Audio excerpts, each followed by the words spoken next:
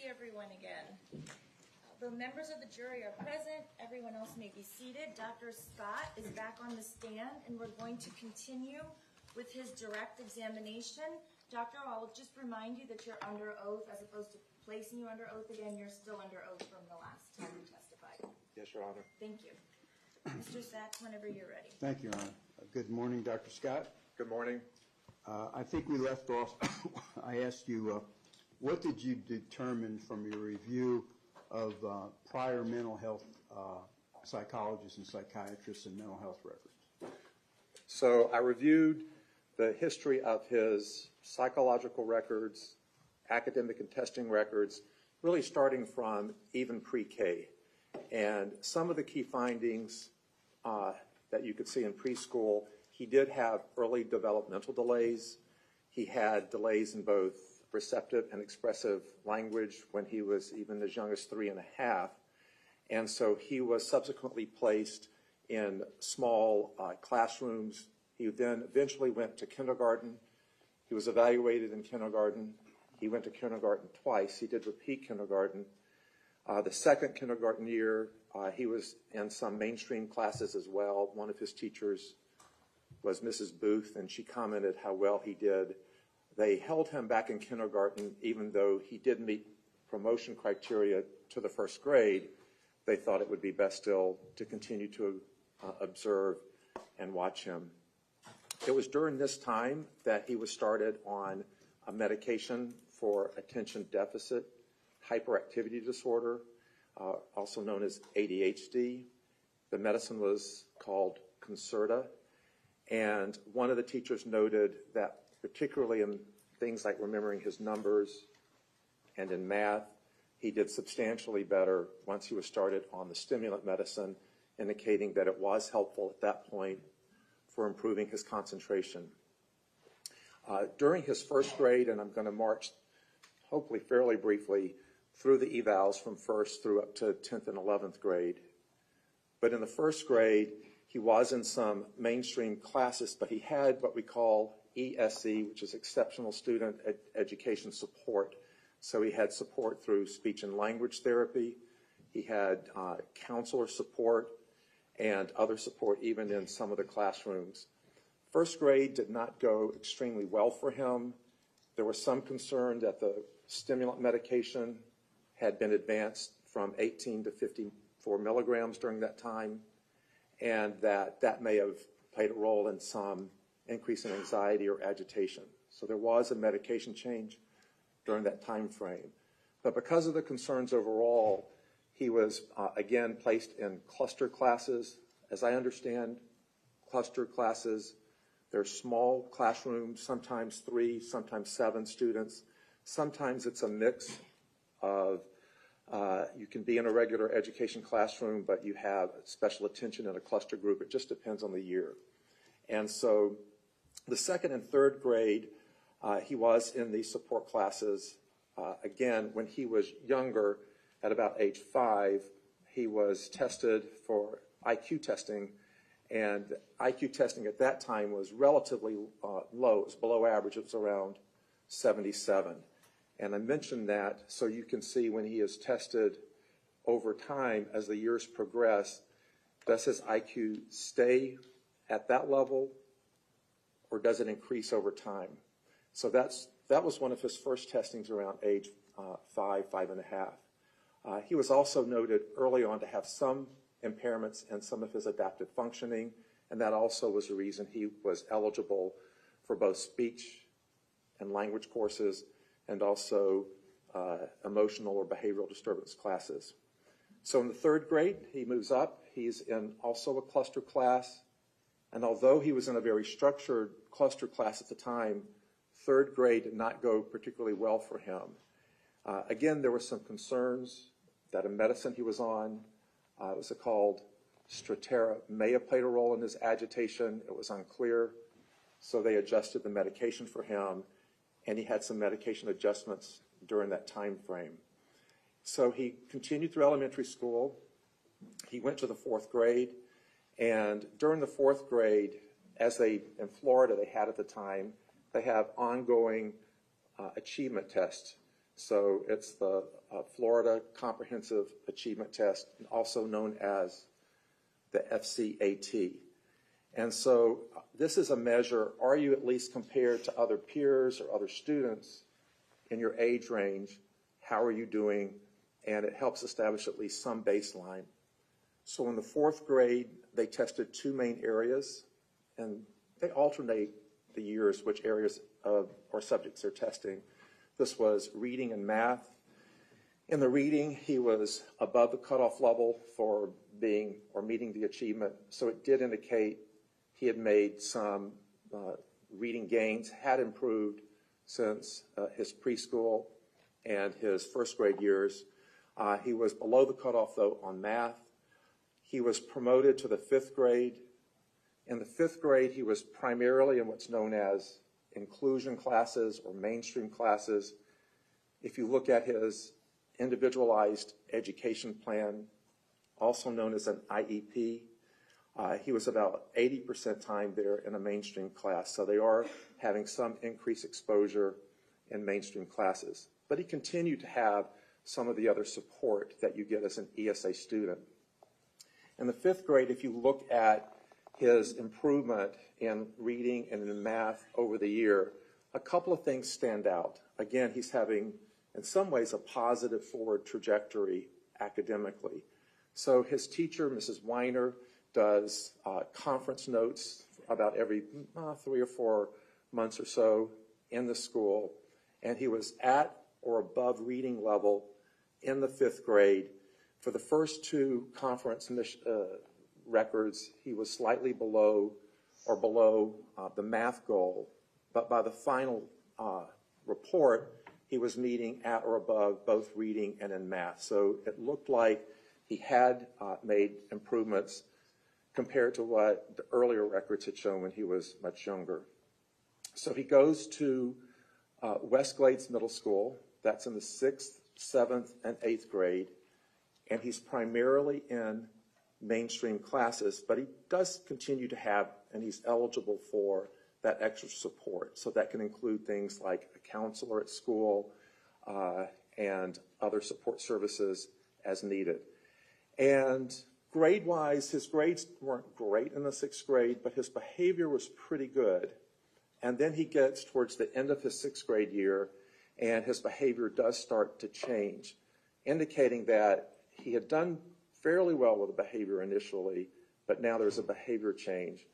When you go through the records at that time, you can see in the 6th, 7th, and part of the 8th grade that he does tell that he's trying to make friends, get attention from others, wants to be popular, and that by his report, acting out in certain ways will have students notice him. So if he teases a teacher or has a prank in the class or misbehaves, he'll get attention from others. That starts by the 7th and 8th grade to kind of backfire in the sense that he is getting in more trouble academically and also certainly behaviorally.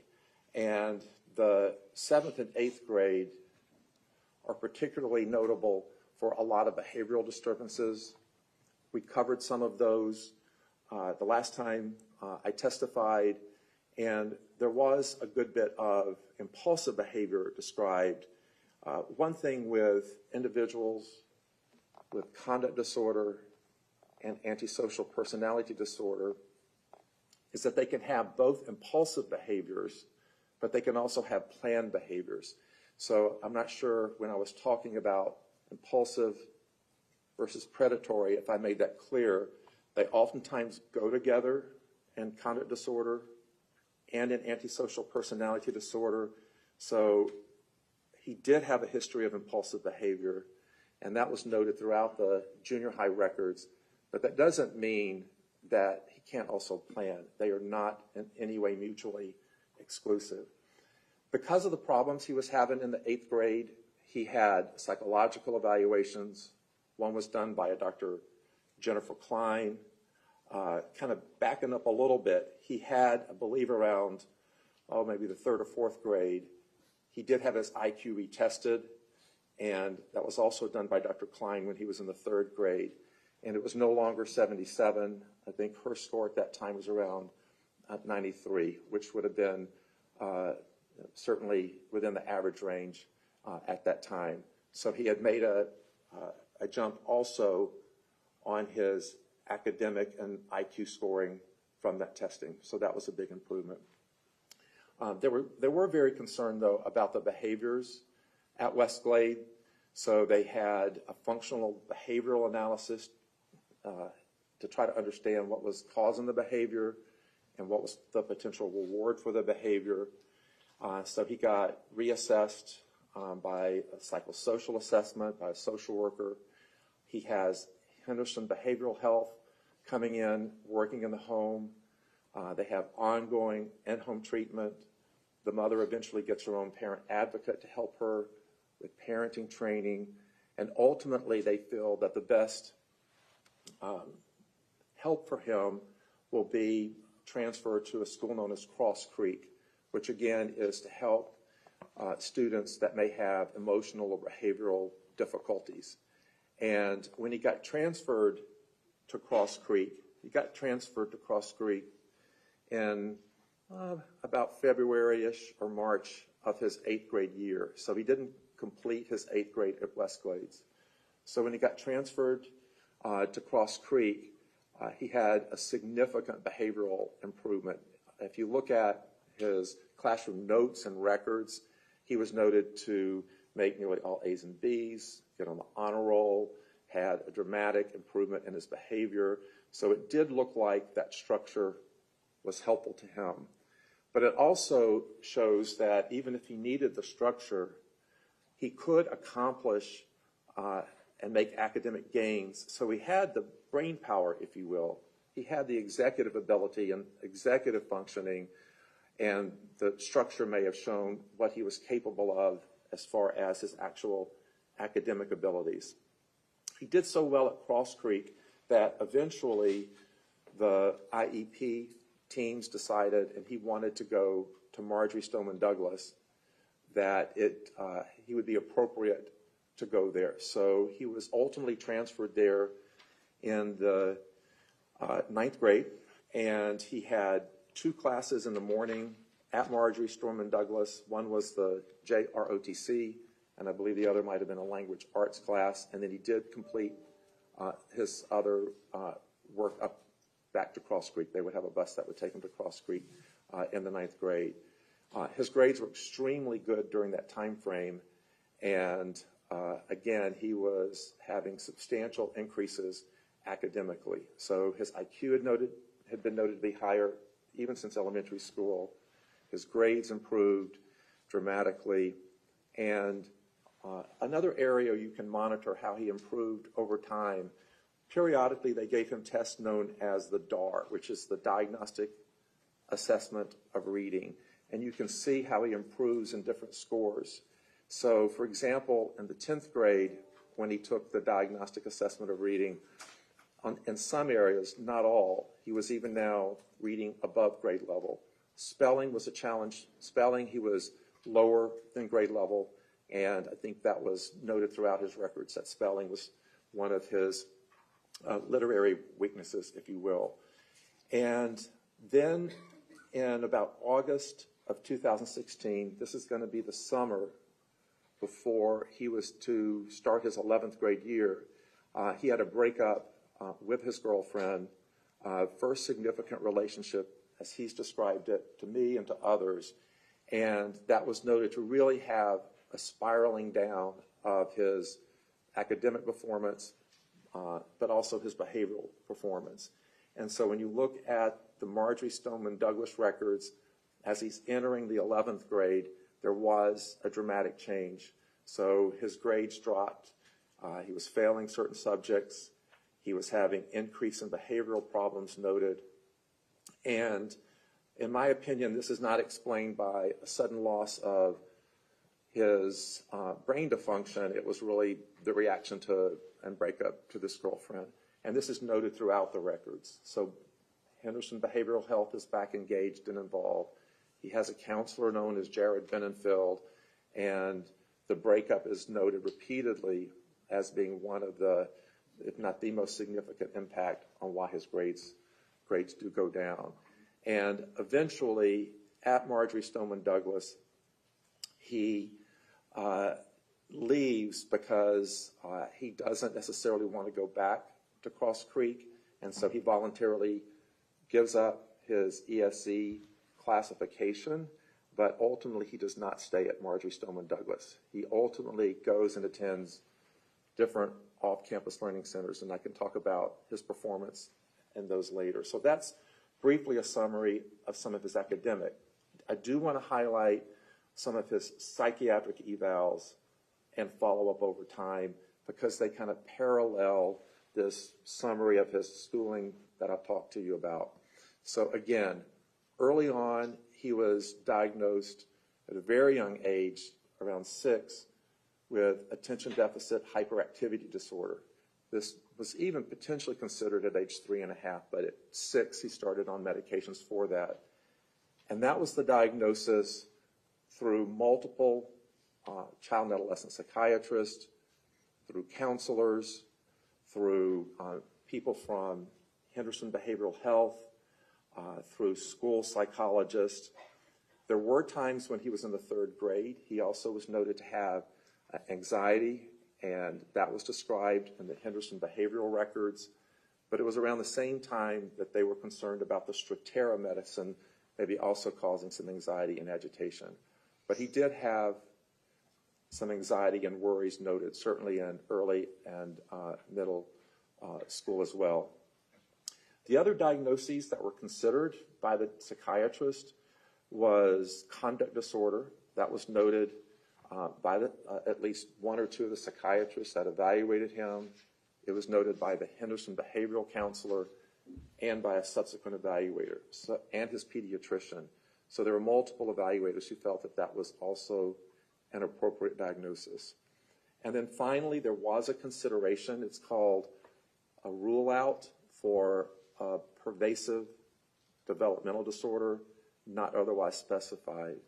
And what that means is the person may have some characteristics of a pervasive developmental disorder, such as problems communicating, problems with special or repetitive interest, but they don't really meet the full criteria for something known as, for example, autistic spectrum disorder. And on Tuesday when I talked to you, I gave you some of the more obvious examples that people think of when they think of autism: lack of eye contact or not using nonverbal communication. But there are certainly more subtle signs, and so that doesn't in and of itself represent autism at all. But when he was evaluated by the child psychiatrist, and that was a consideration, they did not think that he did meet the criteria for autism, though it was repeatedly noted that he had impaired or they had problems with social skills. And so that was noted in most of the child psychiatrist records. The last child psychiatrist to see him prior to the shooting on February the 14th, 2018 was Brett Nagin. He saw him and was going to start another medication to help with some of the mood changes and the irritability, and it's unclear if he actually ever took it or not, but it was prescribed, and then there was no further follow-up with that psychiatrist. So if I had to sum up all of that, I would say he had a long history of ADHD. He had conduct disorder repeatedly noted in the record.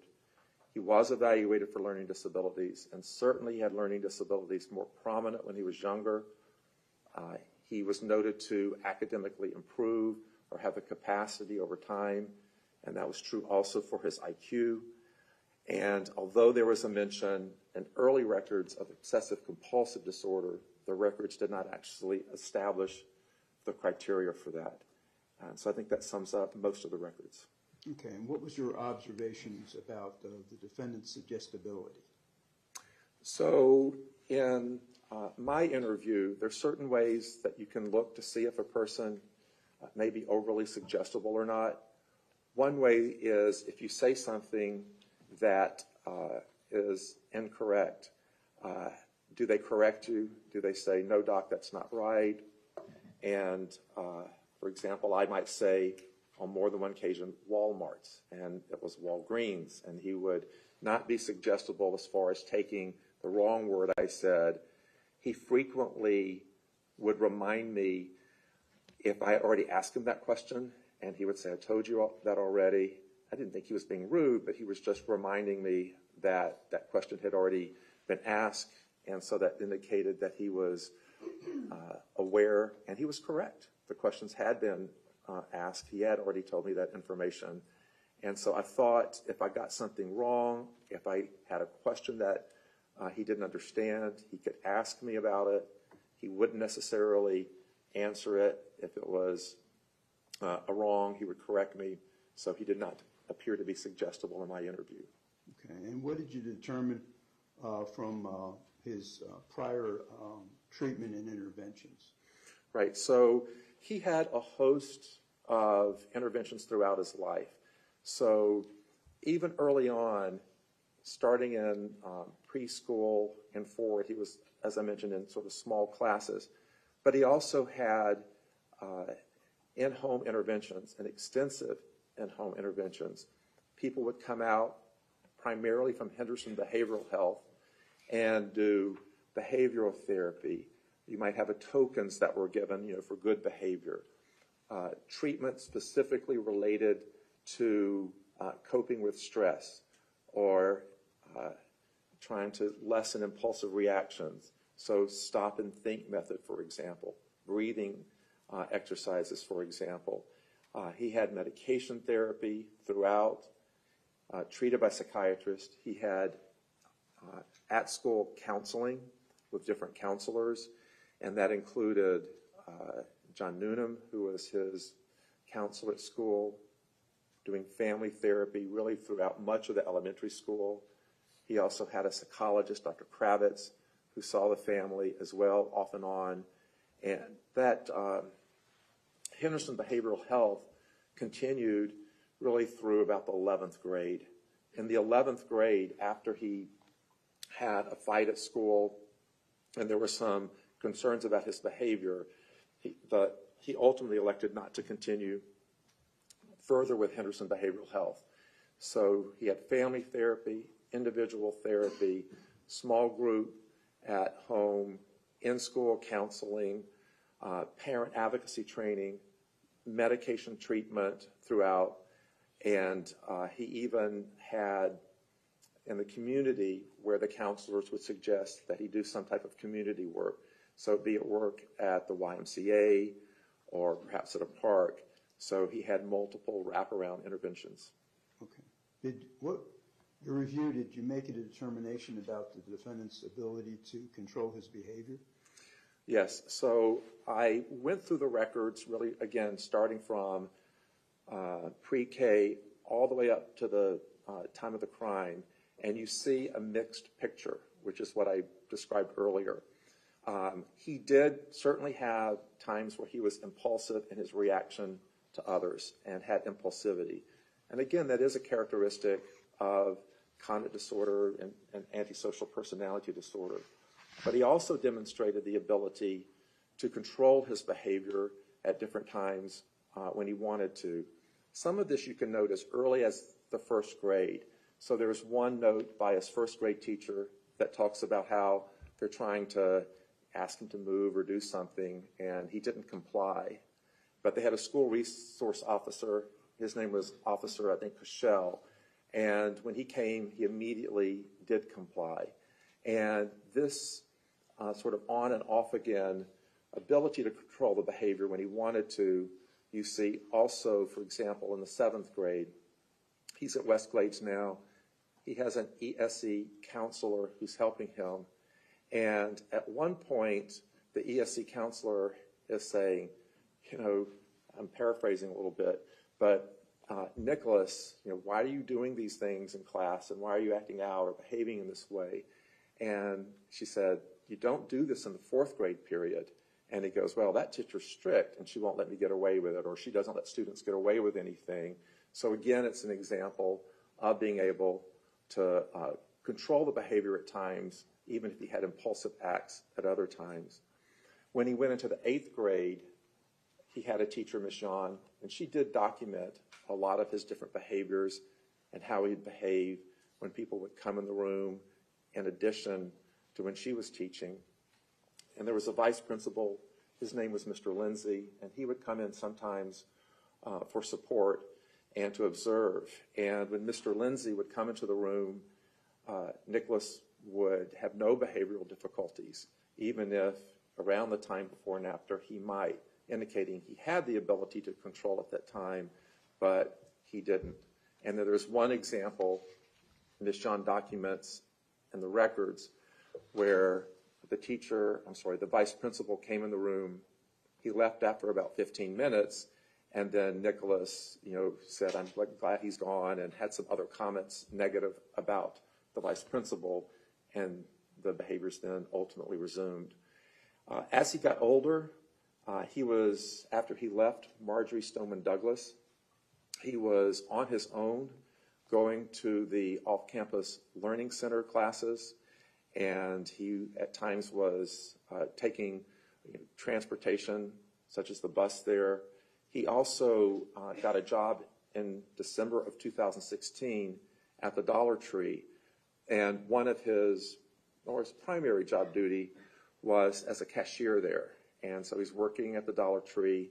A range of different people come in, and he was noted to have no behavioral difficulties in the evaluations of him. He reacted and interacted with a range of people that came into the store, and he was noted to control his behavior throughout. So although he may have some impulsive behaviors noted in the record, he also showed the ability to control his behavior at different times. Both in and out of school? Both in and out of school. And what about, you mentioned something about his academic performance. Could you go in more detail about how that relates to what you described?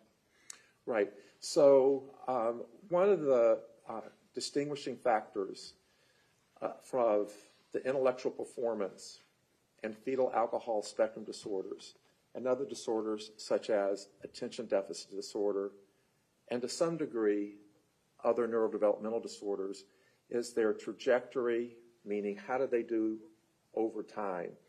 And when you look at the literature on individuals with fetal alcohol spectrum disorder, typically they're described to kind of plateau, which means kind of just go to a baseline around age 12 or 13, and their executive functioning and some of their social and control issues typically don't improve over time, in contrast to attention deficit disorder, which can improve over time. About 50% will have a lessening of symptoms. And so when you look again at his academic performance, he, in contrast to what is written about fetal alcohol spectrum disorders, improved over time academically. His IQ is noted again to improve from the 77 to 93, but also his grades improved to the point where when he was at Cross Creek in that first year at Marjory Stoneman Douglas, he was on the honor rolls doing very well. So I think academically, for me, that helped distinguish a very different trajectory than what you would expect if someone did have the kind of brain deficits described for fetal alcohol spectrum disorder. Dr. Scott, what is your experience with fetal alcohol spectrum disorder? And I'm including in that, it's an umbrella, the neurological development disorder due to prenatal alcohol exposure, and also, which is NDPAE, and also alcohol-related neurodevelopment disorder, ARND. Sure. So even in both medical school and my internship, we were aware that alcohol could have impact on the fetus if consumed during pregnancy. And so working through OB/GYN and pediatric rotations, we would certainly screen the mother's history to look at exposure, certainly screen for some of the classic physical signs of fetal alcohol syndrome. And then when I went into my child psychiatry training at UCSF, I worked in a developmental disabilities clinic evaluating for potential causes of developmental delays, also looking at potential autism, Asperger's syndrome, fetal alcohol syndrome, attention deficit disorder, or other causes medically of a neurodevelopmental disorder delay. And so I've mentioned some of the differences and how you try to distinguish between the group. Like I said earlier today, autism is on a spectrum, and you can have many subtle signs and symptoms of it. You don't necessarily have to have the poor eye contact or the lack of social reciprocity. So there's a range of other things that you examine and look at. In my opinion, looking at his history over time, he did not meet the other criteria for autism. For fetal alcohol syndrome, again, you're looking at what does the literature show about how they do over time. And a couple of things that are important when you're making this distinction, and I appreciate it's an important distinction in this case. So is this pattern more consistent with fetal alcohol syndrome or attention deficit disorder, conduct disorder, and or antisocial personality disorder? What are the 2 or 3 things you'd look at? One we've mentioned, and that is, did the person's academic performance plateau around age 12, 13, or did their executive functioning improve over time? His improved over time. Secondly, fetal alcohol syndrome does have impulsive aggression associated with it. That is a characteristic feature where they may have kind of impulsive acts. And he certainly had impulsive aggression and impulsivity. One thing that is not described, however, for fetal alcohol syndrome is the ability, as you'll see coming up to the crime, to have planned, premeditated, organized aggression. That's not a characteristic typically of fetal alcohol syndrome, although it is written that impulsive aggression is. What is characteristic of more planned predatory aggression? Conduct disorder and antisocial personality disorder. And remember, impulsivity is characteristic also of folks with antisocial personality disorder, and it's also characteristic of fetal alcohol syndrome. So it's not one or the other, but you have to look at, if you look at all the evidence, what's more true or characteristic of the long-term kind of lifespan of this individual. And again, the kind of planned, premeditated types of aggression are not characteristic of fetal alcohol syndrome, but are for ASPD. Meaning antisocial personality disorder. Yes, meaning antisocial personality disorder. Okay. In your career, Dr. Scott, how many people have you evaluated for FASD, ARND, or NDPE? When you put all of those together in one large group, including attention deficit disorder, probably in the hundreds, if not thousands, if you combine all of them. Okay. So did you consider FASD or NDPE or ARND in this case? Yeah, I carefully considered that. Again, I looked at, as we talked about on Tuesday, the birth records. There's mixed evidence in those about how much exposure, although I realize there are witnesses now that have come forth and described a significant more amount of exposure than the birth records did. I looked at the academic records and performance. I looked at the type of aggression that evolved over time. And I looked at, again, the improvement in executive functioning over time. And in my opinion, those are better accounted for by antisocial personality disorder and to some degree borderline personality disorder. And that's why you considered it but felt that that wasn't applicable. Yes. His trajectory of improving academic and executive functioning is in contrast to what's been written and described for individuals with fetal alcohol syndrome, who are described as plateauing with their executive functioning around age 12 or 13. His had the opposite pathway. He improved. Does NDPE or ARND or FASD, the whole spectrum, does that cause someone to murder people? No. I mean, if you had that theory and said individuals with fetal alcohol syndrome, i.e. were then murderers, then you would, based on the reported numbers of folks with fetal alcohol spectrum disorders, you would see a rash of homicides and murders much, much higher than you could expect. What is known to be associated with an increased violence, particularly premeditated aggression and violence, is antisocial personality disorder and conduct disorder.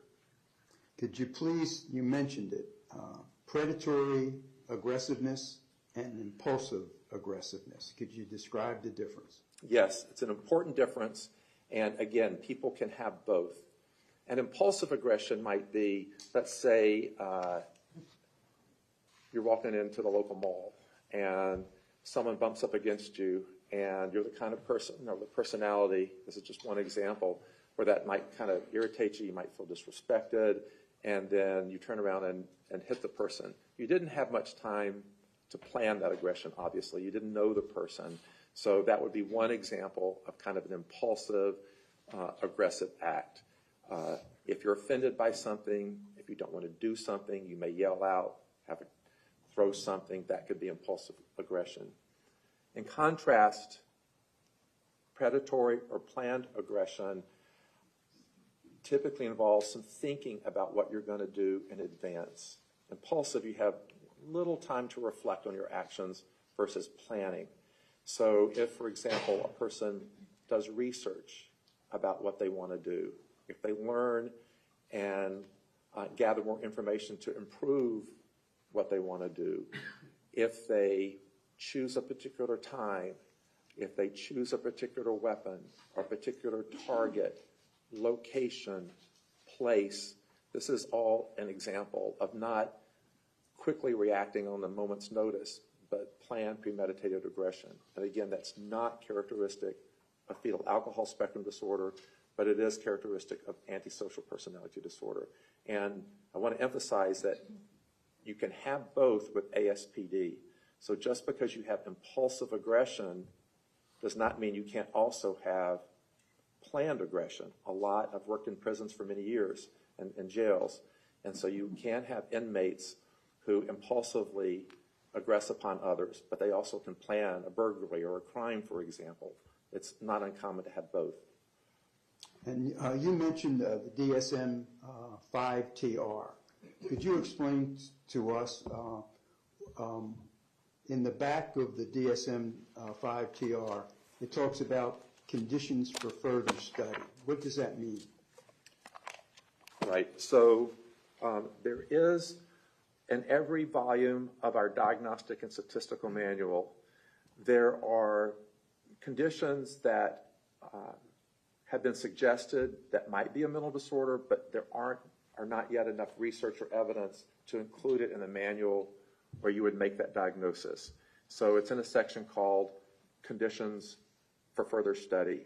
And basically it says the evidence has not been reached, nor is there a consensus yet that it should be a primary mental disorder that would be diagnosed by psychiatrists, psychologists, or other people that use the DSM.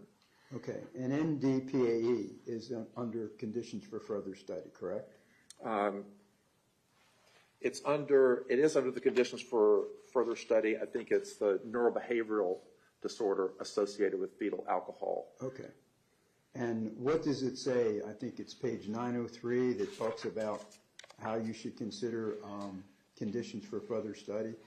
Right. So I'll just read their language. It says that these criteria sets are presented for conditions on which future research is encouraged.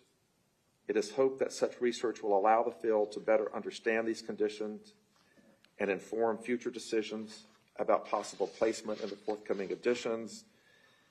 And again, it says the specific items, thresholds, and durations contained in these research sets were set by expert consensus, and it gives some examples of expert consensus. And it says they're intended to provide a common language for researchers and clinicians who are interested in studying these disorders. But ultimately, the task force determined there was insufficient evidence to warrant inclusion of these proposals as an official mental disorder. Okay, Dr. Scott, now, did you review the defendant's social media?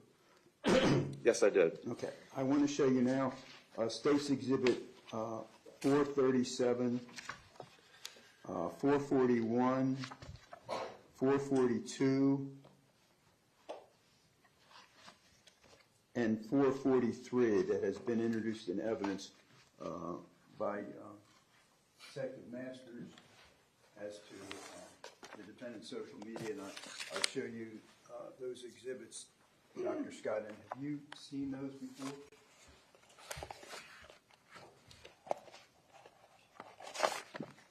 Yes, I have.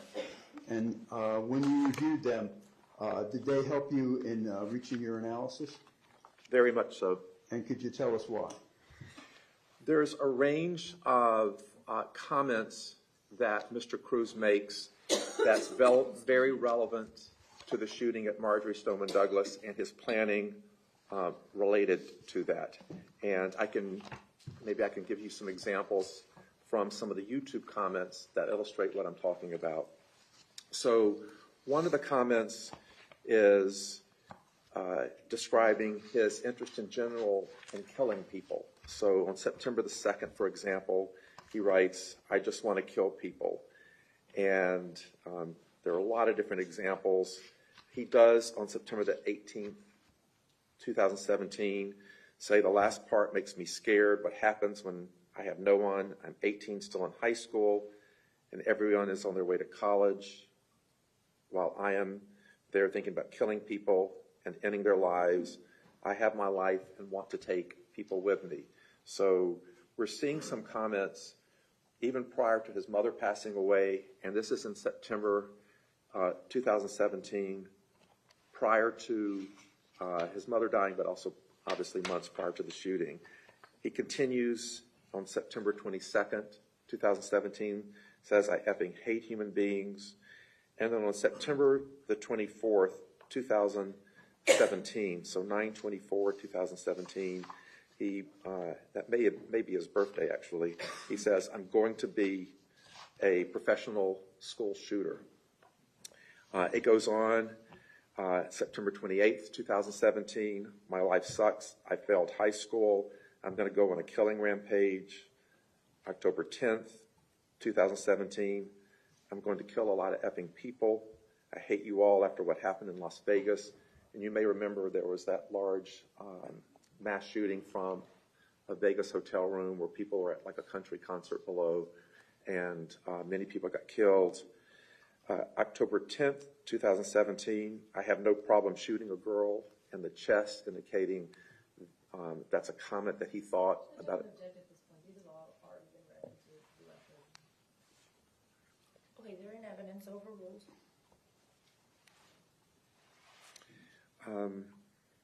October 13th, 2017, "I hate everyone and everything.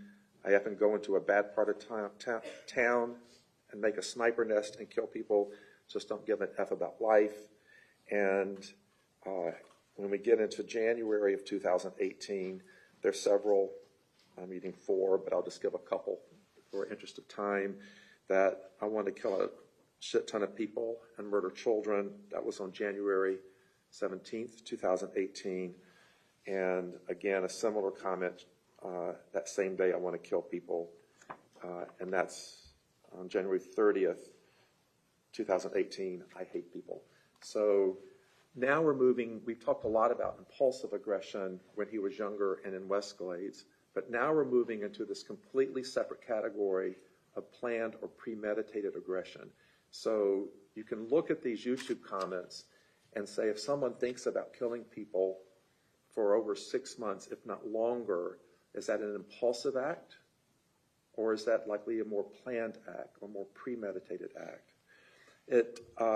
He has similar comments on another YouTube document that I have that talks about even as early as July of 2017.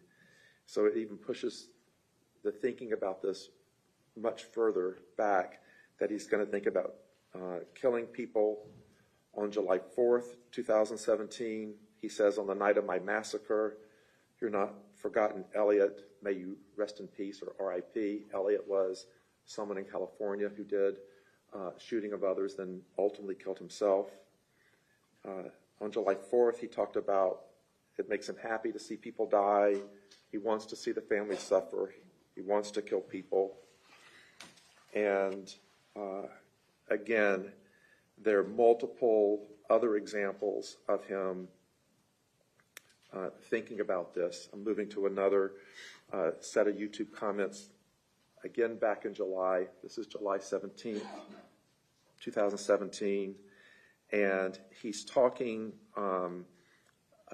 about, on YouTube, he's making a comment. I don't have what he was watching, but it says, they did pretty good, should have killed more people. It's more of a two-shot to confirm a kill.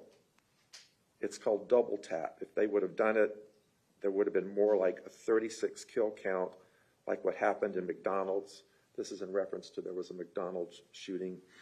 But pretty good and all with the weapons they had to.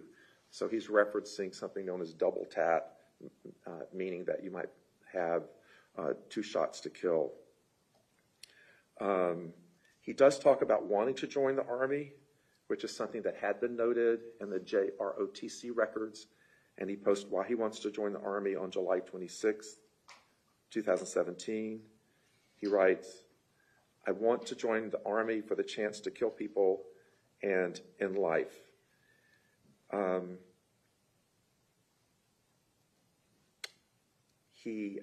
just trying to manage the language on one of these. I don't think I can. I'll skip to another one. On July 31st, 2017, he says, I already see my future nothing but loneliness. I wish to keep something in the history books, like Eric and Dylan. Eric and Dylan were the Columbine shooters.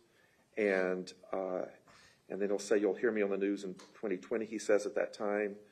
And he goes on in July and September to talk about killing or shooting people as well on the Post.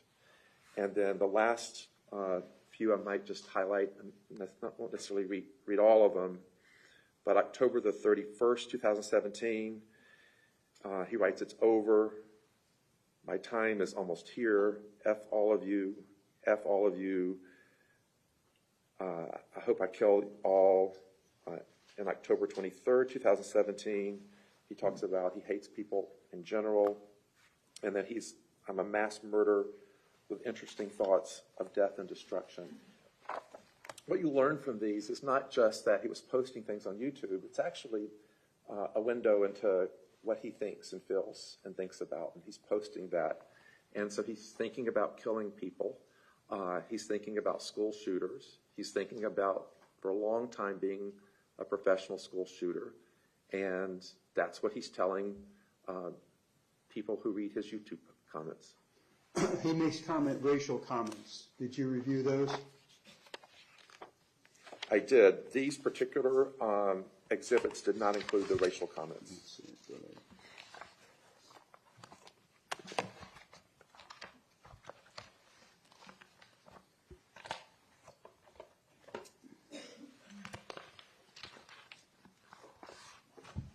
Let me show you State's Exhibit Mark 492. Used in evidence. Sorry, Doctor.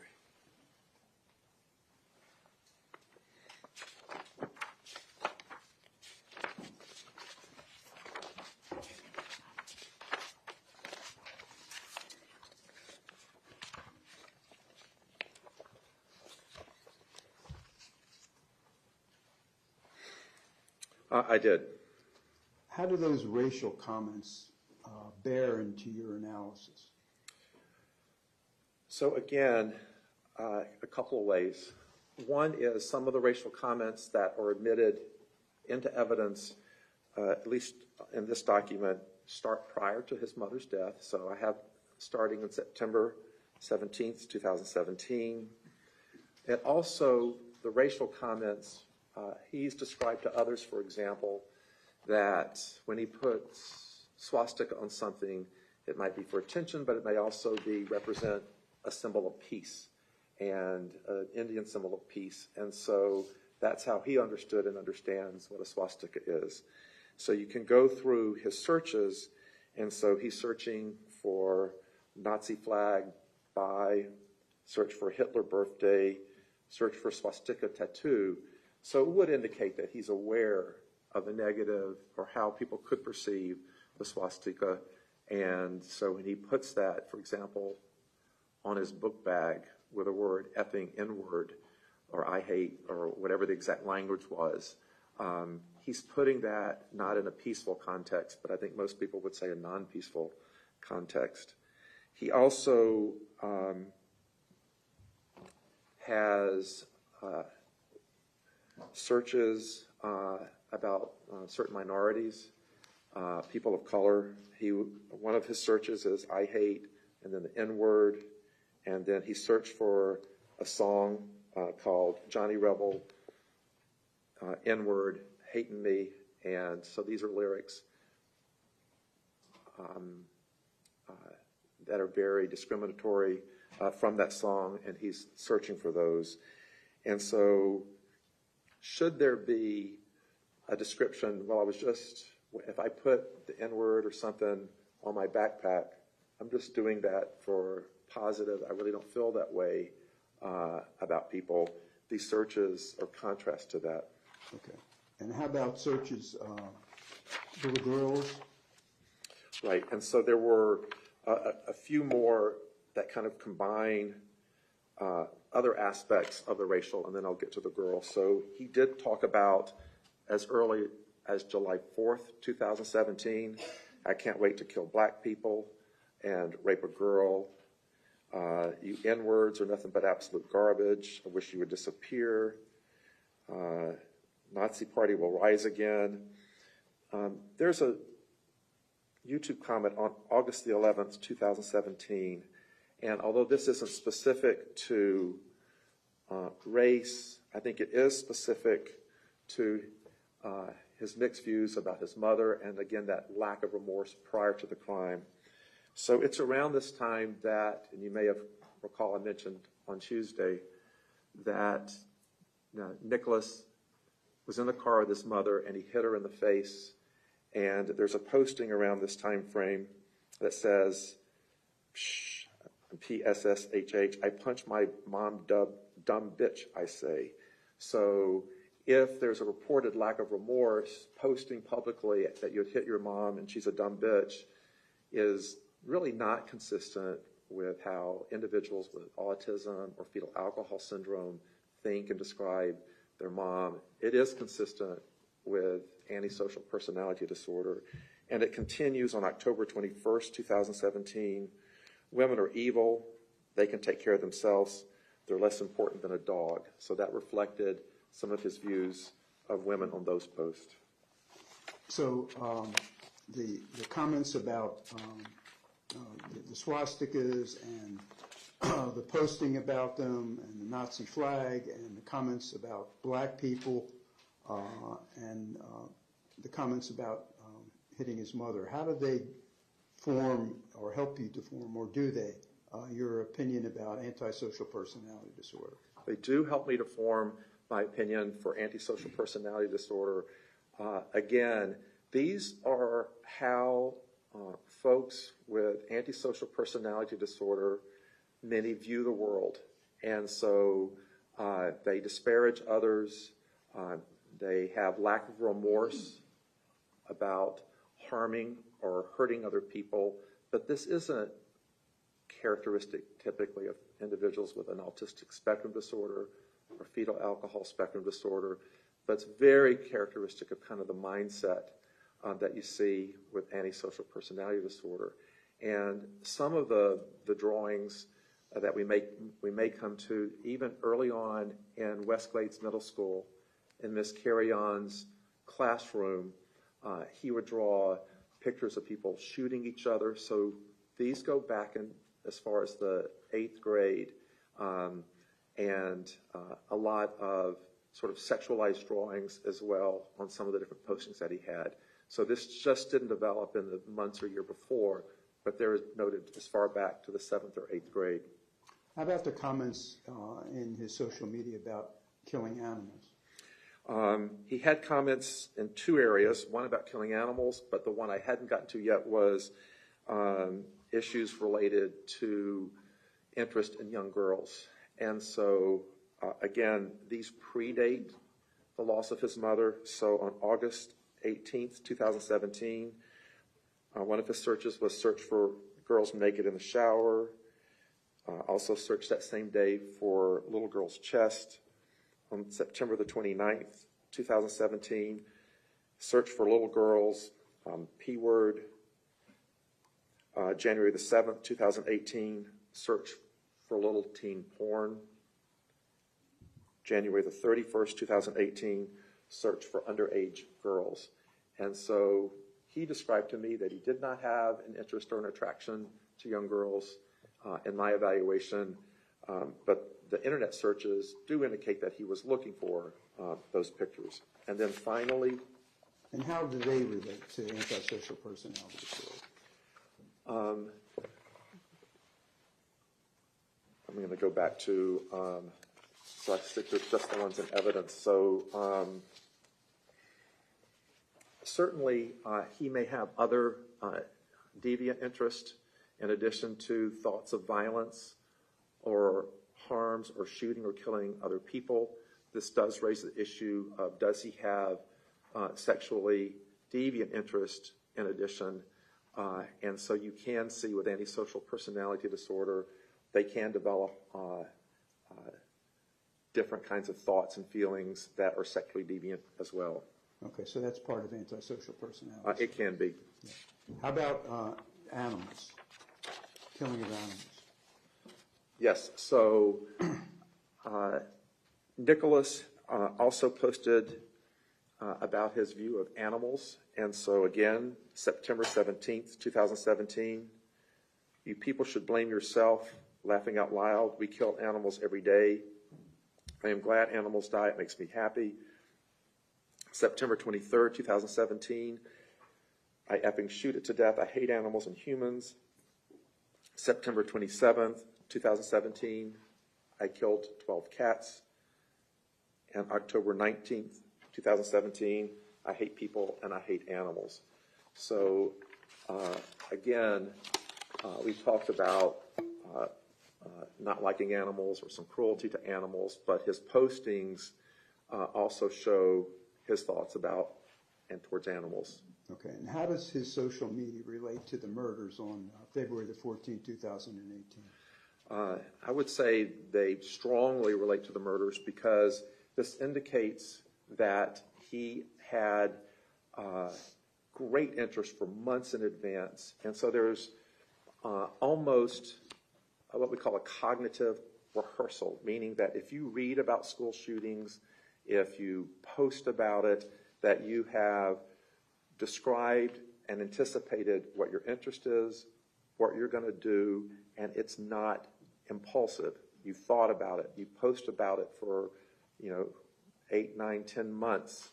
And again, it's not an impulsive, quick thought. It shows what you're thinking and you're posting. What is your intent? Okay, and did, when you interviewed the defendant, did you talk about when his interest in mass murders began? Yes. He had an interest in mass murders he would describe as early as Westglades. He talked about during that time frame, he may have read in a book about the Columbine shootings, and so he began to explore more. And over time, he did a series of school shooting searches as well, not just related to mass shootings, but there were numerous related to shootings at different locations. Okay, and I want to show this clip, 8B, about when he first became interested in mass shootings. Aaron, if you could.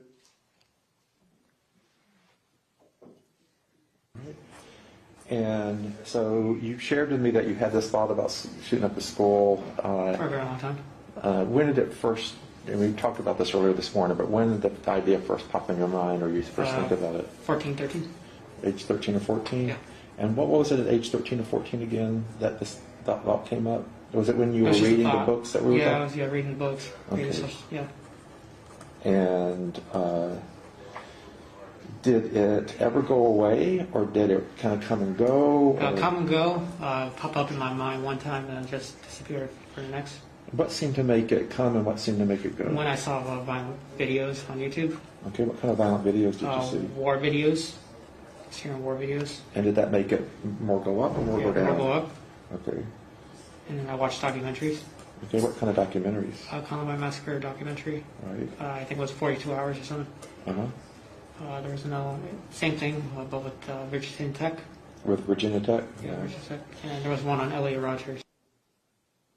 Okay, and did he give you any details about what he got from watching the mass murders? Yes, he would explain that he learned several things. One, he learned about the weapons that they used. He learns what may be called tactical type moves, so how to watch your corners, for example. So he explained and described what that meant. So if someone's coming around or behind you in the corner, how to watch so that can also help you complete your shootings. He talked about different strategies about entering quickly if you want to accomplish your goal, and maybe how to exit.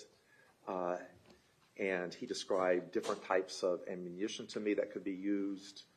And at times he described during the interview his knowledge of how long it might take the police to get to a school, the limited time you might have to accomplish shooting as many people as you wanted to shoot, and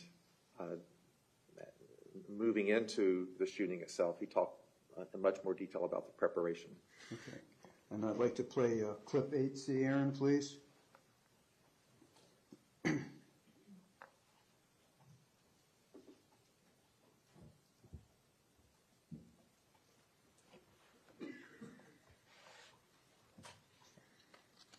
Do you remember if you ever kind of searched out on the internet ways to do a school shooting?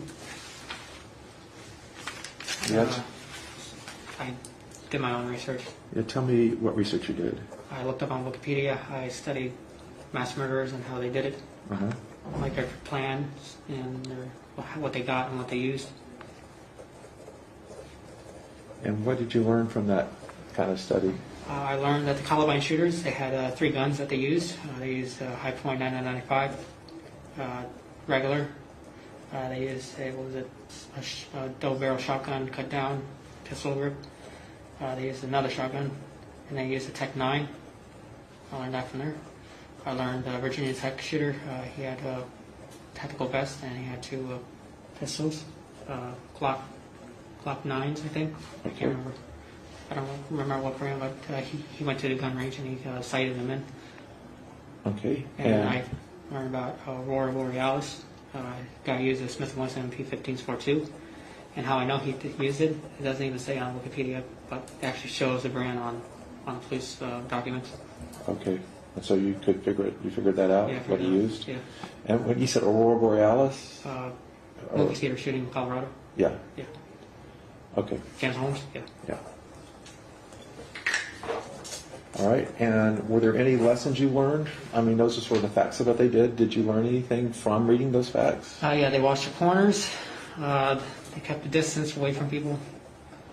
And they went in as fast as possible. Okay. And the police didn't do anything.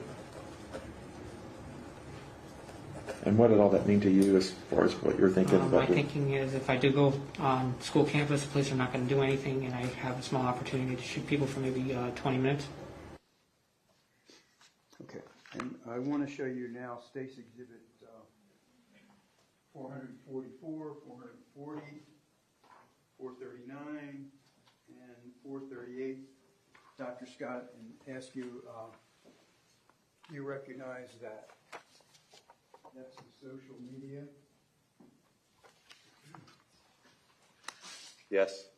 Okay, and is that what you were describing, various shootings that he told you he researched on the internet?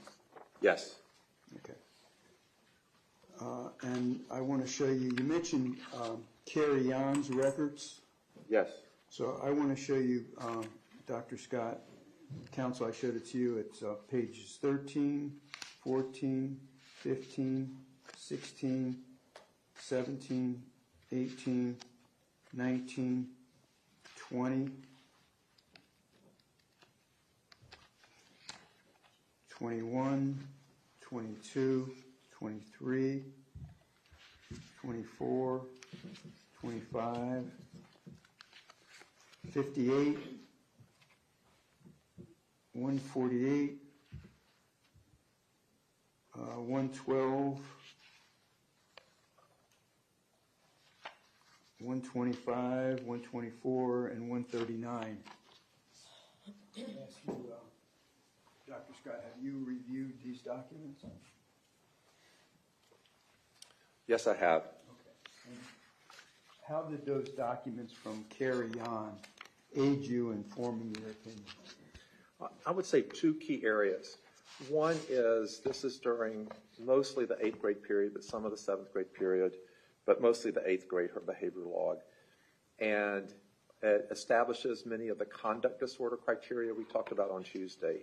And I gave you several examples from her records and behavior log about that.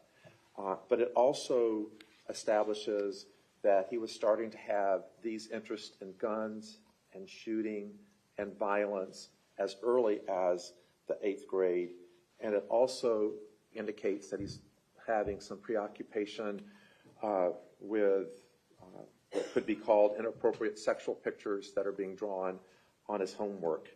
And so she records that he has some stick figures, for example, shooting each other. So there's this interest as depicted in his own drawings about people killing each other. As another therapist during this time had described that he had dreams of blood, but it was dreams of blood after killing people. So he had these kind of dreams, and this is reflected subsequently on some of the drawings and work that he does. Even if a topic was brought up, for example, about the killing of President Lincoln, he would ask questions such as, was there blood everywhere? What did they do with the bodies? Did people eat them? This sort of thing. So this sort of fascination with guns and blood, and this is reflected in multiple different examples throughout. And in one of the notes, she describes that when security was called for some of his behaviors, he would state, "I hate security, I hope they die." He'll kind of give an F word. He has a lot of problematic behaviors, and again, a lot of these drawings, inappropriate violence and aggression on the different works that he was turning in. Okay. So you mentioned planning. So how does planning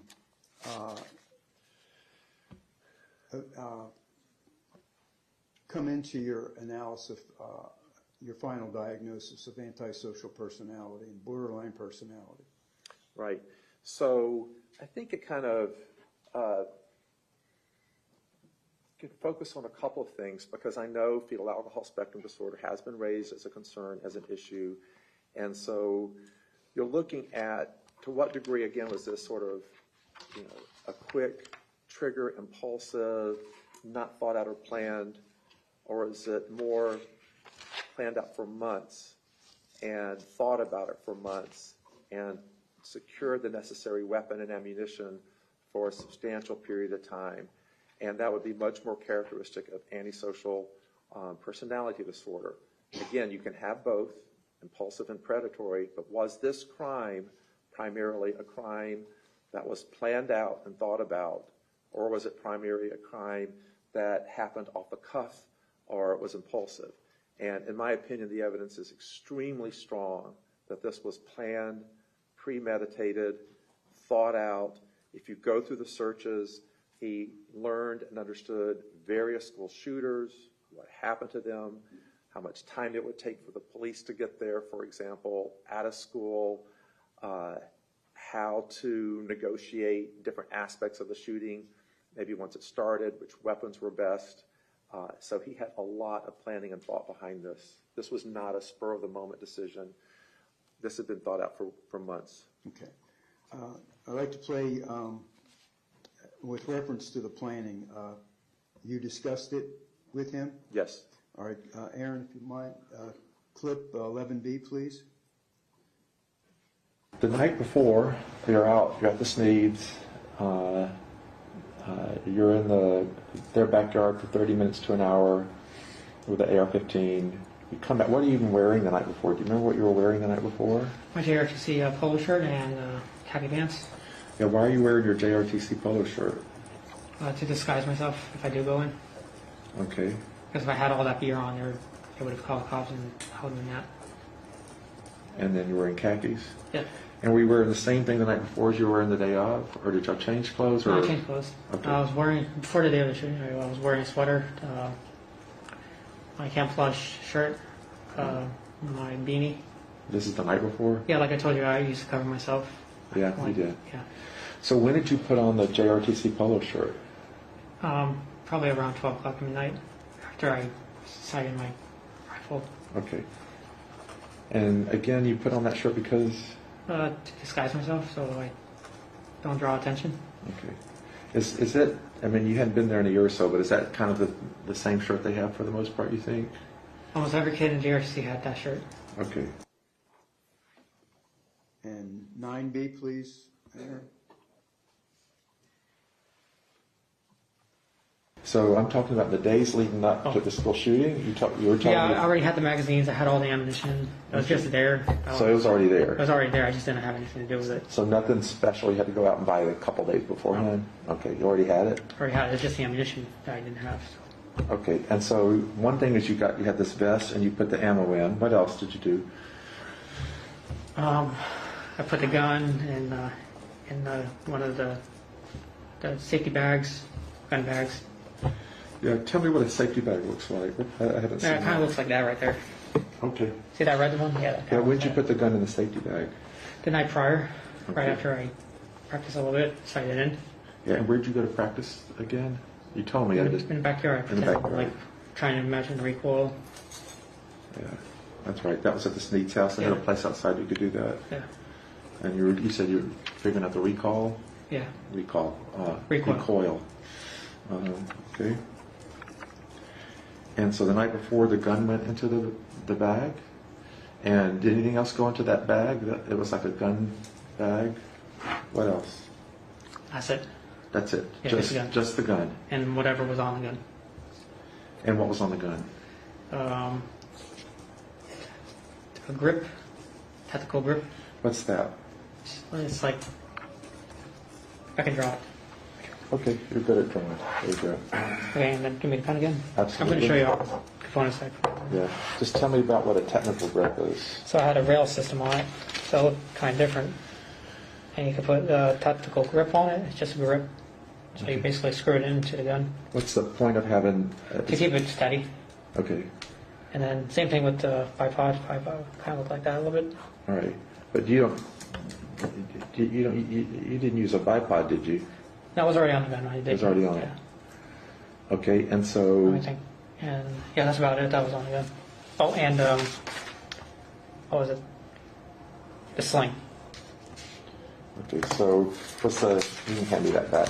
Was the tactical grip already on the gun, or did you put it on the night before, or... That was already on there for a while. For a while. And the sling was on there Yeah, as well? I just recently put on the bipod. Okay. And so when you had this, the bipod was actually on the gun when you put it into the gun bag? Yeah. Okay. And so that's the night before. About what time of night are we talking about? Well, early morning, really. Yeah, it might have even... Yeah, I didn't get any sleep. Okay. So this is on February the 14th, early morning? 8 or 9. 8 or 9 in the morning? Not 8 or 9, no. It was 5:30. 5:30. And I sighted in at around 12 o'clock in the night. The night before? Like on the 13th, or like midnight, you mean? Yeah, midnight, yeah. Tell me what sight it in means again. Sighting in? Yeah, sighting in. What does that mean? To get the bullet on target where you want to shoot at. Okay. So you have to look at the rear front sight and then put the laser on top. How long does it take to do that? Can I try? Sure. Just I'm trying to understand. Yeah, I'm trying to make you understand. Yeah, you're good. You're welcome. Okay. So here's like this. This is the front sight. This is what it looks like on the AR. So this is a rear sight, the circle thing, and this is a front sight. Okay. And you want to put the laser just a little bit right above it. That's your point of aim. And so this is what it kind of looks like when you're shooting a target. Kind of like that. Okay. How does that laser? How does the sight? How does that help you in your shooting? So when it's in the gun, it's stabilized. Okay. So wherever the red dot goes is your point of aim, because that's where the bullet's going to come out Okay. of the gun, and that's how you sight it in. All right. Does it help in any way with the shooting? Yeah. So right after you take it out, put a bullet in, and then you actually fire, see if it actually shoots on. Out where you just sight in the target where the red dot is. And there you go. Okay. All right. All right. So that was the sighting. How long does it take you to do the sighting the night before? About how long? You told me earlier yesterday. I think it was about like 30 minutes to an hour. About 30 minutes. 30 minutes to an hour. Okay. And Dr. Scott, what's executive function? Yeah, so executive functioning is the ability to plan and think ahead. I mean, that's sort of a simple explanation for it. And so you can research, for example. You can remember what you learned from your research, and then you can plan an action and then enact the action. So it involves a wide range of thinking skills, but it is planning and organizing in order to implement a desired act. Okay. And did you review the defendant's cell phone videos? I reviewed his cell phone videos, and I reviewed other searches even in advance of the cell phone videos as well. One of the searches that he was looking for in advance of that day was how long does it take to get to Marjory Stoneman Douglas, or the school map, the bell schedule, the alarm schedule. He searched for Marjory Stoneman Douglas in particular. So he had gathered information specific to Marjory Stoneman Douglas through his searches as well. And then I also looked at school records close in time. He was going to Off-Campus Learning Center. And in January, I was able to review his grades and how he was doing. He was taking some classes there, going up to 4 hours or so a day. And he scored 100% on some of the classwork. There was one course on violence and guns, and he did make 100% on that course as well, indicating that he at least had taken a course and did well on that course. Okay, so did the cell phone videos the defendant made help you in your analysis and your diagnosis of antisocial personality disorder? Very much so, yes. All right. Your Honor, at this time I'd like to play State's Exhibits 474, 475, and 473. Okay, before you do that, I think this is probably a good time to take a 10-minute recess so that everyone can use the restrooms. Ladies and gentlemen, please do not suffocate among yourselves. Please leave your notepads behind, and we'll try to keep it as close to 10 minutes as possible so we can get through the rest of this testimony. Thank you.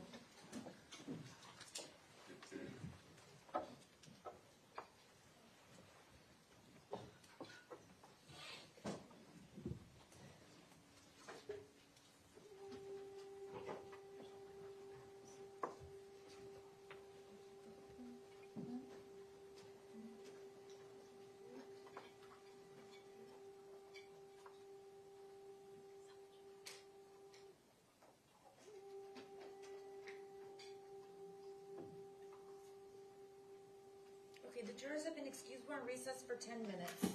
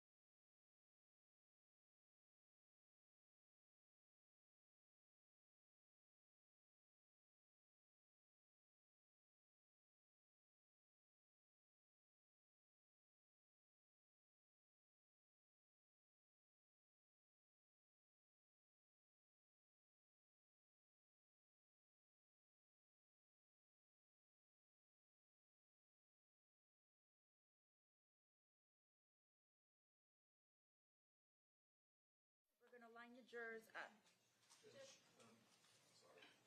Before we start, Judge, I'm going to object to the playing of these cell phone videos. Again, they've already been played based on pursuant to MIL 12, Rule 401 and 403. It's cumulative.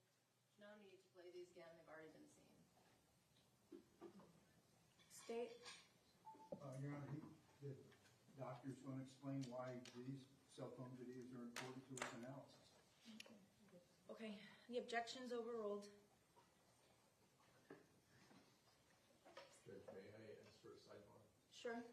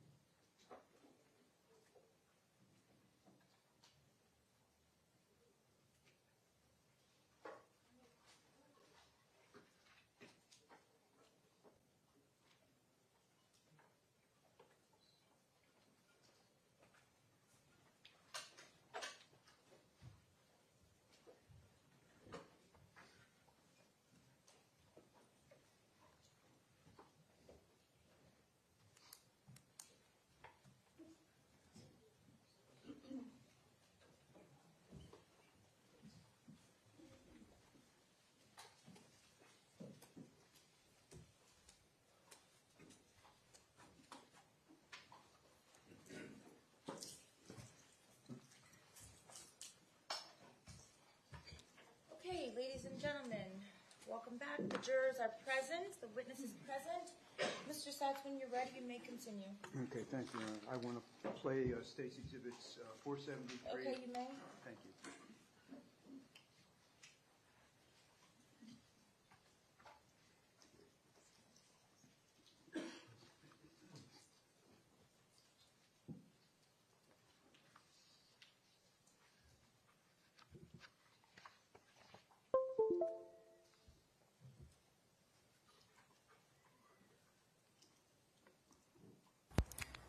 Today is the day that it all begins. The day of my massacre shall begin. All the kids in school will run in fear and hide. From the wrath of my power they will know who I am. I am nothing, I am no one. My life is nothing and meaningless. Everything that I hold dear I let go beyond your half. Every day I see the world ending another day. I live a lone life, live in seclusion and solitude. I hate everyone and everything. With the power of my AR, you will all know who I am. I had enough of being told what to do and when to do. I had enough of telling me that I'm an idiot and a dumbass. But in real life, you're all the dumbass. You're all stupid and brainwashed by these fucking political government programs. You will all see, you will all know who my name is. My love for you, Angie, will never go away. I hope to see you in the afterlife. On one day or another, you will end and we'll all die.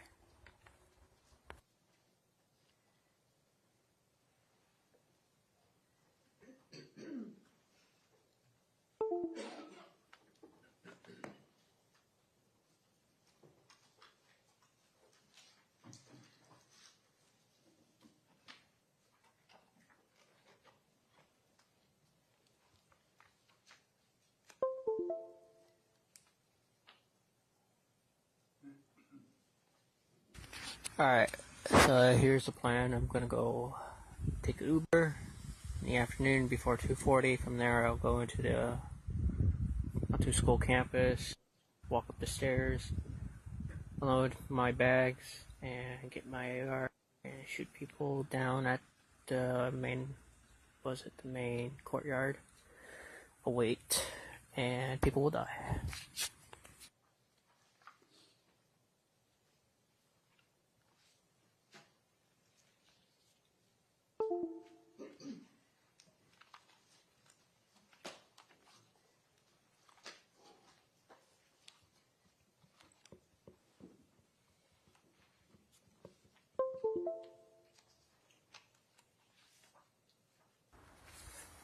Hello, my name is Nick, and I'm going to be the next school shooter of 2018.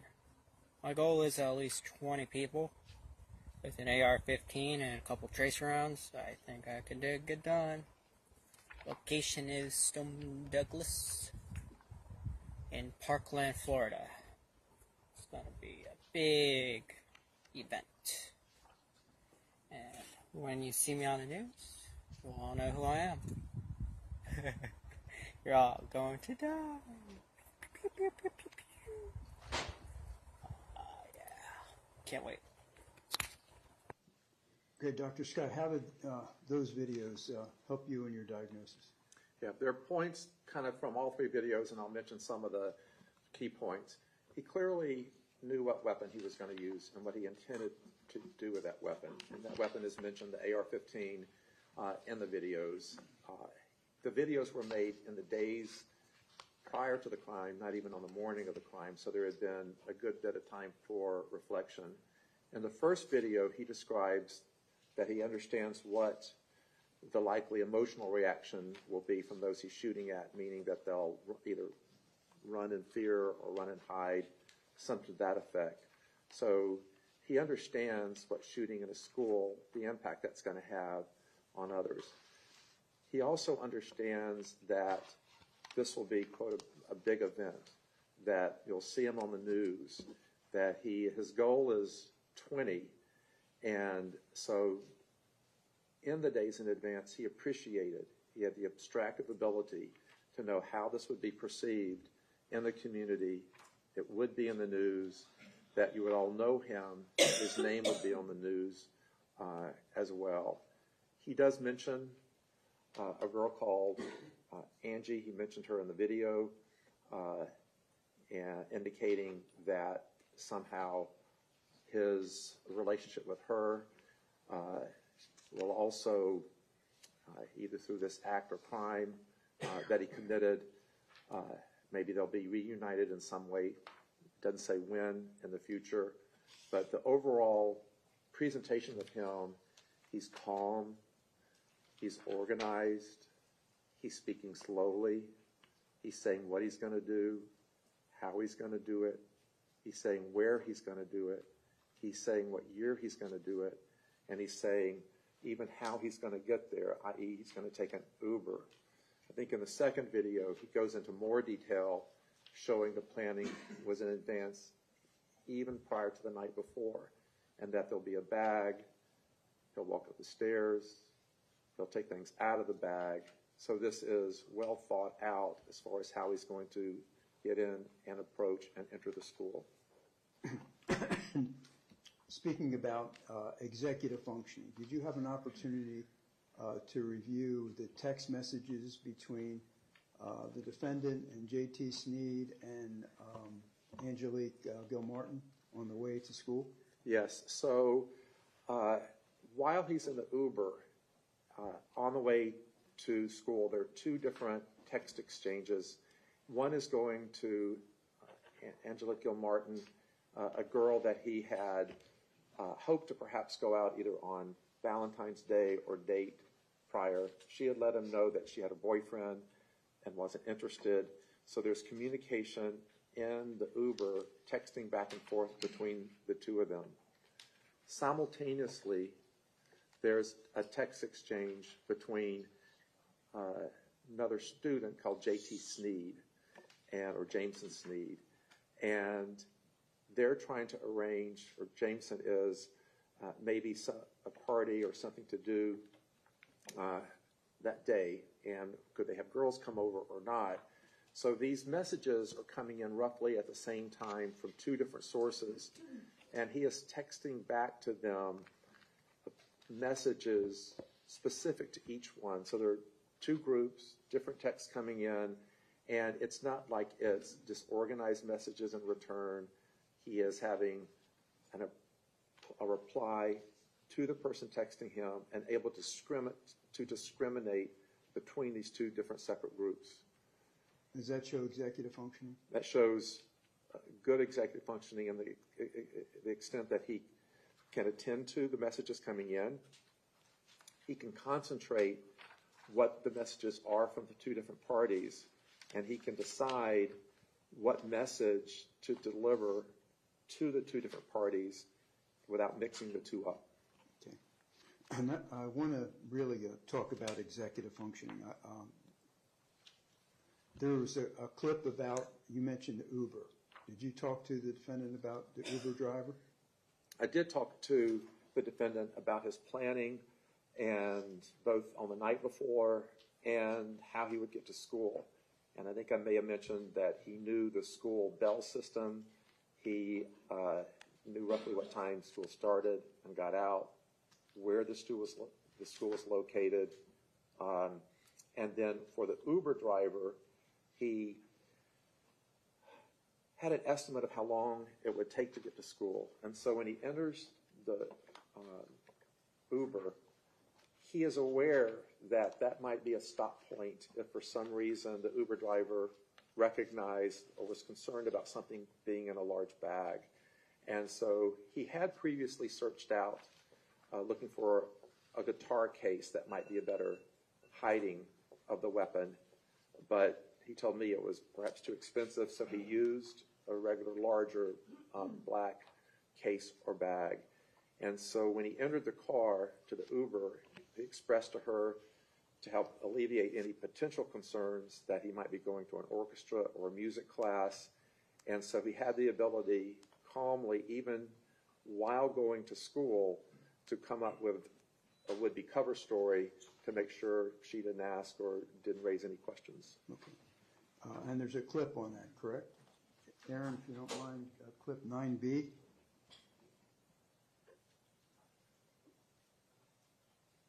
Where'd you sit in the car? The back seat? Yeah, back seat. Okay. And I told her that I had musical instruments. I was in the orchestra. okay. And how come you did that? So I can get away with getting my guns in the car and going to the school. And what did she say to that? She said, okay. Okay, and how about executive functioning when he arrived? You remember when he met with Christopher McKenna in the stairwell? Sure. So his executive functioning from the time in the Uber, even until he entered the school, was intact. He instructed the Uber driver, for example, which gate might be more advantageous for him to enter. She took him to that gate. He entered the stairwell, and during the intercourse of being in the stairwell in that time frame, he's getting his gun, his AR-15 ready, and he runs into a student, Christopher McKenna, who is leading from the main hall into the stairwell. And in that interaction, he tells Christopher McKenna, "You better leave, or you better get out of here. Something bad is about to happen." So it indicates even prior to the shooting, in the moments before, he understood that there was going to be a negative outcome and expressed that to him. So he appreciated the outcome of what he was about to do. And what was, with reference to a security guard? Right. So he reported to me that even when he was entering the school, was left off from the gate, that he thought he saw a security officer may have seen him. And so he realized that he might have to proceed and go faster in case an alert was sent out, and it might prevent him having as much time as he needed. In my interview, he did discuss that he was aware roughly how long you had before an officer might show up, and so he understood it could be a limited period of time. Okay. I think we have a clip on that, clip 13B, please, Aaron. Once you get to school, what's your next step?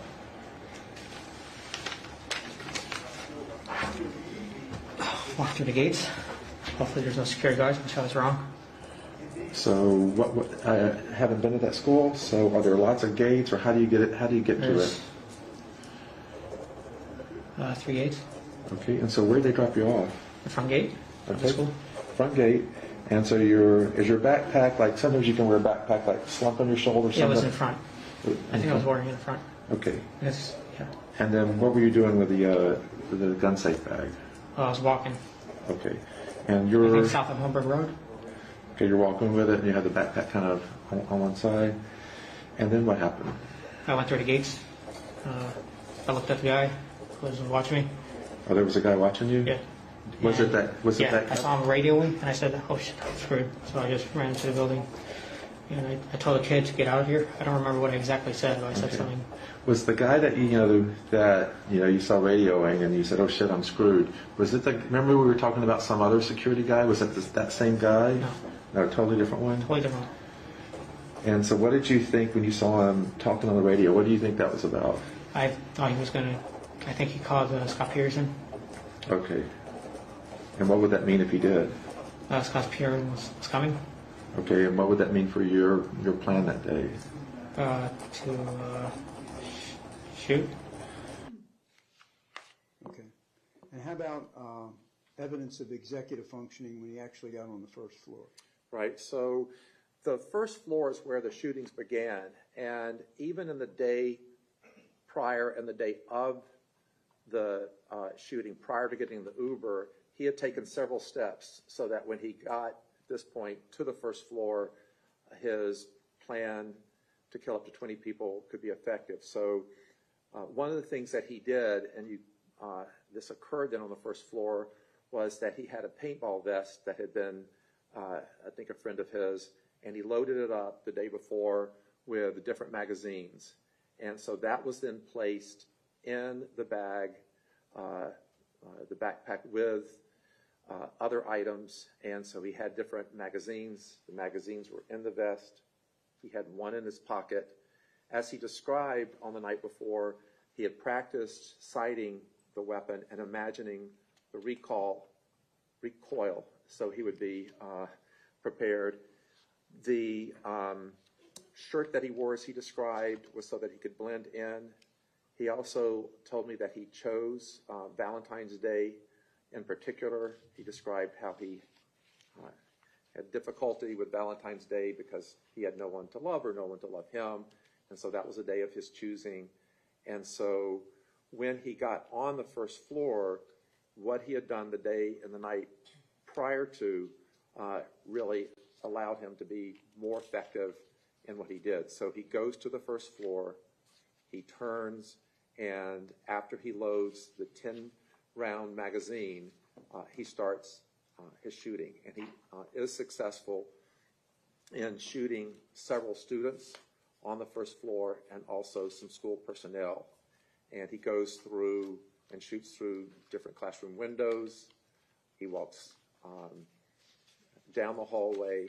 At one point, he runs out of the 10-round magazine, so he takes his backpack, I believe, off. He opens the backpack. He has the tactical vest that has the magazines in it, and then he can resume shooting, which he does. So this indicates a lot's going on, despite the noise, the sounds, the smells, everything around him. He is able to reload, put on the vest, select the magazine, continue to shoot, to continue to target individuals, approach them, and there were some individuals where he even shot a second time, even after he had shot them once. So he had goal-oriented, directed behavior throughout that first floor.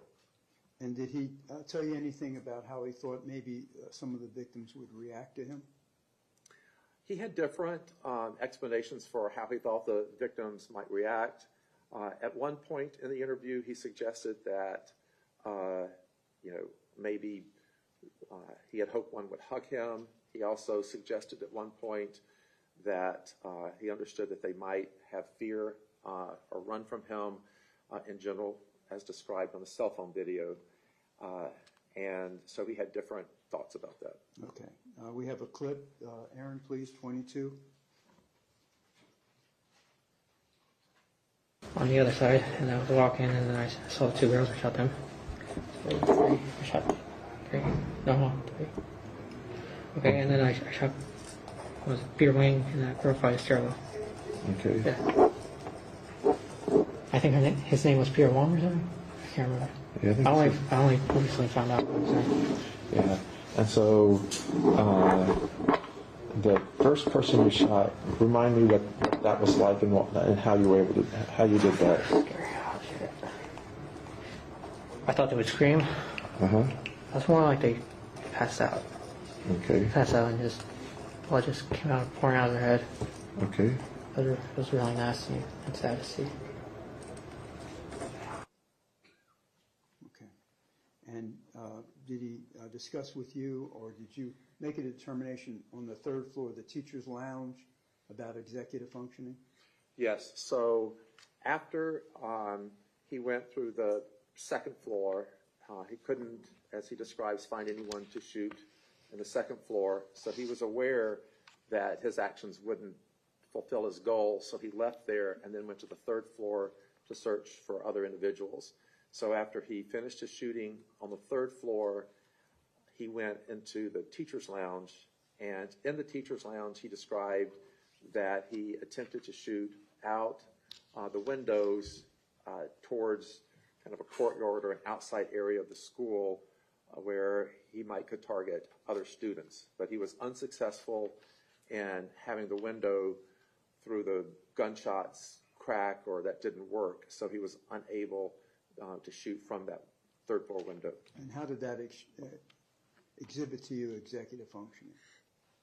So He realized at the time that if he were going to shoot other students, and if there were none either on the second or he didn't have any that he could find or left on the third floor, that as he described in his cell phone video, that he could shoot from above, shoot down, have targets there, and so he's thinking and changing his executive set of what to do next when he's no longer shooting inside the school.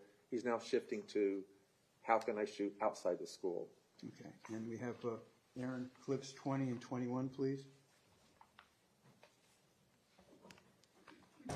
And then you were describing to me yesterday that at some point you decided, did you leave the gun there? No, I went out. I think I tossed the gun on the ground. On the third floor or something? Yeah, I think I stopped on it first and then I kicked and I went to the side. And tell me again, how come you stopped at that moment? I couldn't find anyone to kill. How come? I didn't know if kids were in the classroom or not, or? I didn't know. I didn't want to do it anymore, and I didn't think anyone else was in the building. Okay.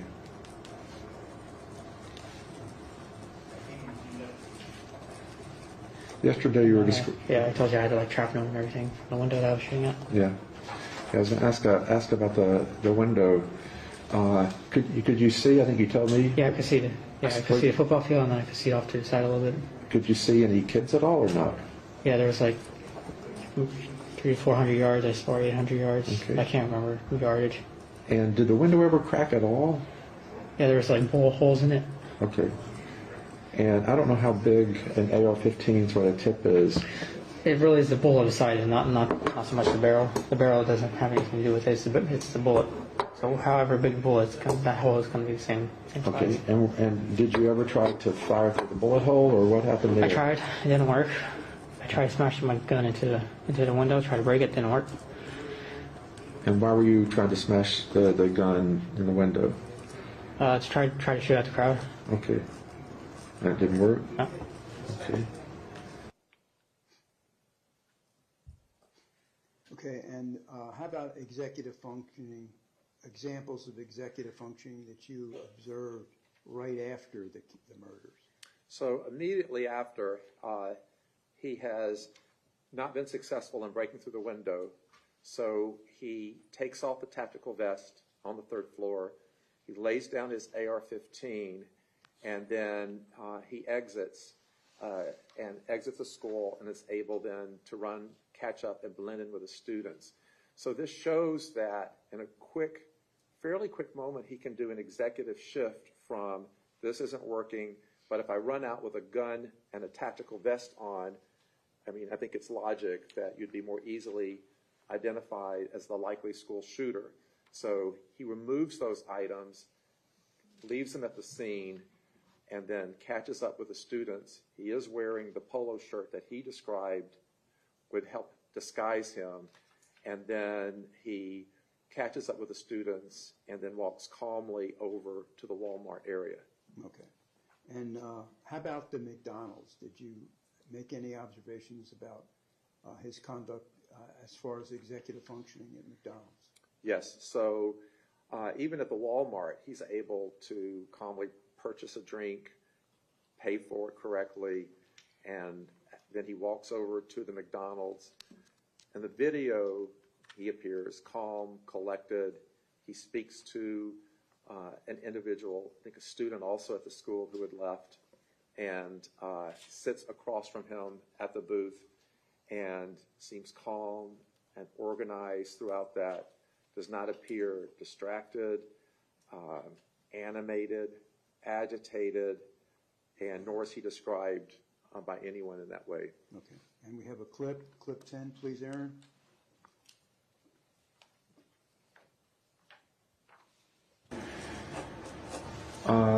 So how did you get to McDonald's? I walked. Is it a long ways from the Walmart? About how long do you think? So from the school to the Walmart is about 400,000 yards. And then how far is it from? And then you go left down the road, Uh-huh. probably another 600 yards. 600 yards to the McDonald's. And did you get anything to eat at the McDonald's? I thought about it. And do you know if you got anything? Were you hungry? The slushy probably wasn't enough, huh? What happened at the McDonald's? I talked to this kid, told me his sister was at Stoneman still. Okay. And did you have any conversation about, like, did he ask you who are you, or did he ask you anything about Yeah, it? I asked him if I could have a lift. I needed to go to work or something like that, and he said he couldn't do it. He had a soccer game with his sister. If And he, the sad story is his sister died in the building. okay, do you know his first name or I was anything? just random kid. Okay. Did you make any observations about the defendant's memory when you were evaluating? Yes. And what was your observations? So he had several detailed memories that were prior to, during, and then after the crime that were consistent with actual collateral or corroborative records. So he had memories of going to the school, going to the stairwell, running into Christopher McKenna, beginning the shooting. He had memories of the people he shot in the hallway. He did have some memories of shooting into the classroom, but couldn't remember the specific people he shot or saw, if he did, in the classroom. And he described to me a range of memories and experiences of both sounds, some smells, sights, and even reactions by some of the students during the shooting. Okay. And we have some clips. Aaron, clip 26, please. And then there was a girl you mentioned yesterday that was... Yeah, she was on the stairwell. She was on the stairwell? Yeah, I shot her. She was crawling. I shot her in the back. Okay, and how come? Like I told you, I wanted to kill as many people as I could and take my life. Okay. So that was the goal, so I shot her Okay. in the back. I think I shot her twice. Okay. She was injured in the leg, I think, when I was shooting down the hallway or something. Okay. Yeah, I think security guard in the hallway that I told you about, I think he gave me a nasty look, so I shot him in the head.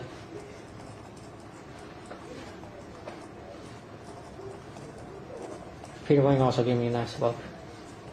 Okay. Yeah, I remember now. What kind of look did he give you? Do you remember? Look of anger. Okay. Yeah, I think I told him to run. And did he? Okay. Okay, and clip 23, please, Aaron. And again, I think I asked you this yesterday, but I think I showed mercy to the three girls, to be honest with you. I was going to walk away, but they started to show nasty faces and I went back or something. Explain to me how you showed them mercy. I was like thinking about shooting them, but I didn't want to do it. So I was going to walk down the hallway. And did you end up shooting them? Yeah, because they gave me a nasty look and they were about to run. Okay, what do you mean they gave you a nasty look? Like, Okay. like that. And so you were going to give I them thought they were mercy. going to attack me or something. Okay, you were going to give them mercy, but then they gave you the nasty look. And they were going to run away. Or Two of they- them were going to run away, one nasty look. And then And they just, and when I pulled up my gun, they just went back and they put it into a ball. like they pulled into a ball. Okay, and then what happened? I didn't even aim or anything. I just shot. Okay, how did the bullets get in them if you didn't aim? I aimed downward. Okay. Like I had like on a waist and I. Okay, and last clip, Aaron, 24, please.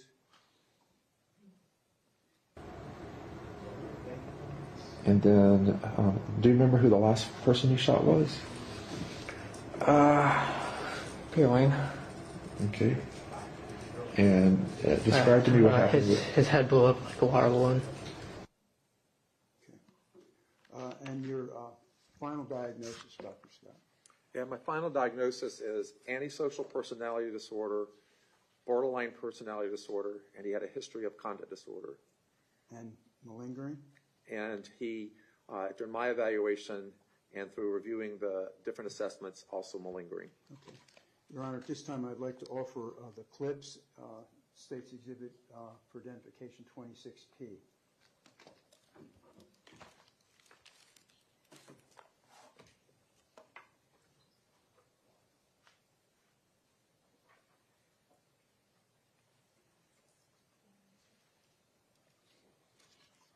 I don't remember who's the point person from the defense for this. It's fine, no further objections. Okay, so you're maintaining, other than the objections that you have already maintained and argued, there's no additional objections? No. Okay, thank you. Over the defense maintained objections states 26P will be received as states 496. Thank you, Your Honor. Sure. Your Honor, I have no further questions of Dr. Scott. Okay, ladies and gentlemen, at this time, we're going to take a lunch break. There's a few additional things that need to be accomplished from myself and the attorneys during lunch, so we're going to take a bit longer than normal. It's 10 minutes to 12 now. I would ask that you please be back at 1:45. Yes, 1:45, so that gives you almost 2 hours. Please do not discuss the case among yourselves. Please leave your notepads behind, and I'll see you at 1:45. Thank you.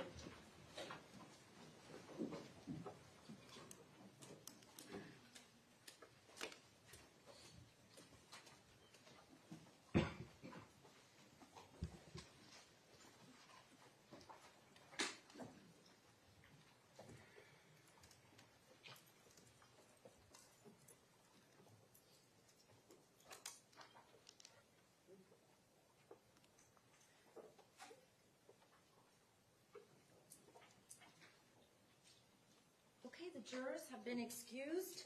Everyone else may either be seated or be excused. We're in recess until 1:45. I do want to start as closely to 1:45, so that'll give you all 2 hours to accomplish your short deposition and your, hopefully get something to eat. Your Honor, I forgot to ask Dr. Scott 2 more questions, so if I can, not now, but obviously when we come back. Not a problem. Dr. Scott, you know the drill. You can talk, but just not about your testimony. And State, are you making arrangements for your witness for lunch, or are you going to tell him where to go? Or Yes, we'll tell him. okay, so the State will let you know. I don't know if they're buying you lunch, or hopefully they are, or if they're going to send you to lunch or order lunch. But they look to the State for what to do next. Okay? Okay. Thank you so much. If you want, what's that? We're not buying. Really? We can't. I'll walk to get a salad. You can't buy him lunch? I'm sure you all could. I give him candy. Just before we come back, I do have a brief argument that I need to make before I do my cross.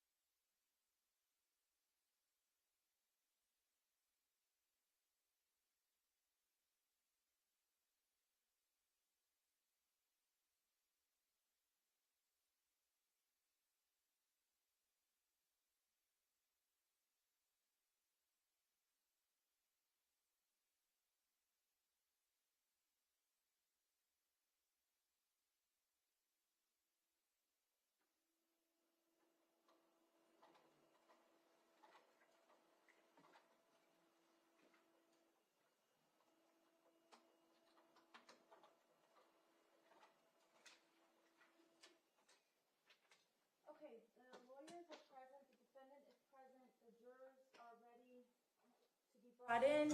State, you said you have a few questions that you wanted to ask. Yes. And that's fine.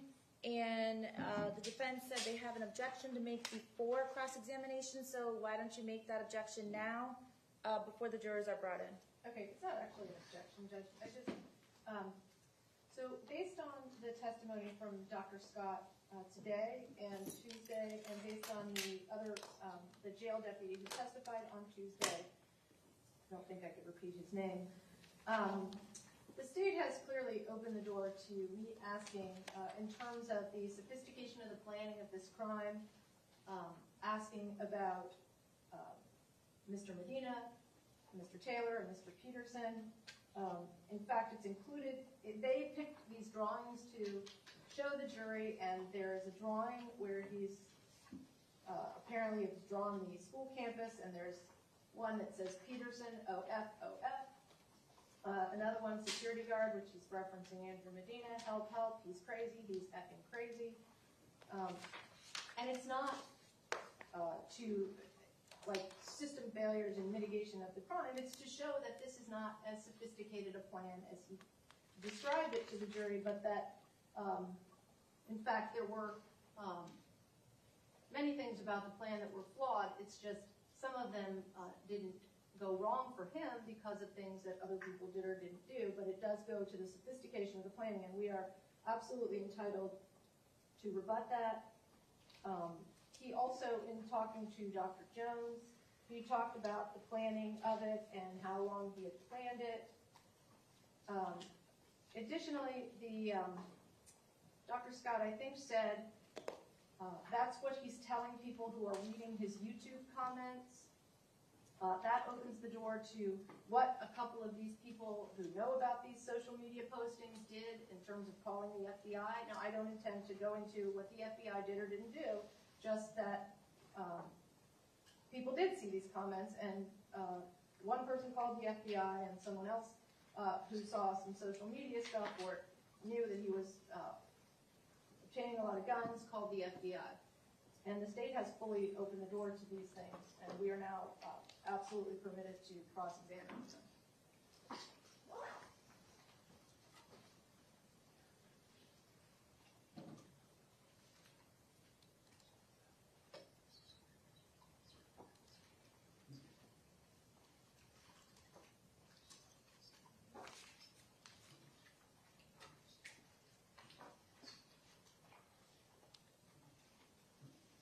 Ron, you want to hear a response?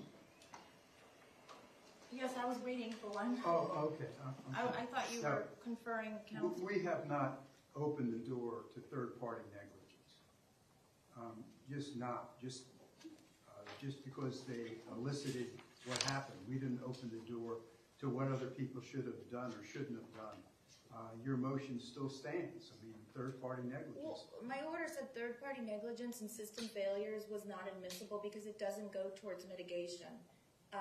Whether or not the state opens the door, it still doesn't go to mitigation. It does, Judge, because it shows that his planning, he didn't really plan such a great crime. It's just if certain things had happened that could have easily happened, then he may not have been able to carry this out. So the plan that he made was not as sophisticated and brilliant as this doctor is making it out to be. And part of the reason is, I mean, he was seen immediately getting out of the Uber. And he knew, that when he went there at that time, the security monitors were unlocking the gates and that there would be one. So it goes to the sophistication of the crime. It's not about mitigating. It's not about, and in fact, it does actually go to his moral culpability, but I don't even need to go there. The point is that it goes to a lack of sophistication of the crime, that there were a lot of opportunities that this could have been stopped, and they were not. It shows that his plan is not that sophisticated.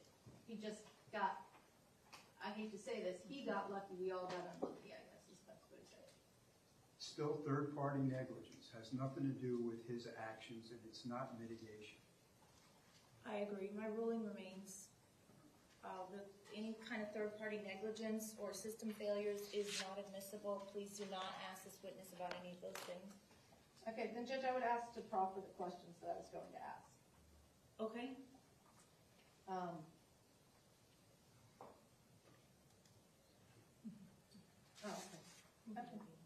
Okay, I can do this after his cross-examination. But why don't you just do it now, so we don't have to bring the jury out and in?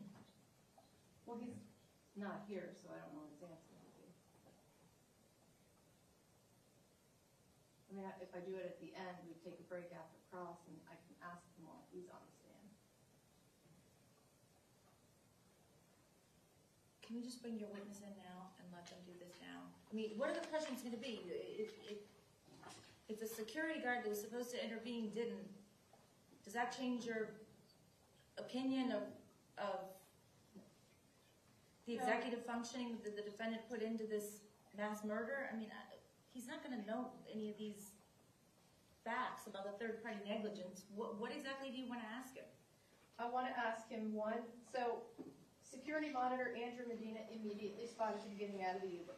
That is not about a system failure. That is not about inaction. He already said that. It was already in one of the clips. Yeah, the defendant said that, and he said he therefore knew he needed to hurry up because in case the guy was going to report him. So how does that either impeach this witness's credibility or show some type of mitigation or negate the testimony that your client had executive functioning capacities beyond what your experts testified that he has? Because, again, it's not a great plan. He was seen immediately, not even on the campus. He hadn't even reached the campus yet, and he was spotted by a monitor. No, he picked the time, they say, because they knew the gates would be open, but also knowing that the gates have to be opened by someone. He picked that time and was immediately spotted. So what are you going to ask him? Andrew Medina recognized him. Andrew Medina knew he was carrying a rifle bag. So what are you going to ask this witness? I'm going to go through and ask him if he's aware of these things. If he's aware that Andrew Medina spotted the defendant, if he's aware that Andrew Medina knew he was holding a rifle bag.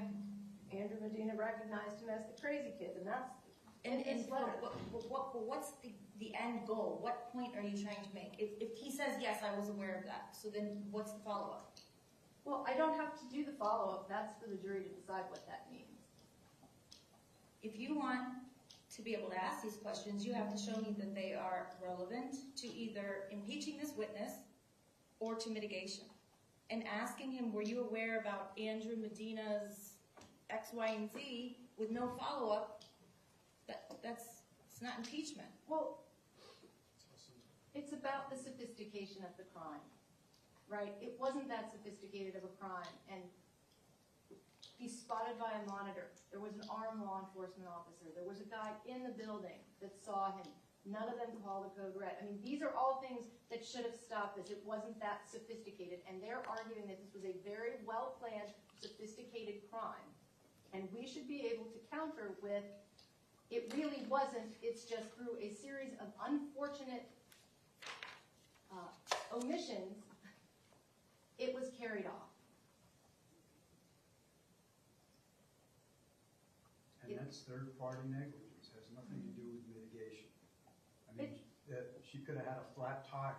I mean, what you're saying is the murder of 17 children and the attempted murder of 17 others was not that sophisticated. It was just lucky. And if all these things wouldn't have happened, he wouldn't have killed that many people. That's essentially what you're saying. What I'm saying is it wasn't that sophisticated of a crime, and it was only because things didn't happen that it was carried out. It was a very unsophisticated crime, and it goes to the weight of CCP. No, it's third-party negligence. It has nothing to do with his background. It has nothing to do with the incident that day as it pertains to Mr. Cruz and his actions, and it's not relevant, and my ruling remains the same. If you want to tell me what other questions you plan to ask the witness, you can go ahead and do that now.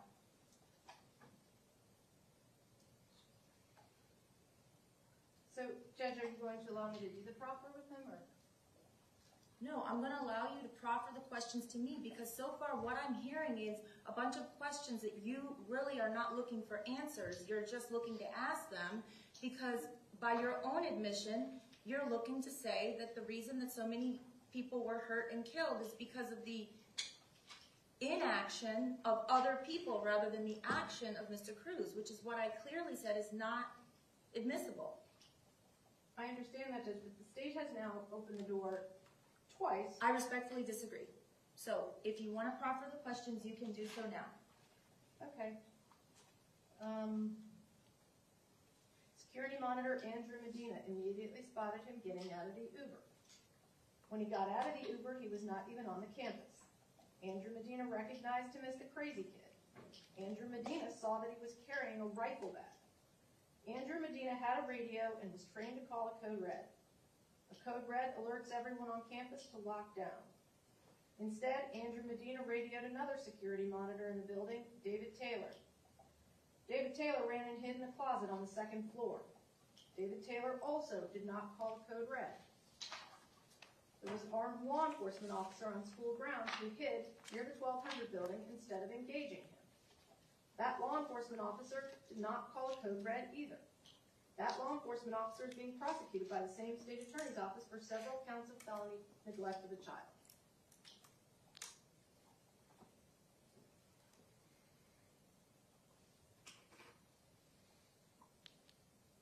Is there anything else? Just the other part about the posts and the FBI.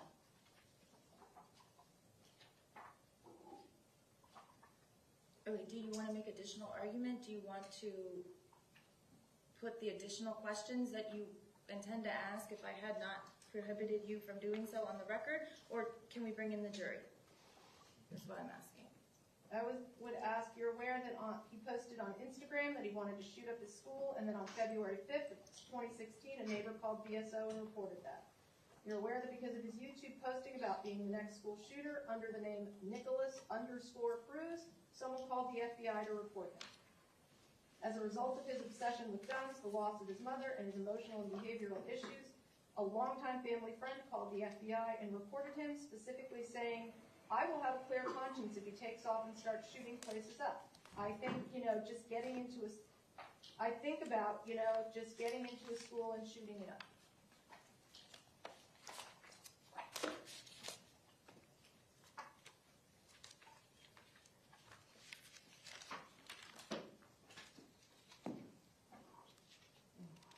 And Judge, for the record, we did ask to proffer these with the witness, but they are now on the record. Okay, are both sides ready to bring in the jury? Yes, Your Honor. Wait, Judge, one more thing, I'm sorry. There are two documents I did want to ask the court for permission to enter into evidence through this witness. I know the state's objecting. I don't know if you want to see them or... What are they? One of them is just a few of his kiosk requests in the jail. It's a composite. I'm sorry, I don't know what that means. So when inmates need things like a medical visit or a chaplain visit or whatever, a dietary change, they go on instead of writing out like a request like they used to do, I think they go on like a computerized system and they make these requests. And then there's some random deputy at the other end, or I don't know exactly when they respond, but they sees them and then responds. Okay, so you've shown the state what you want to introduce? Yes. And what, can I see it so I know Yes. exactly what you're talking about, Yeah, and please? we're objecting because it's hearsay, it's self-serving, and it wouldn't even be admissible on their case. Okay, let me take a look. There's two. One is a letter that he wrote to his brother. Just they're not self-serving hearsay. It's not for the truth of the matter, certainly.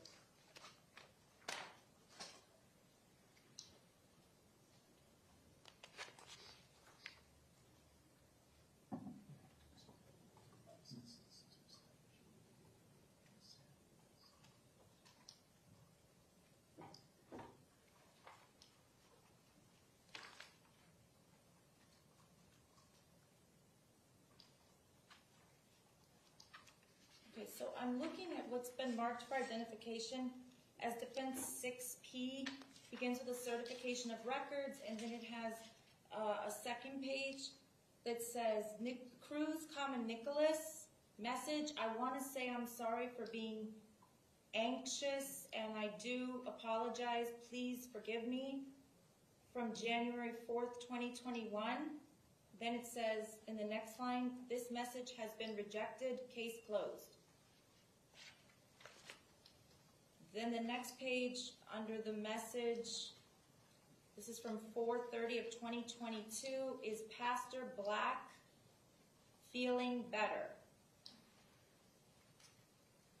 And then the message is IDK.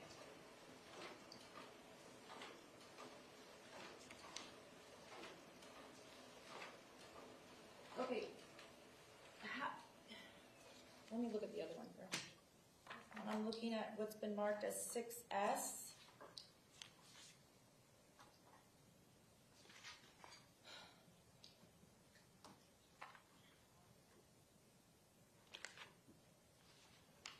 All right, let's start first with 6P.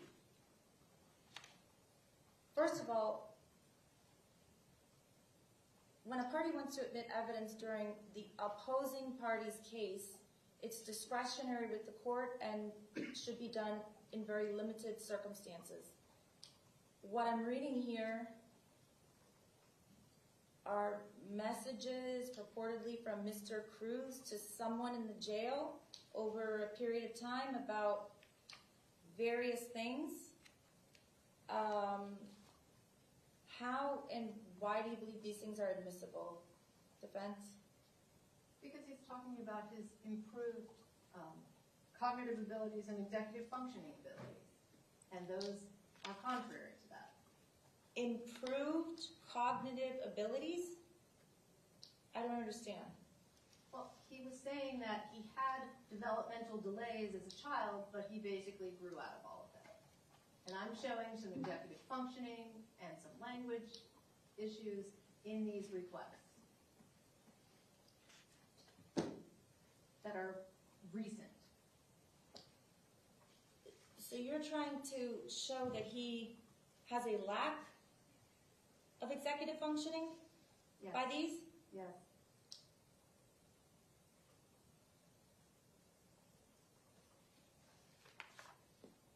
I mean, they're part of the jail records. I believe I can ask him about them even if I don't admit them. I just wanted to admit them. But I can just ask. Is Pastor Black okay? Tell Pastor Black I love him. How is that showing a diminished... The last two are for a different purpose. Well, what purpose are the ones that I just asked you? Is Pastor Black okay? He's asking the kiosk, is Pastor Black okay? Okay, but there's obviously a person that responds because a person named Kanisha Bass responds. Right. He's not a BSO chaplain. He's an outside chaplain, and he's asking the kiosk, and somebody at the other end is Pastor Black okay, without any reason to know that this person would even know what he's talking about or know who he's talking about. Well, the person answers, Abigail Ortega says IDK. I'm pretty sure that's an abbreviation for I don't know. Right, I don't know. Which is only a slightly different version of request rejected, case closed. Okay. Under any of your arguments, this is hearsay when it's offered by the defense. I'm not hearing anything other than it's being offered for the truth of the matter because you're trying to use it to show a diminished level of executive functioning, and therefore it would be offered for the truth of the matter. No, it's not being offered to show is Pastor Black okay or not. It's being offered to show his skills. It's not about this. The truth of the matter would be, are the matters that he's talking about or asking about those things true or not? And that's not why they're being offered. All right, I'm sustaining the state's objection. 6P is not admissible. So are you also ruling that I can't ask him if he's aware that he did a kiosk request saying is Pastor Black okay? Or whatever the other ones are? I don't have to admit it. I don't have to show the jury. But no matter which way you say it, it depends on how you say it. I'm not going to tell you exactly what you can cross-examine him on, but I'm telling you that this, in its current format, is hearsay. It's being offered for the truth of the matter asserted, and it's not admissible. Now, as far as 6S, I see letters to, I don't know to who. Zach, dear Zach, it's been 4 months and I haven't heard from you in a while, and so on and so forth.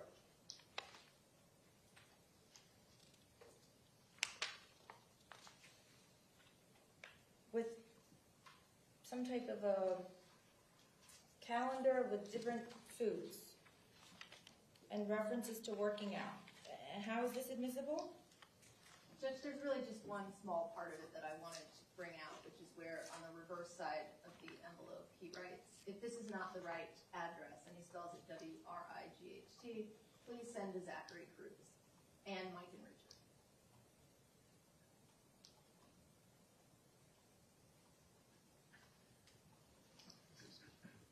So you want to show that he's using the word W-R-I-G-H-T instead of R-I-G-H-T? Well, that's part of it. He's also on an envelope for a letter that he intended to mail. He's writing on the other side, if this isn't the right address, please send this to Zachary Cruz and Mike and Richard.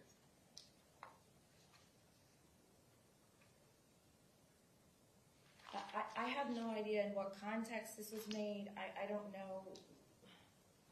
State, what is your objection? It's inadmissible, wouldn't even be admissible on their case. And they're trying to introduce that as impeachment or rebuttal on our case.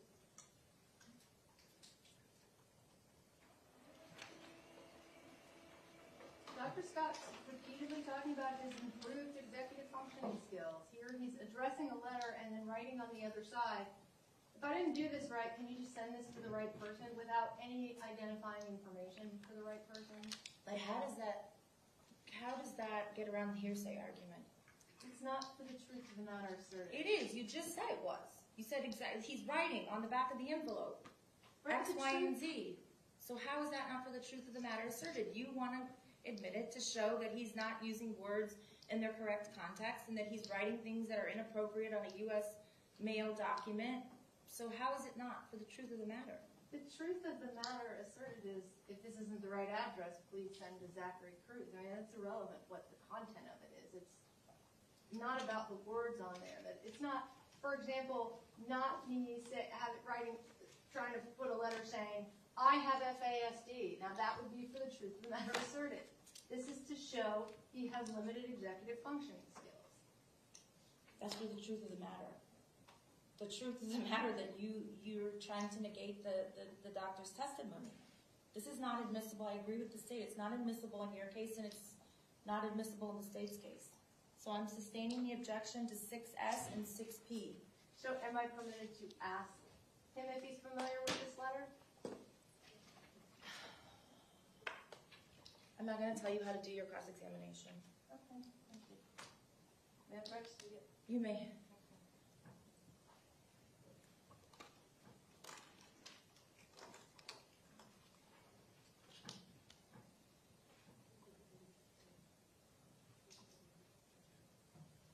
Are the jurors ready?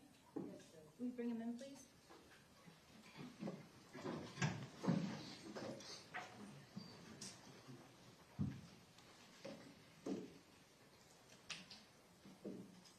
State, do you want to have your witness come up? You're the entering?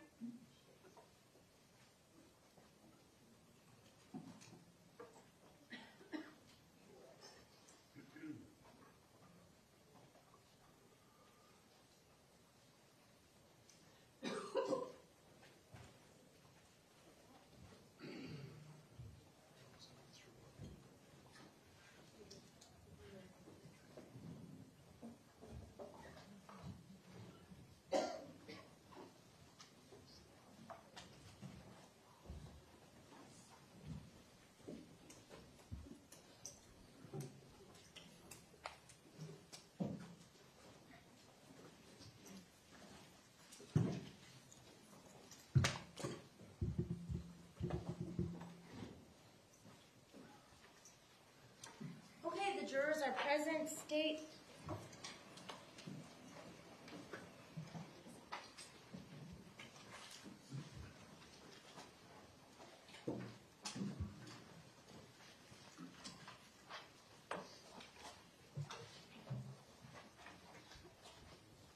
Good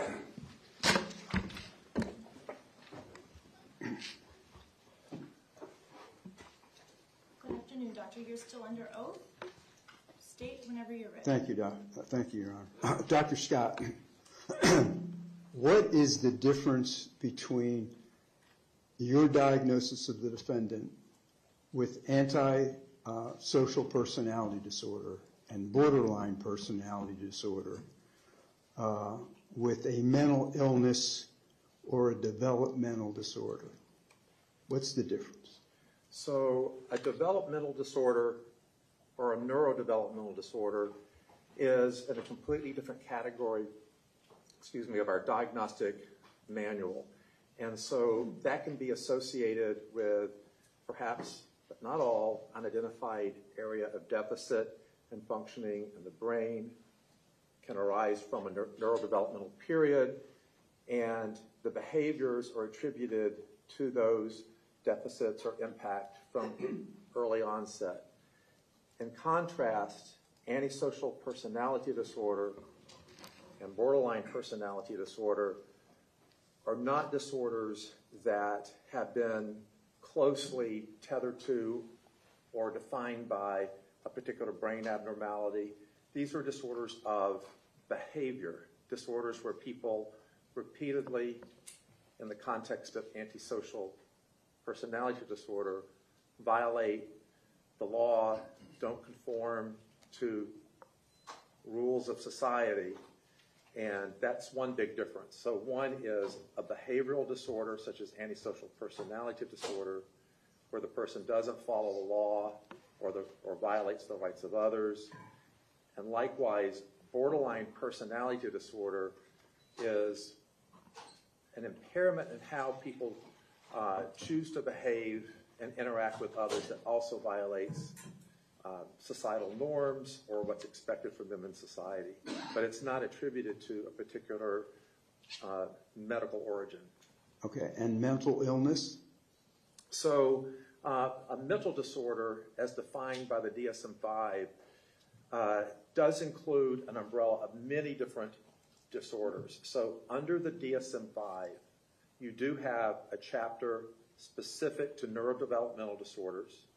That's where things like autism spectrum disorder go, ADHD or attention deficit goes. Then you have chapters specific to some of the severe mental disorders like we traditionally think of, such as psychosis, mood disorders like depression or bipolar disorder or anxiety disorders. And they do have a separate section for these personality disorders that they separate from the neurodevelopmental and some of the other major psychiatric disorders. And again, these are behaviors with the personality disorders that do get the person in trouble oftentimes with others, with the law, and because that then can bring them in to treatment as a focus of treatment, they do list it in the diagnostic manual. Okay, and antisocial personality and borderline personality are intentional and volitional, right?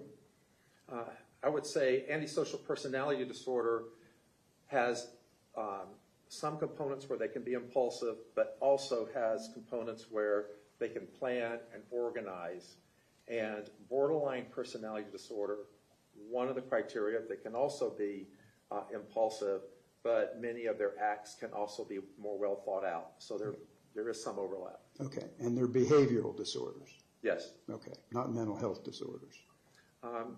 I would say they're in the book on mental disorders, so to that extent that they're listed, but they are not in the same category as mood disorders, psychotic disorders, neurodevelopmental disorders, anxiety disorders, etc.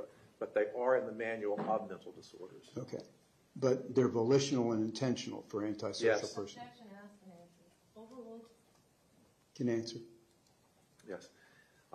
They are considered separate and different from the more severe mental disorders like I've described, and so they're in a completely different category of personality disorder, which means how a person's behavior is that is beyond natural traits we may all have, that's common for us to have our own quirks and personalities.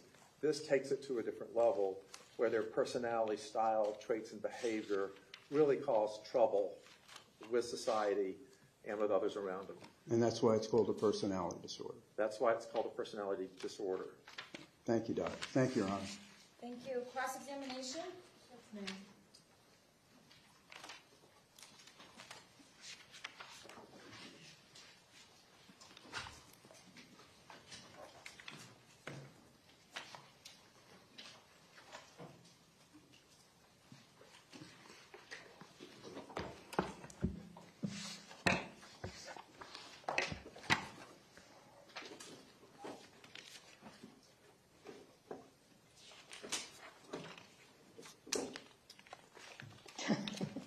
Getting out the same book you brought up.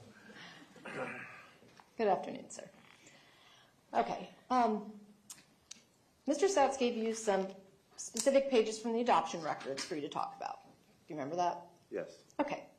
And you discussed an intake form where Brenda Woodard was acknowledging that she drank beer, but this is from the initial 5 weeks, not through the first 3 months. Do you recall that? Yes. Okay.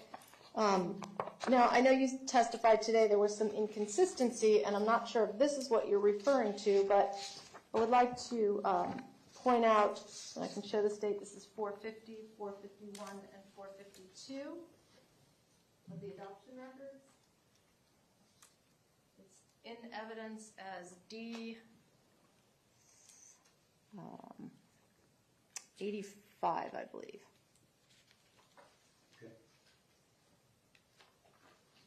Do you recall the adoption report prepared by the social worker indicating, hold on, let me try to make that smaller. She states that she did drink beer during the first 3 months of her pregnancy, smokes a pack a day. Yes. Okay.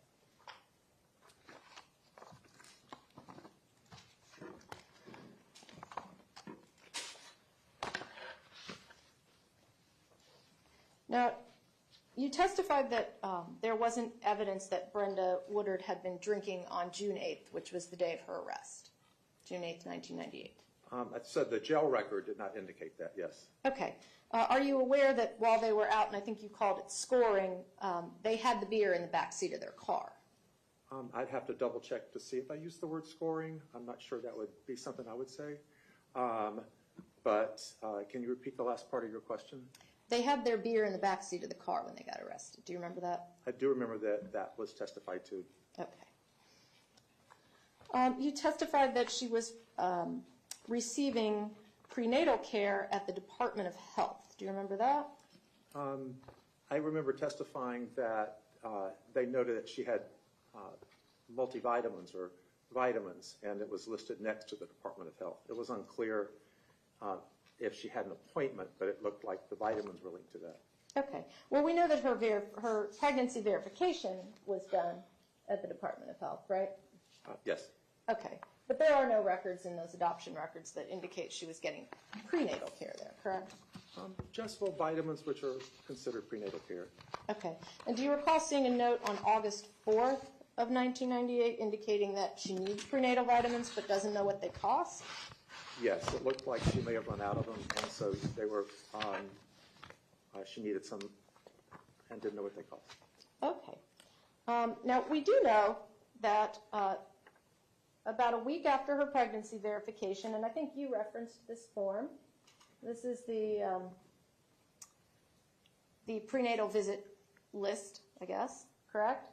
So we know on March 18th of 1998, she went to Dr. Buonapane for prenatal care, correct? On March 18th? Yes. And is that under the yellow highlight? Yes, I believe it's these are all from that first visit, 3/18, and she was drug tested there, correct? It does say that it happened at the office, yes. Okay. But we also know from this document, if you want to check down further, her next prenatal visit after March 18th was July 6th of 1998, correct? That's what that date says. Okay. And in fact, we have another note. This is not something that you mentioned. It's page 170.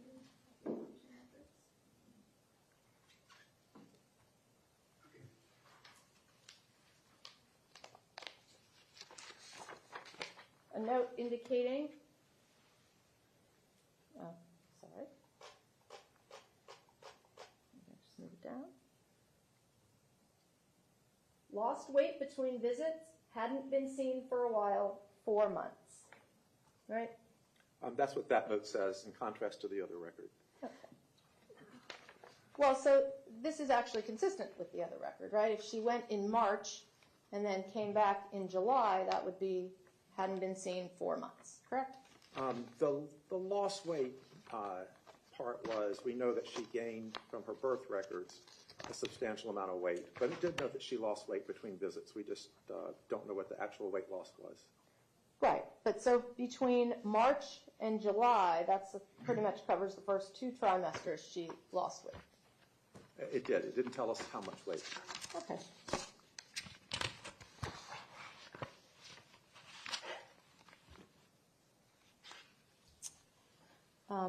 Okay. Now, you testified, and this was, I think, more in the context of his birth records, but I think you said healthy baby boy that did not appear to have been exposed to drugs in the last 3 months or so prior to his delivery. Do you remember that? Yes. Okay. Now, we do know that her arrest for possession of cocaine was in June of 1998, correct? We do. Okay, and we also have a note.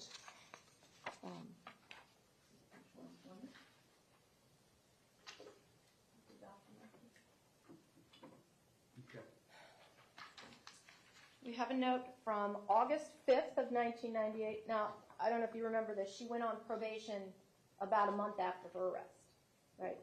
In July, early July 1998. That's correct. Okay, so we have a note August 5th of 1998, and this is a note of a telephone call with someone at the BARC, which is the program she went in on probation, knows her from before, she's been there before, weekly screens, warned, 1 dirty urine would have to go to PAP, which is the prenatal addiction program.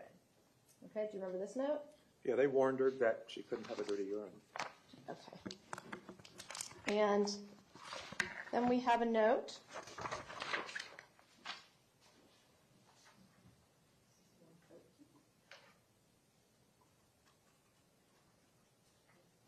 Page 113 of the adoption records. Brenda called going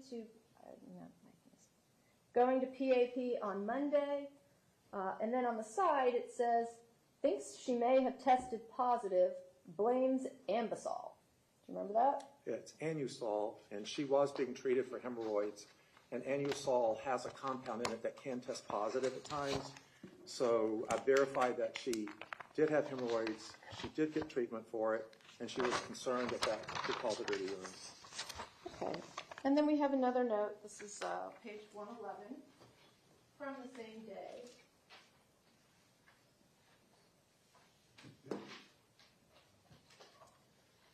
Where she says,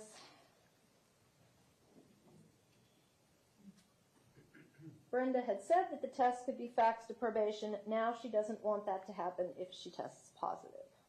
Yes, yes, she had worried about the Anusol testing positive, and that's noted in that record.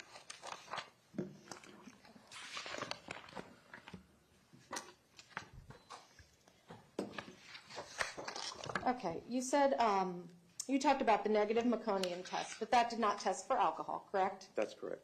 Okay. Now, you testified about Nikolas going to a psychiatrist at age 3.5. That was Dr. Miesel, correct? Yes. Okay. And the records indicate he went only one time, January 10th of 2002, correct? It looks that way. There were 2 separate notes related on the 10th, so I couldn't determine if they were just misdated or if he had 2 separate visits for some reason on that date. But there is one date in the record for that 10th. Okay, January 10th of 2000.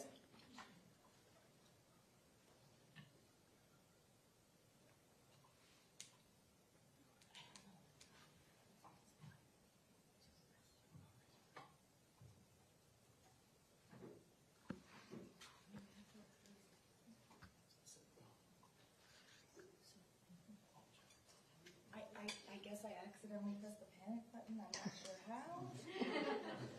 But there's nothing, nobody's panicking. Thank you.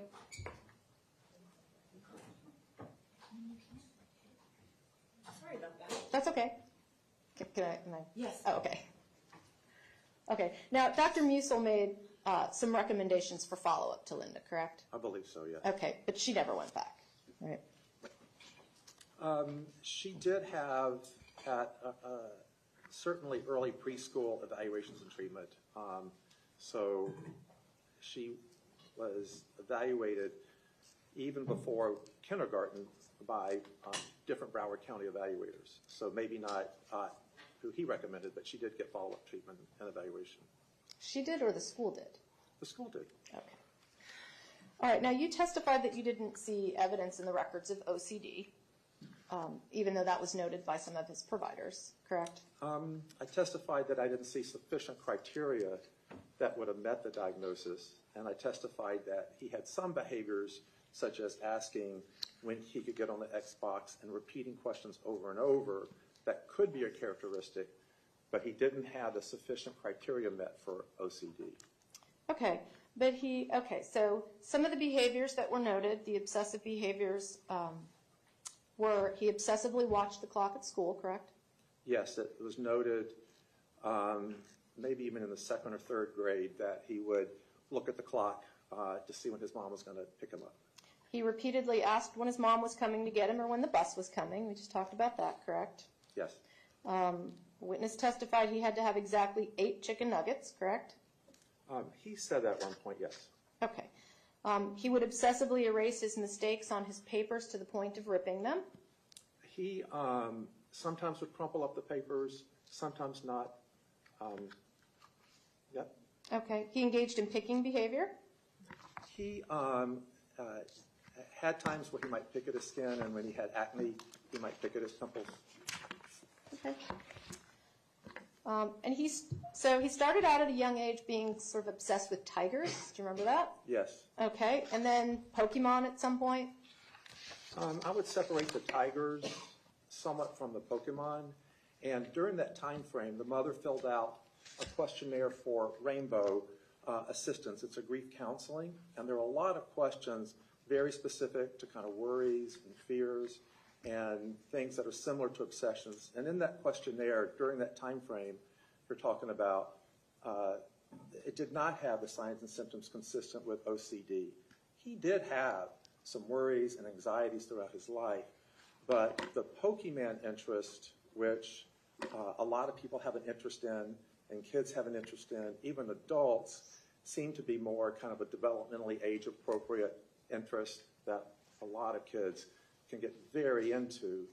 I thought the tiger interest, though, was more of, this happened when he was even as young as maybe 3.5 before kindergarten, was more kind of acting out, not necessarily OCD behavior, but kind of, and the therapist described it as kind of this acting out play behavior for some of his frustrations, in a way that he would communicate that, is how his therapist described it.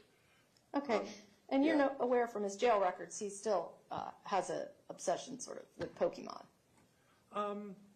I've listened to a lot of his, I don't know if it's in evidence or not, but I've listened to a lot of his phone calls, and I've been able to hear who visits him, what they say.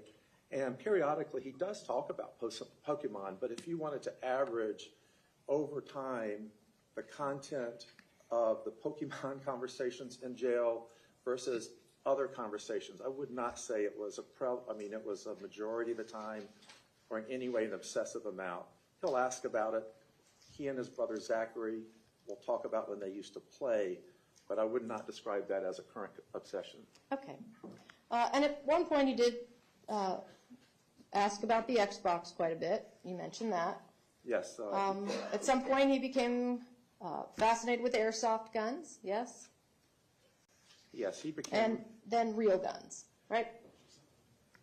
He became interested in airsoft guns and things like pellet guns and then other weapons throughout his life. Real guns, right? Yes.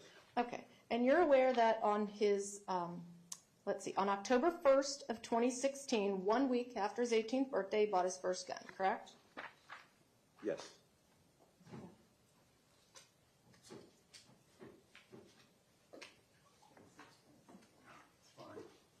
Okay.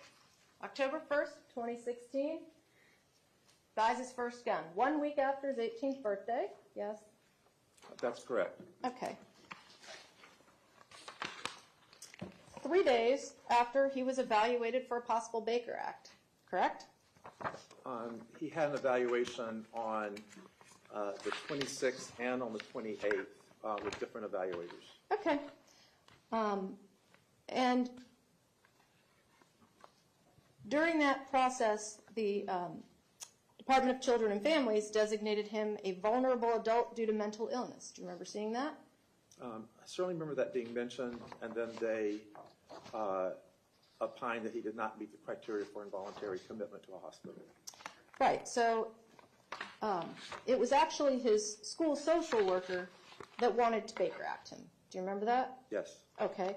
And the rules of the school board would not allow her to do that. It had to be the school resource officer, correct? I don't know the rules of the school system, but I do know that she expressed concern. Right. Well, are you aware that the only person that can Baker Act from a school is the school resource officer, and he chose not to?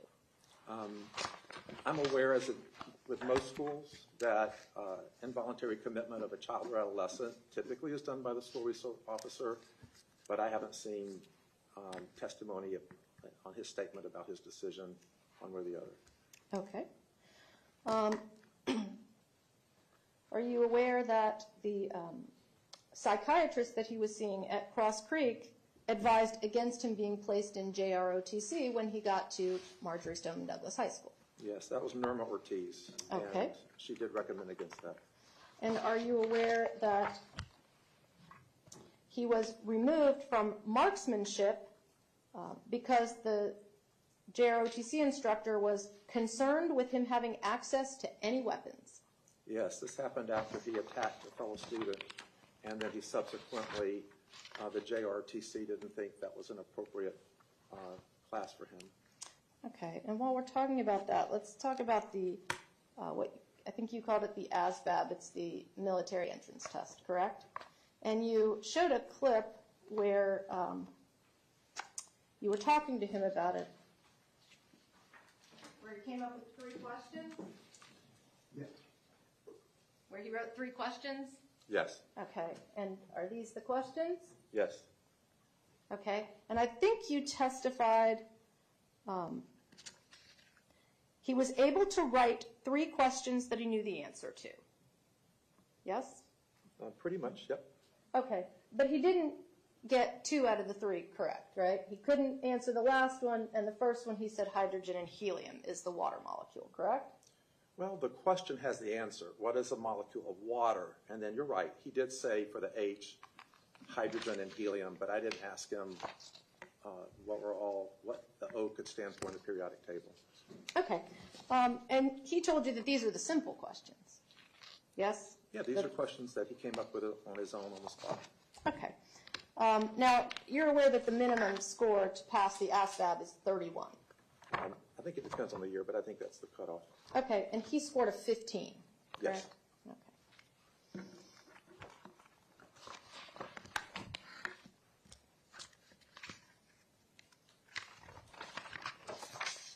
Sorry if I jump around a little bit. Now, at one point, I think you testified that he was getting family therapy from John Newnham at Coral Springs Elementary School? To the extent that it involved counseling and also advice to the mom. So the mom is part of the family, yes. Okay. And are you aware that he testified that he does not actually provide therapy and that there's a big distinction between therapy and what he does? He does counseling to help with academic progress. I'm aware of that, but I'm also aware of his actual clinical notes that talked about gathering information and working with the family. Okay. Now, you testified that Nikolas's mother took him for a neurology exam. Yes. And that was in 2013, correct? Yes. That was Dr. Brad Dejani? Correct. And I think you testified that his gross neurological signs were normal. Yes? I'd have to double check if I said gross neurologic sign or not. Okay. But his neurology exam was, there was no critical or worrisome finding he found. Okay.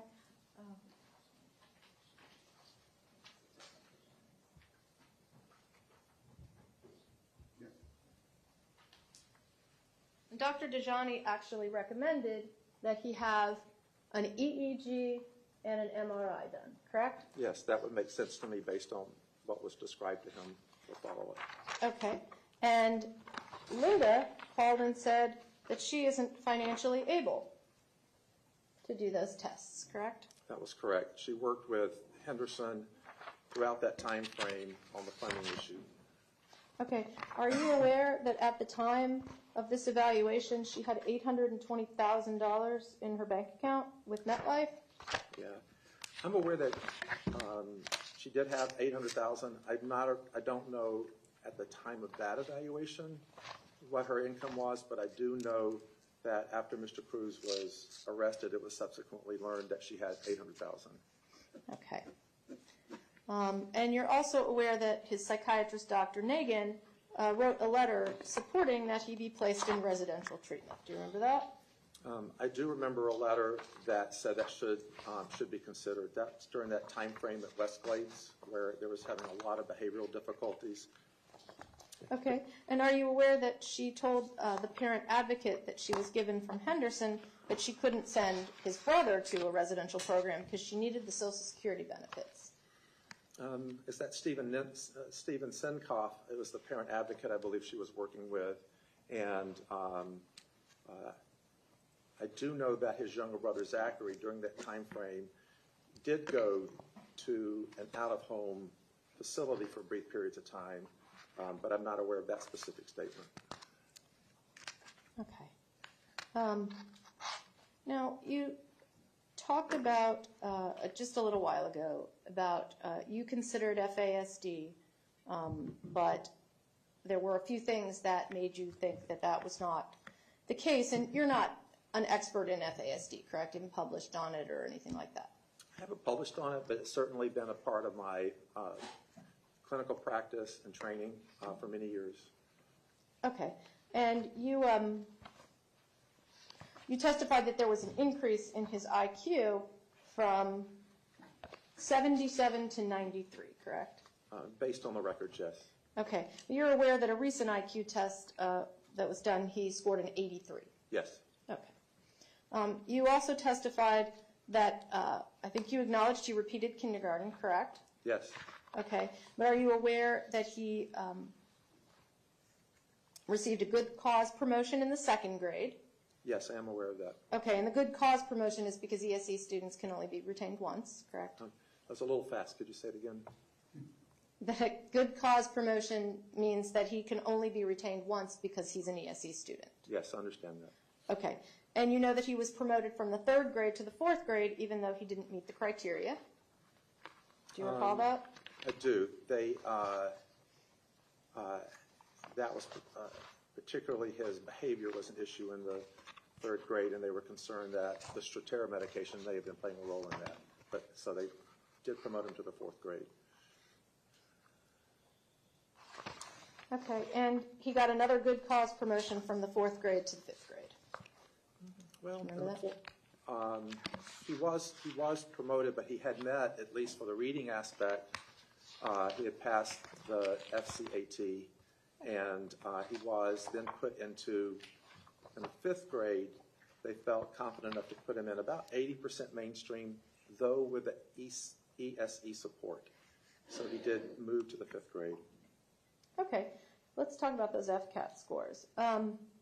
So you mentioned that twice he achieved a level 3, and that was in the fourth grade and the fifth grade, correct? No, I said in the fourth grade he met the standard. In the fifth grade, he had conference forms not related to the FCAT, but related to the teacher's impression of how he was doing academically, which said he met or was above standard. So, but not the FCAT for the 5th grade, but more the teacher's assessment of his performance. In the 4th grade, it was the FCAT for passing the English part. Okay.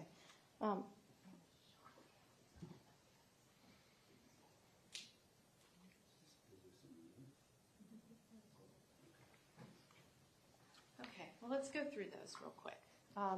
This is in 3rd grade. His reading score is a level 2. Yes, Okay, and 2 means indicates limited success with the content, correct? correct. Okay, grade 3 again. Math, level 1, indicating little success with the content on the FCAT, correct? Correct. Okay. 4th grade. This is where he just barely passes, and the level 3, by the way, indicates partial success with the content. So he's just a little bit above the 2 and the 3.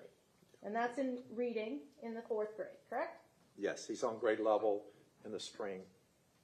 Okay. And then we have his math score from grade 4, again, a level 1. Correct. Okay.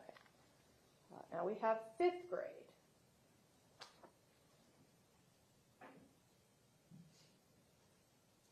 Science, he got a level 2, correct?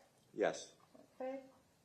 5th grade, this is where his reading, he did get a level 3 in the 5th grade, correct? Yes.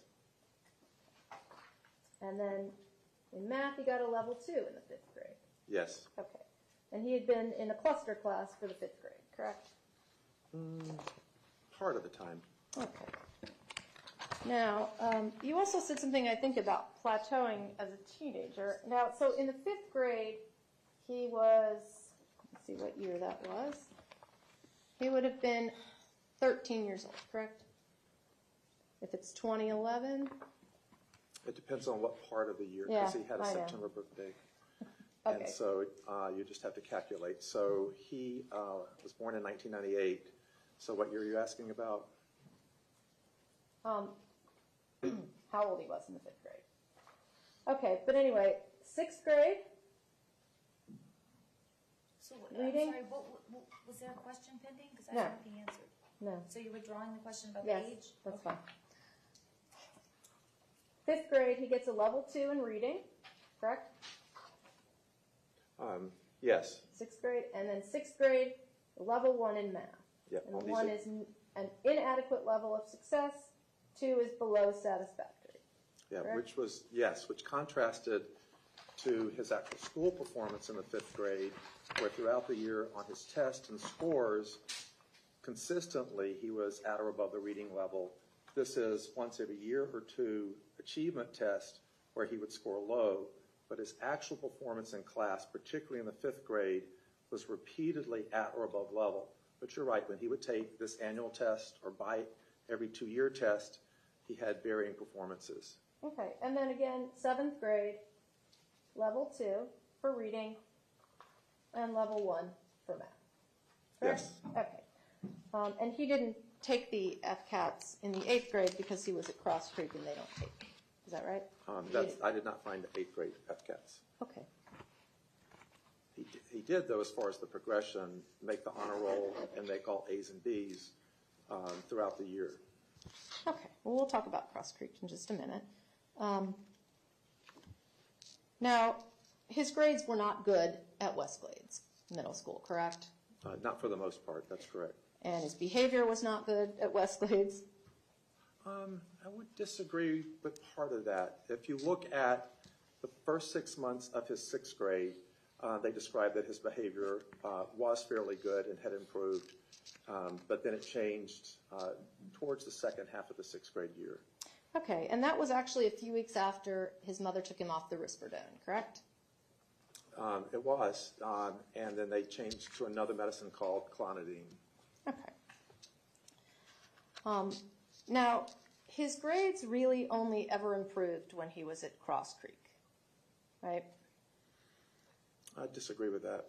If you look at his off-campus learning center grades when he was sort of independent, but having completely on his own as he got older to go in and take the test, he oftentimes scored very well if not 100% on some of the exams. So this is when he's older, and that's that issue of the trajectory of did he do better academically over time.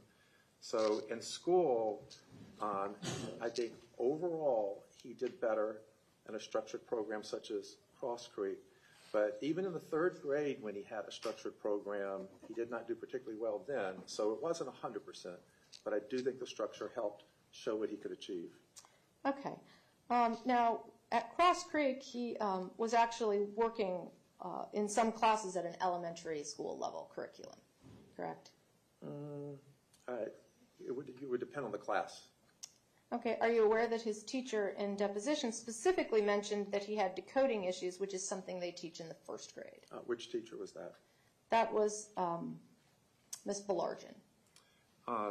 Yeah, that he had in some areas decoding, but he certainly wasn't being taught at a 3rd grade level overall. He might have made some errors in certain aspects, but his performance was on overall and honor roll and not described at the 3rd grade. In fact, it was so good that the team, when they organized his IEP, agreed that he could then go to Marjory Stoneman and would try to mainstream him. Okay. Well, let's talk about that. Are you aware that Jessica DiCarlo, the IEP specialist at MSD, expressed a concern to the administration about him coming to the school? Yes. Are you aware that the Cross Creek family counselor, although he met criteria, indicated she did not believe he was ready for mainstreaming? Yes. And are you aware that Tara Bone, an ESE specialist at MSD, told the MSD administration he didn't belong at the school and was told to stay in her lane? Oh, she was told to stay in her lane? Yes. Are you aware of that? I'm aware that she may have had a disagreement. I don't remember the stay in the lane comment exactly, but I do remember she was told she had the concern. Okay. And in fact, his grades, by the first full year at MSD, he was failing most of his classes. When you say first full year, are you talking about 11th grade? 11th grade. Right. First quarter, he was failing most of his classes. Is that correct? Oh, yeah. There was, after his breakup with a girlfriend in August of 2016, there was a complete change in his participation and academic performance. It was dramatic. Okay. Now, let's go back for just a minute because I want to talk about Cross Creek for a minute. Cross Creek, they have small class sizes, correct? Yes. Small student-to-teacher ratio. Yes? Okay. Lots of structure and supervision. Yes. A therapeutic environment. Yes, there were counselors there. Yes. Medication management by the staff. Yes, so his medicines to make, he could get on site, which means that enhanced compliance of taking his medicine. Okay. And during his time at Cross Creek, he had 3 referrals in the first semester, correct? Yes. Okay. But only 1 referral, and that was a bus referral in the 9th grade, his 1 full year at Cross Creek. Yes. Okay. And that's compared to his 63 referrals at Westglades. Yes, it was a dramatic difference. Okay. And while he was at Cross Creek, he also had services at home with Henderson, correct? He had a case manager. He had that at Westglades too, but he also had it at Cross Creek. Okay. He had a therapist from Henderson. Yes. And he had, well, his mother had a parent advocate, correct? Yes, Stephen. Okay.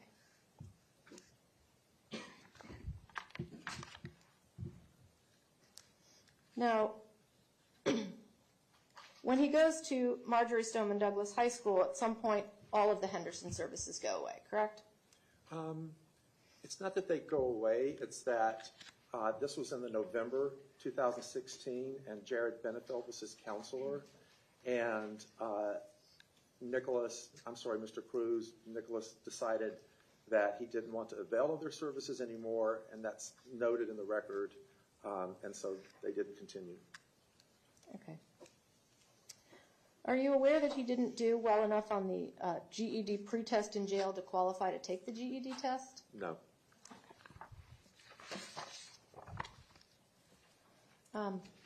Get back for just a minute.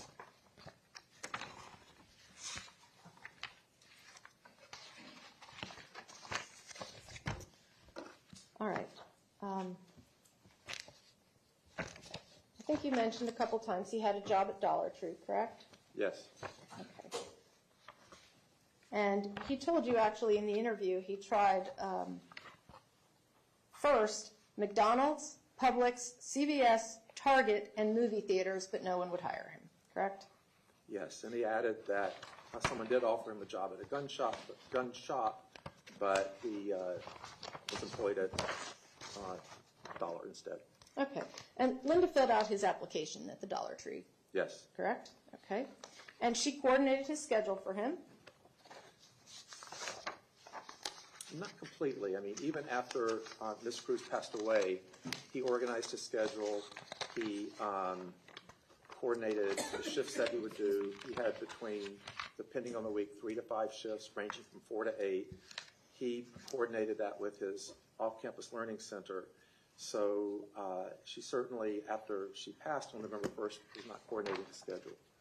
Okay, and you reviewed some interviews of the Dollar Tree employees where they indicated she did almost all the talking at the interview and coordinated his schedule. He never did it. Did you read that? I read that when he interviewed, she may have helped coordinate him going to the interview, but after she passed, he was coordinating his work and his attendance there, not Ms. Cruz. His mother would give us hours. She'd give me his availability. Nick never did this. You don't remember reading that? I remember reading that, but then after she passed away, she couldn't have been coordinating that if she's dead. So he was able to do that on his own. Right, after he'd worked there for quite a while, correct? Okay. Are you aware that he wrote a letter to his brother while he was in the jail? And on the reverse side of the envelope, where he addressed it, he said, "Please send to Zachary Cruz if this isn't the right WRIGHT address, also to Mike and Richard." Did you see that? I didn't see that, but I have seen that spelling is an area of concern for him. He still has trouble spelling certain words. Okay. So that wouldn't surprise me. Now, in your interview, you talked to him about the kiosk that they have in the jail, correct? Yes. And that's like a machine where they can request things like medical visits, chaplain visits, maybe purchase a few items, things like that. They can purchase things, for example, like radio. They can perhaps purchase a pen or paper or food items. Yes. Okay. And in your interview, you ask about it, and you ask him what else might be in the kiosk.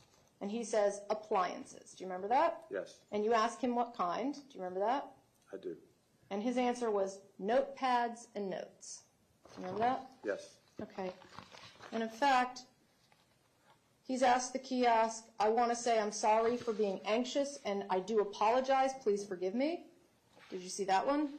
Yes, I saw sometimes, and it's not uncommon for inmates to send messages through whatever mechanism they can. So I did see that he used various mechanisms to include the kiosk request to get a message across. Okay. He asked the kiosk, "Is Pastor Black feeling better?" Yeah. He asked the kiosk, "Thank you very much, but I am using this last request for the week, and I was wondering if I'm allowed to see a medium as well, if that's possible. And it's a person who can speak to the dead." Yes, he was aware of what a medium was. Okay.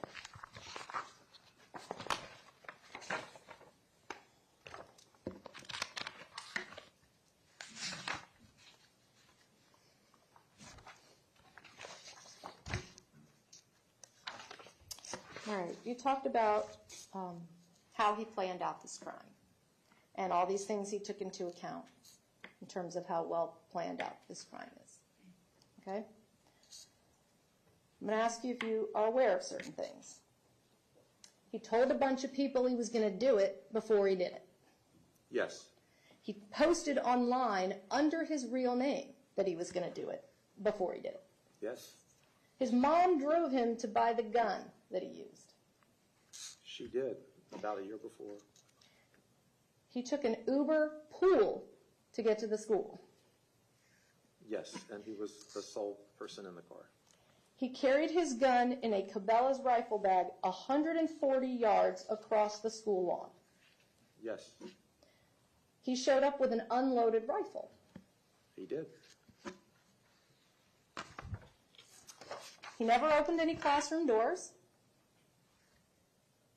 Not with a handle, but he broke through the window. He didn't open the unlocked windows in the teacher's lounge. I don't know if he was successful in opening the unlocked windows, though there may have, from the positioning of the window handles, may have been an attempt. He didn't take his gun outside with him. Oh no, he left the gun. Right, and it had his fingerprints and his DNA on it. Correct? Yes, presumably, yes. He lingered around at the Walmart and then the McDonald's. He did. He was arrested with $350 in his pocket, but he didn't buy new clothes to disguise himself at Walmart, did he? You mean after the offense, because he had the disguise before. But yes, he didn't buy new clothes to get out of that red polo shirt, did he? No. Maroon. No, he didn't. He left his phone behind in the 1200 building, so he couldn't call for an Uber to take him away. He either left it or lost it, but it was left behind. Okay. And he didn't call for a cab to take him away, even though he had a bunch of money in his pocket. No. Okay. I want to talk about some other things he told you about the crime in your interview that we know are not true. He told you that he sighted in the rifle on February 13th of 2018 or into the morning hours and practiced the night before, right? He did say that at one point, yes. Okay. And you're aware that James Sneed testified under oath that Nikolas never shot real guns at their house? That was his testimony. Okay. But I'm not sure if the testimony clarified the difference between sighting versus actually shooting the gun.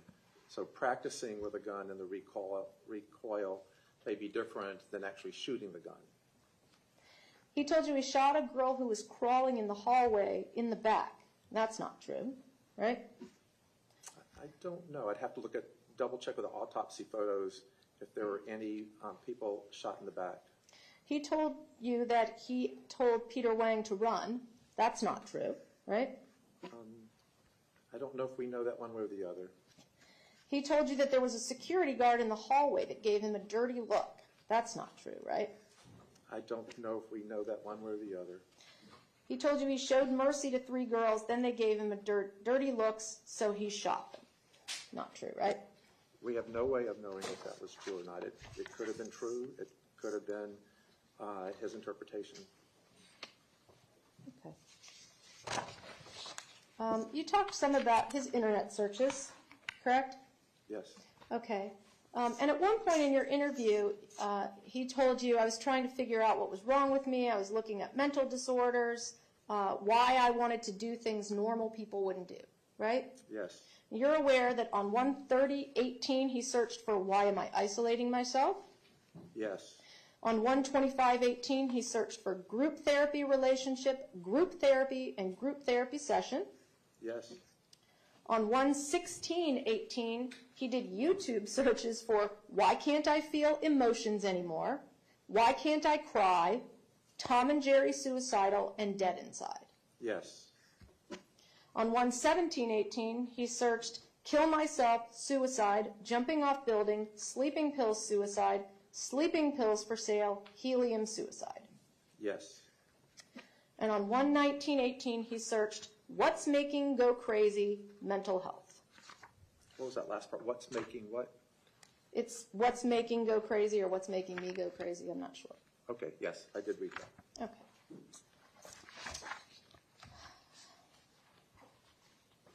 I want to talk now about your diagnosis. You testified that he malingered symptoms on the MMPI, the PAI, and the TSI-2. That was Dr. Denny, the psychologist who scored the testing findings, yes. Okay. Now, in this interview that you did with him, he volunteered information to you about stealing, breaking into cars, harming animals, and shooting his gun in the backyard, correct? Yes. And he didn't have to do that, right? No. It's interesting with antisocial personality disorders, oftentimes they will boast or give details about information that actually can be detrimental to them, but it's part of their personality and they describe it and they even get attention for it. But he did not have to tell me those things. Okay. And that would not have helped him achieve any secondary gain, correct? It depends on, what you define as secondary gain in his circumstances. Okay.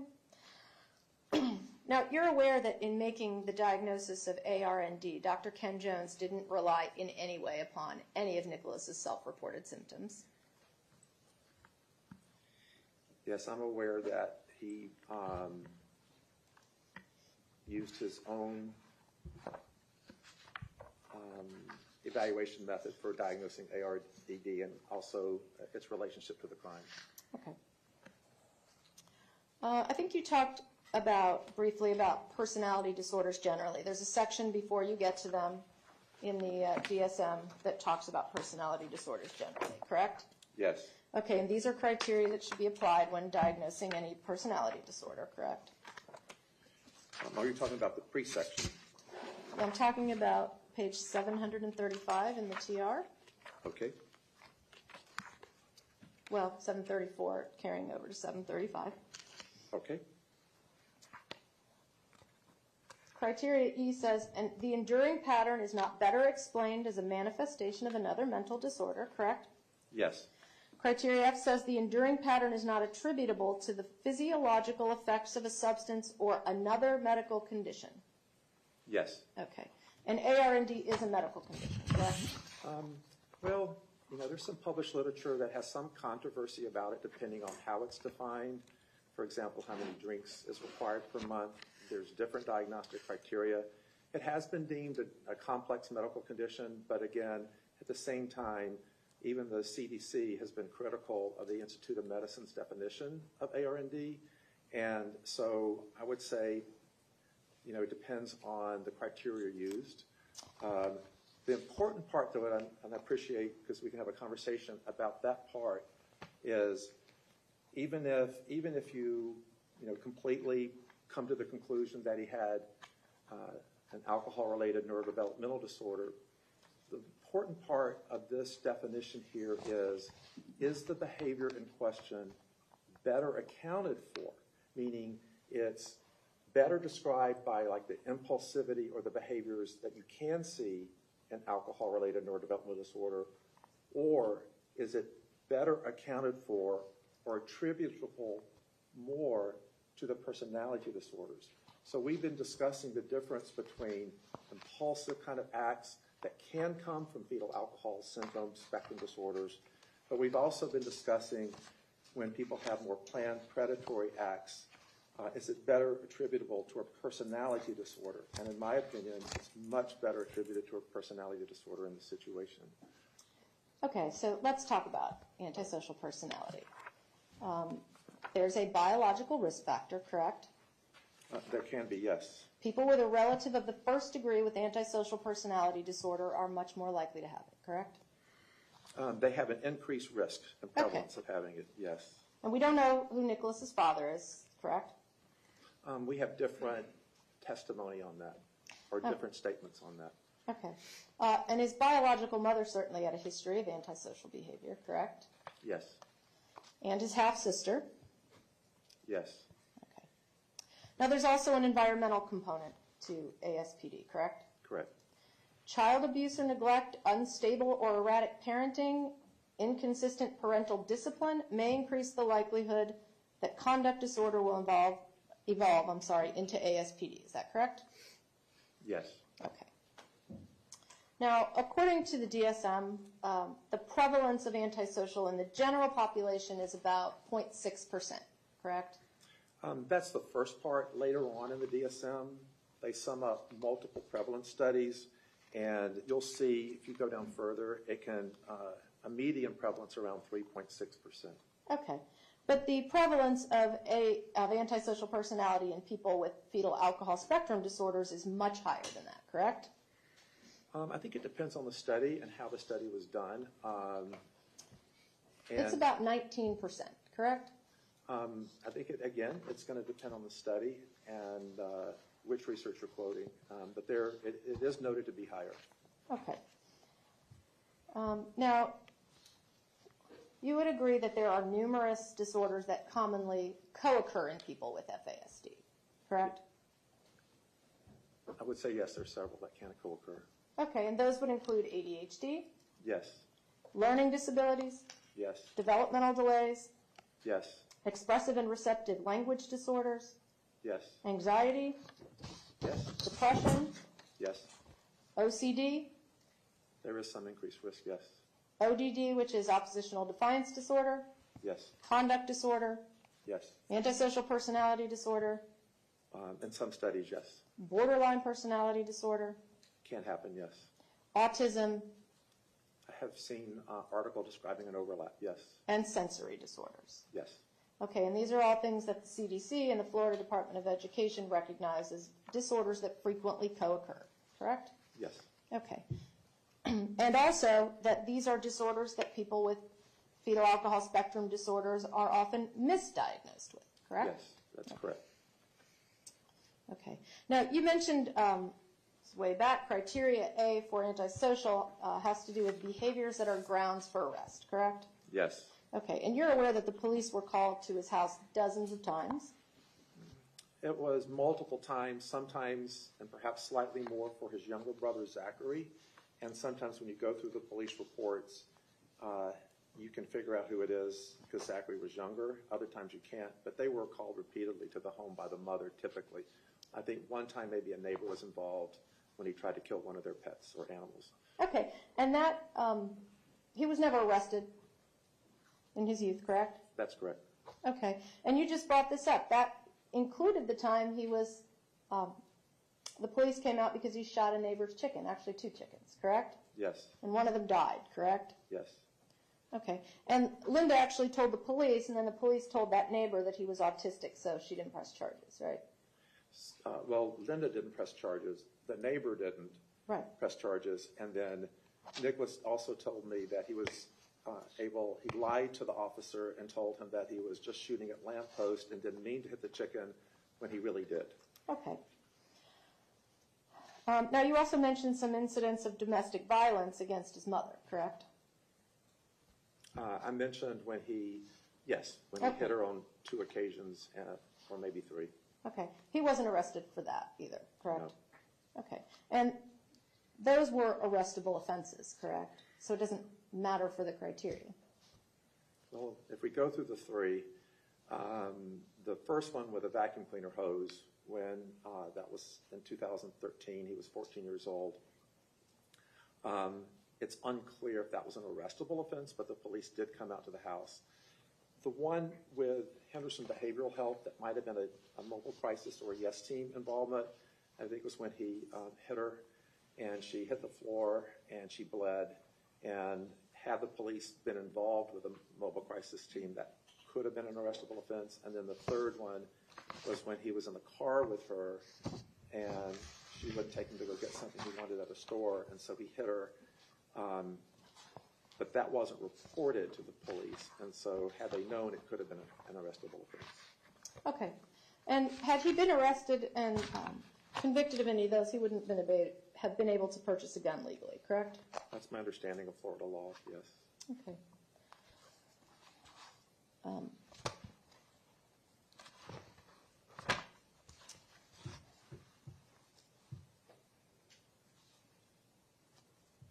Now, you testified, hold on. Sorry. Now, you talked about the sexually deviant behavior, and that is actually, according to the CDC, consistent with antisocial personality disorder, correct? I would say that people with antisocial personality disorder have an increased risk of having sexually deviant behaviors. For example,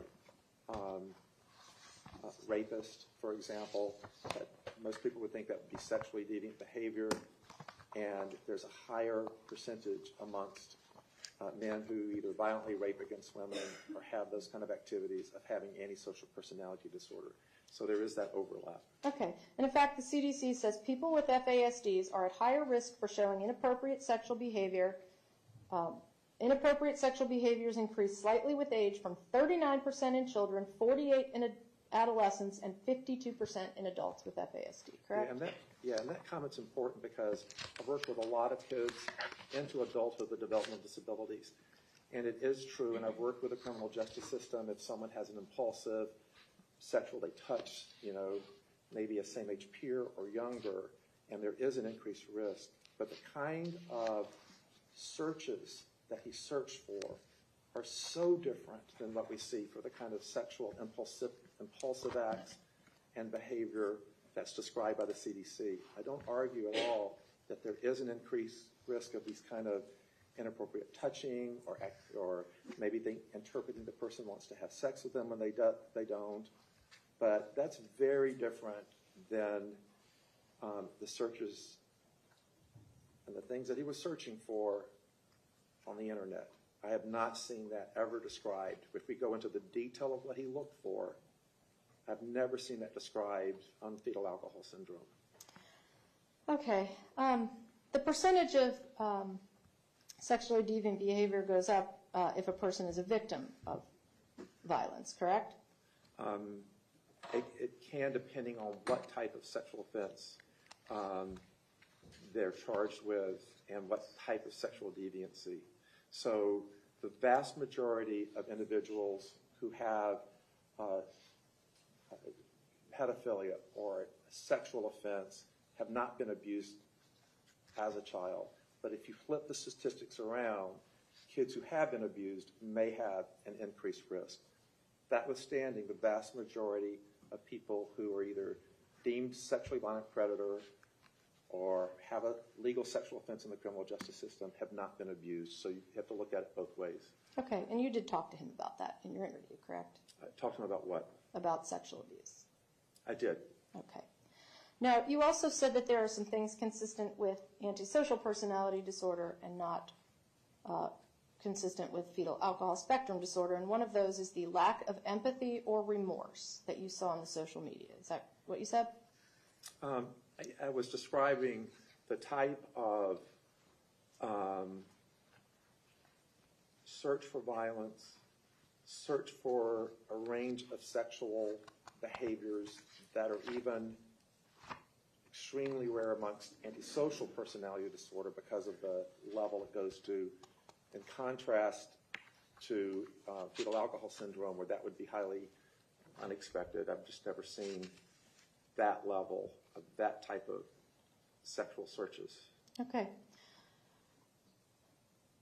You talked about conduct disorder. You recall that in the November 2016 note, Dr. Nagin wrote, "I do feel his defiant behaviors are correlated with Nikolas's difficulty expressing his emotions and feelings, which is characteristic of individuals with social skills related issues." Oh yes, I think antisocial individuals and conduct disorder, by definition, have social skill problems. Okay. And he was a psychiatrist who was treating Nikolas for a while, correct? Yes, Okay. since 2012, maybe January the 25th was his first visit.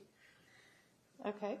And one of the Henderson intern therapists determined that he met the criteria for conduct disorder, correct? Yes, Jared Benefil.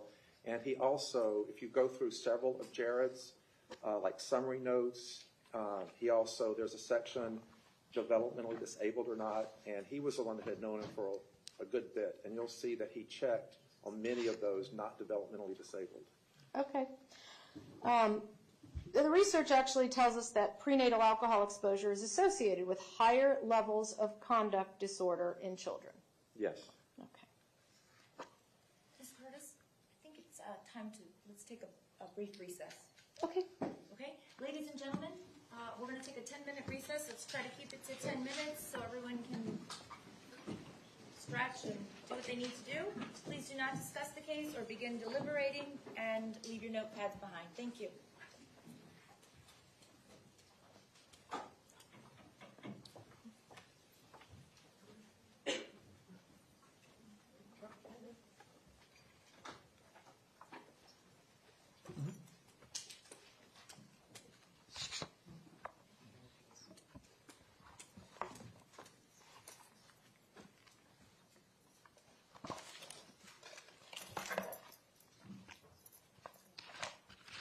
Jurors have been excused. We're in recess. As close to 10 minutes as we can keep it, please.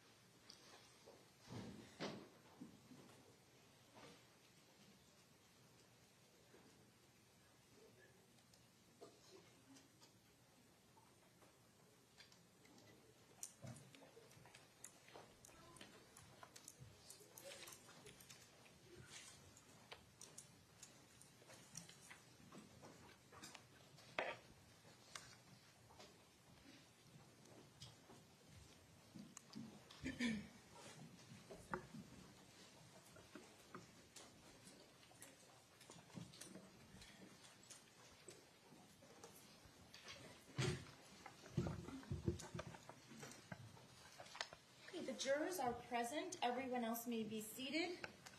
Curtis, whenever you're ready, you may continue. Okay. I want to go back to a couple of things that you said earlier, and then I'll pick up where I left off. You indicated that when we were talking about his counselor, John Newnham, and the distinction between whether it's therapy or just counseling for academic services, and you talked about reviewing his clinical notes, correct? Okay, because we have 8,000 or more pages of school records, and there were no clinical notes from John Newnham in there. The school notes and his testimony, which he described what he did. Okay, now you also testified about the animal behavior when he was a child, and that was because of maybe a communication issue or his way of coping and communicating? You have to be more specific. When the acting like a tiger. Yes, he was evaluated when he was young. I think that was even before he went into tutor time and early on. And they did describe, one of the descriptions was it may be acting out his animal fantasy to share kind of his frustrations. One of the therapists or evaluators noted that. Okay, and that actually continued until he was an adolescent and even into adulthood, correct? Oh, I wouldn't say not in any way. I disagree with that strongly in the way that that might imply. In actual fact, after about 5 weeks or so, when he got changed into a different classroom when he was young, they noted that behavior dissipated. There were some isolated notes when you go through the school records in the context of him usually acting out, where he might make an animal sound or something, but certainly not what you saw with the pervasiveness of when he was 2, 3 years old.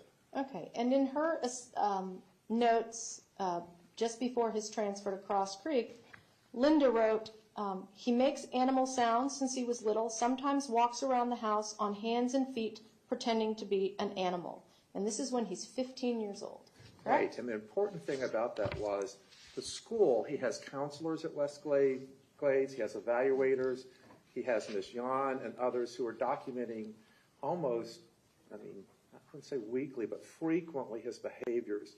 And what his mother described that was happening is very different from what other people observed. But she also reported other things about him that actually weren't accurate either. So she did describe that to the school, but that level and that type of behavior wasn't observed in the way that she described it. Okay.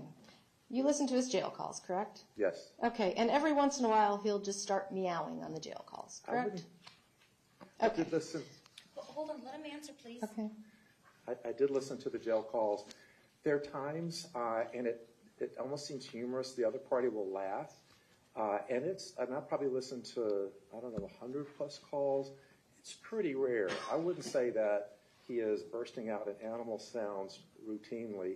Every now and then, sometimes it happens when the caller on the other side might have stepped away or be distracted.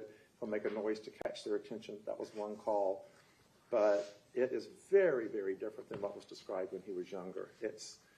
And they'll giggle and laugh about it. It's a humorous thing, not a mental illness thing, if you actually go through the calls. Okay. You talked a minute ago about the lack of remorse and what you saw on the social media. But lack of empathy and difficulty understanding people's emotions are associated with fetal alcohol spectrum disorder, according to the research, correct? They can be, to some degree. Okay. Now, we also talked about he received this diagnosis of conduct disorder, but at one point, Jared Bienenfeld also diagnosed him with persistent mood disorder. Yes, so he had 2 or 3 different diagnoses over the time. The one that was most consistent was conduct disorder, but he also thought at times he had problems with his mood. Okay. And throughout the years, Nikolas has been diagnosed with oppositional defiant disorder? There were some occasions, I wouldn't say throughout the years, but it was noted in some of the earlier records. Okay. Disruptive behavior disorder? Yes. Impulse control disorder? There was one note that described that. Okay. And those are in the same class as conduct disorders, correct? They're in the same chapter in the DSM for to say broadly behavioral disorders, but they oftentimes go along with conduct disorder, yes. Okay. But also, at some point, he was diagnosed with unspecified anxiety disorder.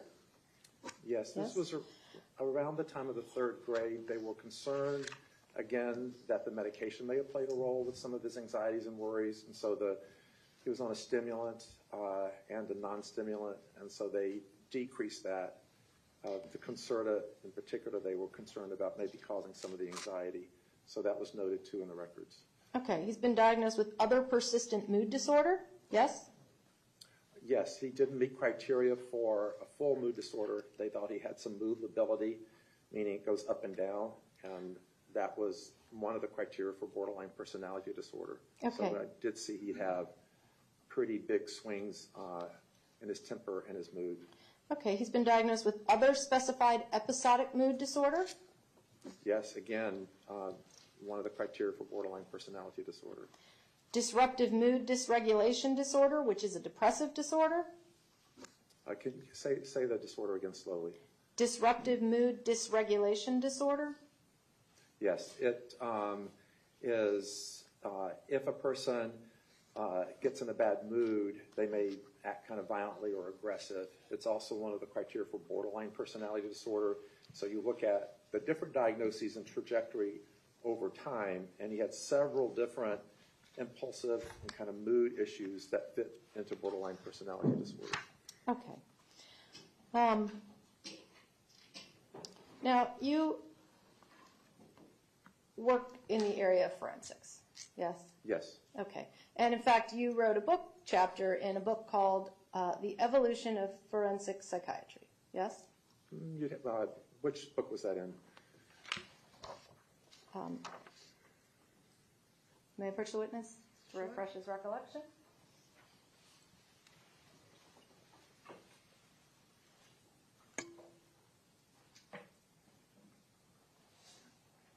I think this is about training and training programs. Okay.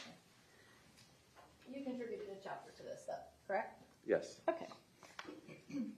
And I think you actually said, and this was last week, medicine evolves and psychiatry is a branch of medicine, so it evolves as well, correct? Yes. Okay. So I'm assuming that you keep up on the latest research and theories relevant to your work. In general, yes. Okay. So in doing research on the diagnosis that you've given, antisocial personality disorder, you must be familiar with Dr. Adrian Rain. Yes. Okay. In fact, he contributed to this book as well, correct? I don't know if he was an author. He wasn't a co-author with me, but I don't know if he contributed or not. Okay. And in fact, Dr. Rain has published over 250 peer-reviewed articles on antisocial personality disorder, correct? I don't know how many articles he's published. Okay. And are you aware that Dr. Rain's research, as well as that of numerous other researchers, shows that ASPD is a neurodevelopmental disorder, just like autism and fetal alcohol spectrum disorder, or ARND? I wouldn't say it would be just like it. Obviously, they can't be just like, because fetal alcohol syndrome would have at its basis alcohol, and the other diagnoses do not. So that statement cannot be true just on the face of it. I am aware that he has done a lot of work. It's fascinating work, by the way, on potential biologic underpinnings of antisocial personality disorder, some of which might even be identified in children as young as 3. And he's looking at the autonomic response system of the body. And so, yes, I'm happy to discuss his work. Okay. And in fact, since 2013, there has been a great deal of research and writing on the idea that antisocial personality disorder is actually a neurodevelopmental disorder based on the criteria that you use to determine if something is a neurodevelopmental disorder. Sure, there's been a lot of different theories and proposals. What I can tell you is the American Psychiatric Association has not adopted that, has not put that into the neurodevelopmental section of the DSM-5. And so many people have different theories about what causes someone to have criminal behavior, what causes someone to act violently. And so there's a large body of research, both biologic, psychologic, and social theory research. So some of the researchers biologically are really trying to determine, is there a part of the brain that may play a role? How young could we identify? Could we have earlier interventions if this could be identified to stop it? So Adrian Rain's work is some of the early work for even as young as 3 years old as one theory, but it has not been accepted by the American Psychiatric Association or the body of psychiatrists at this point that it is a neurodevelopmental disorder. Right, and Adrian Rain started writing on it in about 2018, correct? I would say that maybe even earlier he had some publications related to conduct disorder and its origins. Okay, and in fact there are several well-known researchers and scholars in the area of antisocial that do believe that, even if the American Psychiatric Association does not, correct? Oh yes, there are people that believe many different things. Okay. I want to talk now briefly about the borderline personality disorder you diagnosed. Would you agree with me that there is a strong genetic component to borderline personality disorder as well? I think there is an increased genetic risk if you have it run in your family. Whether it's strong or not, it depends on how you define strong. I think in the DSM, let me check, says 5 times more likely. Among if you have a first-degree relative. First-degree relative, okay. There are also environmental factors that contribute to the development of borderline personality, correct? Sure. And that would be being a victim of emotional, physical, or sexual abuse, being exposed to long-term fear or distress as a child, being neglected by one or both parents, growing up with a family member with a serious mental health condition. Correct? Yes, that is true. Okay.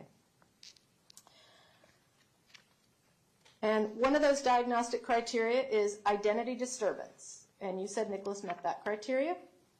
Yes, in my opinion, yes. Okay. You also testified that he experienced chronic feelings of emptiness. Yes. Okay. The diagnostic features also discuss co-occurring painful feelings of aloneness. Yes, that can happen, certainly. Okay. Then the hallmark symptom of borderline personality disorder is the fear of abandonment, correct? It is one of the symptoms, and it's characteristic of many people with borderline, but it's not the only symptom. So it's one of the 9 symptoms. Okay. And the diagnostic features in the DSM states regarding borderline, this lack of a full and enduring identity makes it difficult for the individual with borderline personality disorder to identify maladaptive patterns of behavior and can lead to repetitive patterns of troubled relationships, correct? Yes, that's why it's a personality disorder.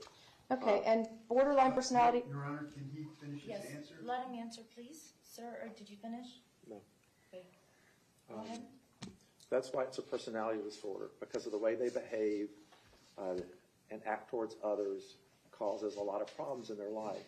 So if they break up with somebody, it's one thing to be upset and have some behavior around that.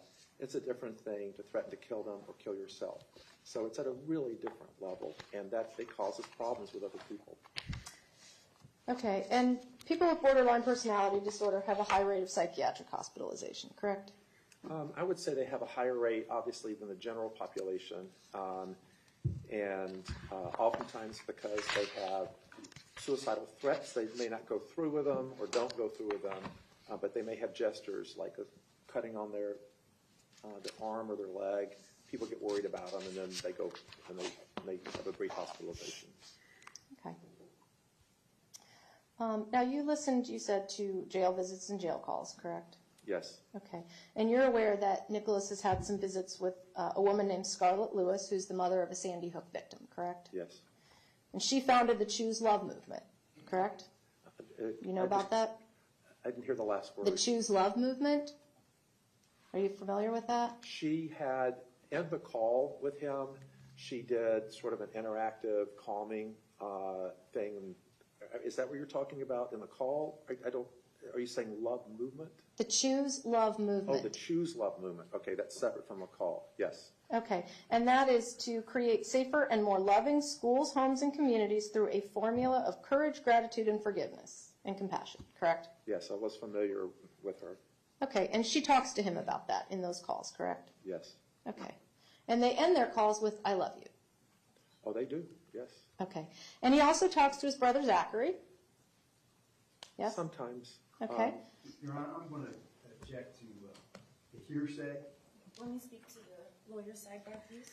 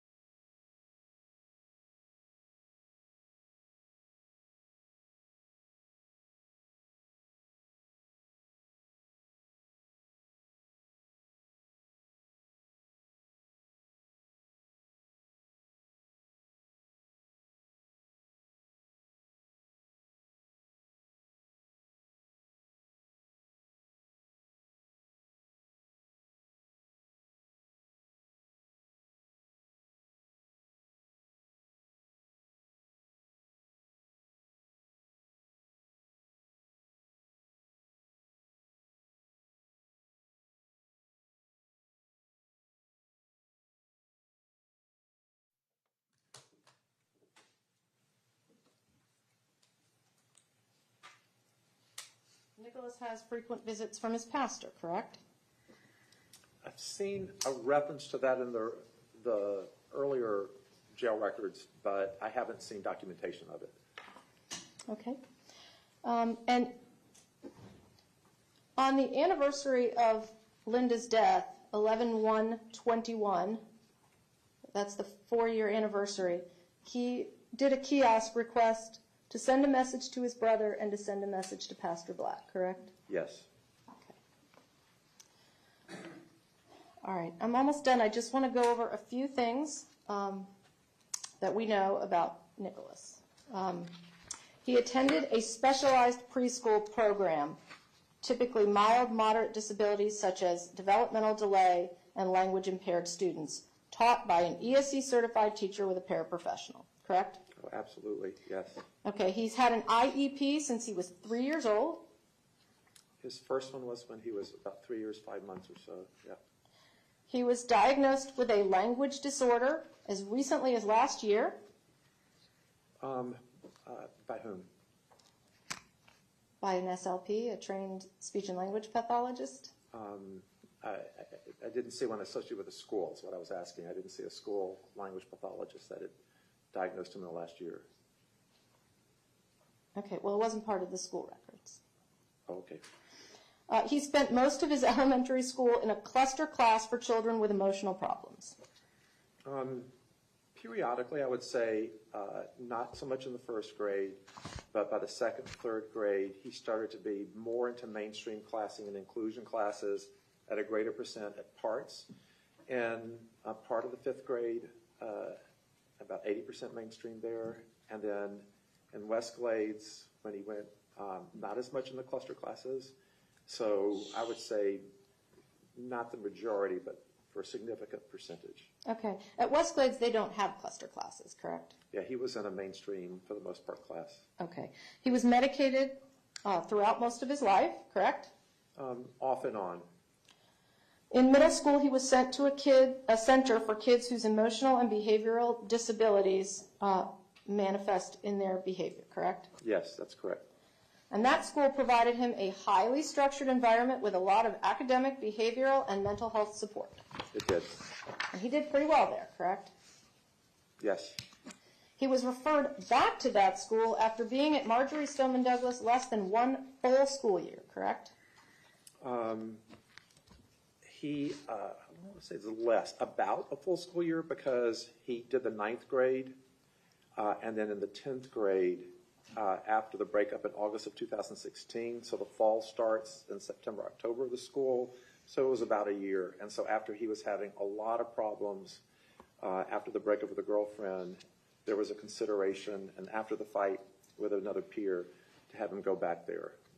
So he did well that first year, and even though he was doing well, really well in the 10th grade, and this is a key point, he was also looking up a range of these kind of violent searches and school searches and shootings, even when he was in a structured environment and doing very well. So that seemed to be independent.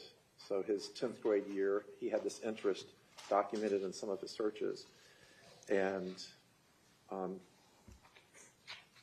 structure of the classroom didn't seem to negate that. Okay, so he was referred back to Cross Creek within one full school year of being sent to MSD, correct? Yes, at a school year, yes. Okay. When he was at MSD, he was no longer receiving Henderson services, correct? For part of the time he was, but it ended in the fall of 2016, around December. And that was his, that was when he was, those were individual calls, correct? That was not the cluster of services that he was receiving, correct? He did have some referrals and individual calls, but the REACH program and some of the other treatment ended in December, I believe, of 2016.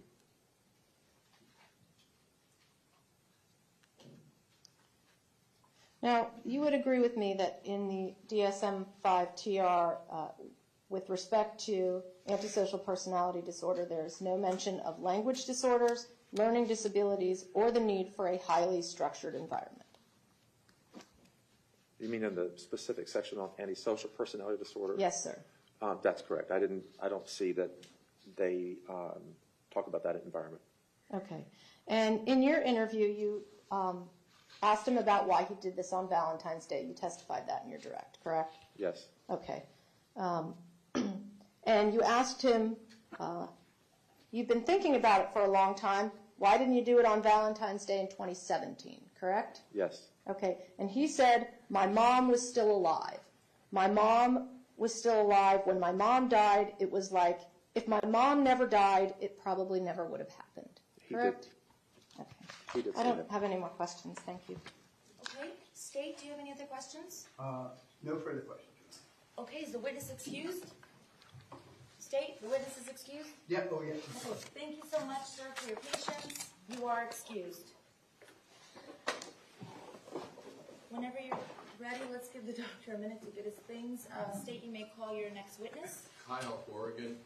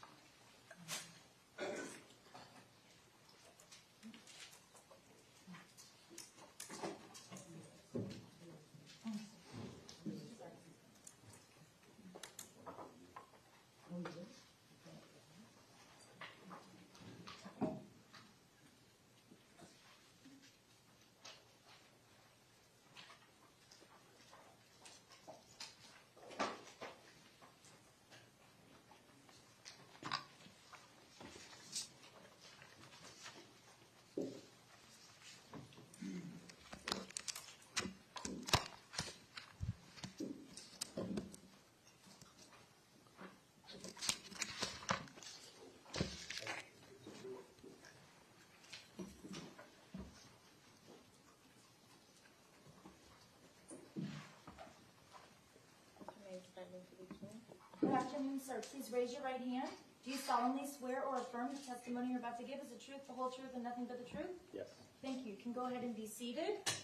Please speak into the stationary microphone that's directly in front of you. Please state your full name and spell your last name for the record. Kyle James Horgan, Horrigan. And Mr. Horrigan, where did you graduate from high school? Marjory Stoneman Douglas, In what year? 2018. And what kind of work do you do now? I'm a firefighter paramedic. Okay. Directing your attention to February 14th, 2018, were you present at the school the day of the shooting? Yes. And you weren't in the 1200 building, correct? No, sir. Okay. I'm going to take you to later in that day.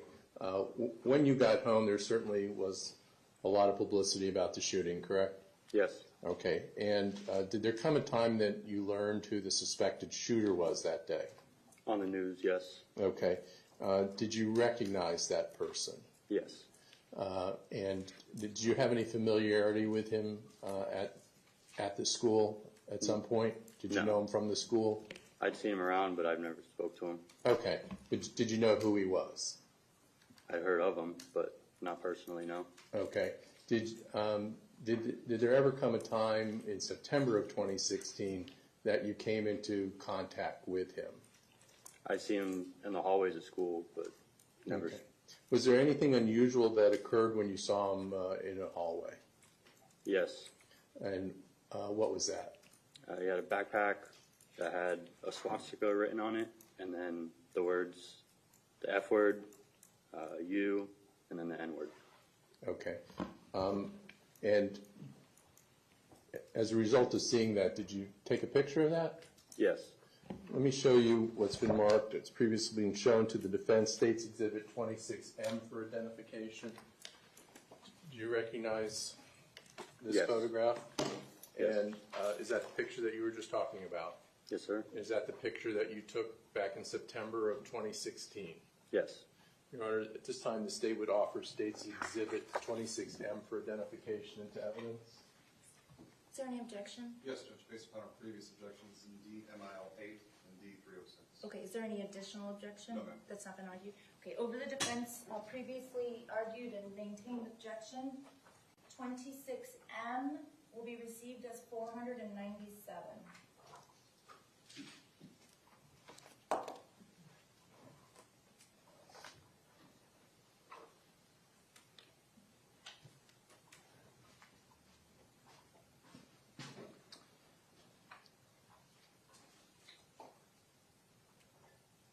So can you tell us where you were when this picture was taken? I was leaving math class. I believe it was a 900 building, the hallway. I don't know the exact number, but it was a 900 building hallway. Okay, and so you see a person in front of you wearing this backpack like this? Yes. Okay, and do you think you could still recognize the person who's wearing it? Yes. Do you see that person in the courtroom? Yes. Can you point to him, please? Okay.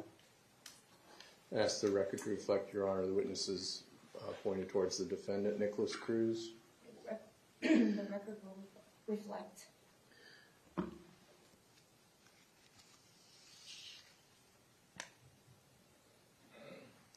Tell us why you took the picture.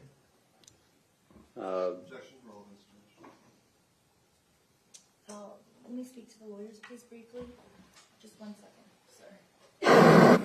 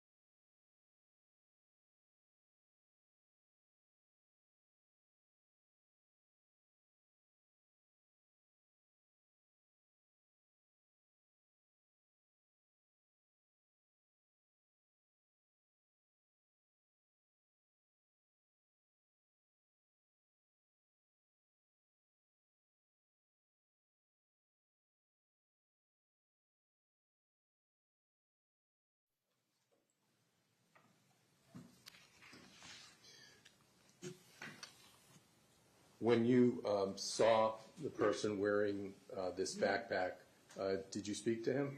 No. Why not? I personally wouldn't want to encounter someone that's brave enough to write that on a backpack and walk around with it. I'm sorry, brave enough? Brave enough, yeah. Okay. What was your reaction to seeing that backpack?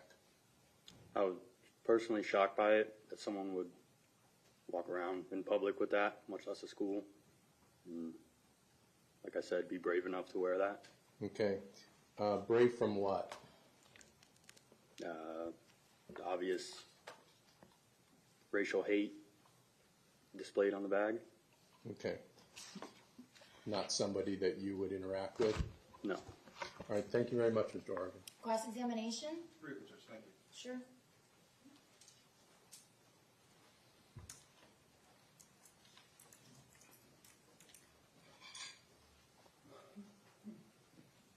Good afternoon, Mr. Horgan. How are you doing? Good, how are you?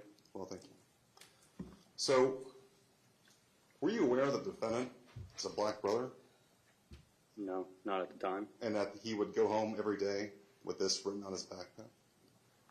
I don't know him personally, so no. You'd agree with me, that's pretty crazy, right? Yes.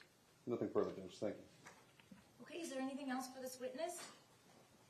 No, thank you. Okay, thank you, sir. You're excused. Thank you. State, when you're ready, you may call your next witness. Thank you, Your Honor. Sure. Dr. Robert Denny. Sure.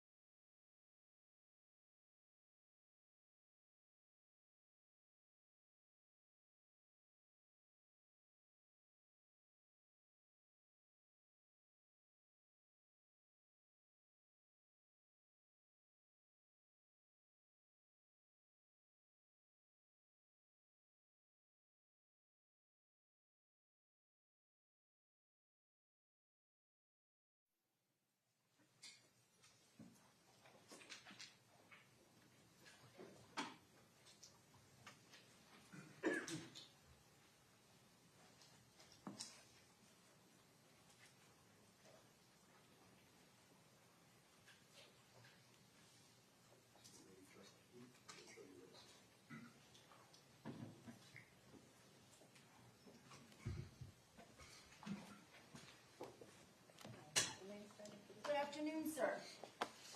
Please raise your right hand. Do you solemnly swear or affirm the testimony you're about to give is the truth, the whole truth, and nothing but the truth? Yes, I do. Thank you, sir. You may put your hand down and be seated.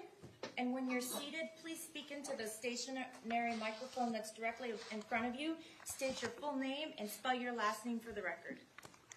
Robert L. Denny, D-E-N-N-E-Y. Okay, state your name, choir. What is your profession, Dr. Denny? I'm a clinical neuropsychologist. And where do you work?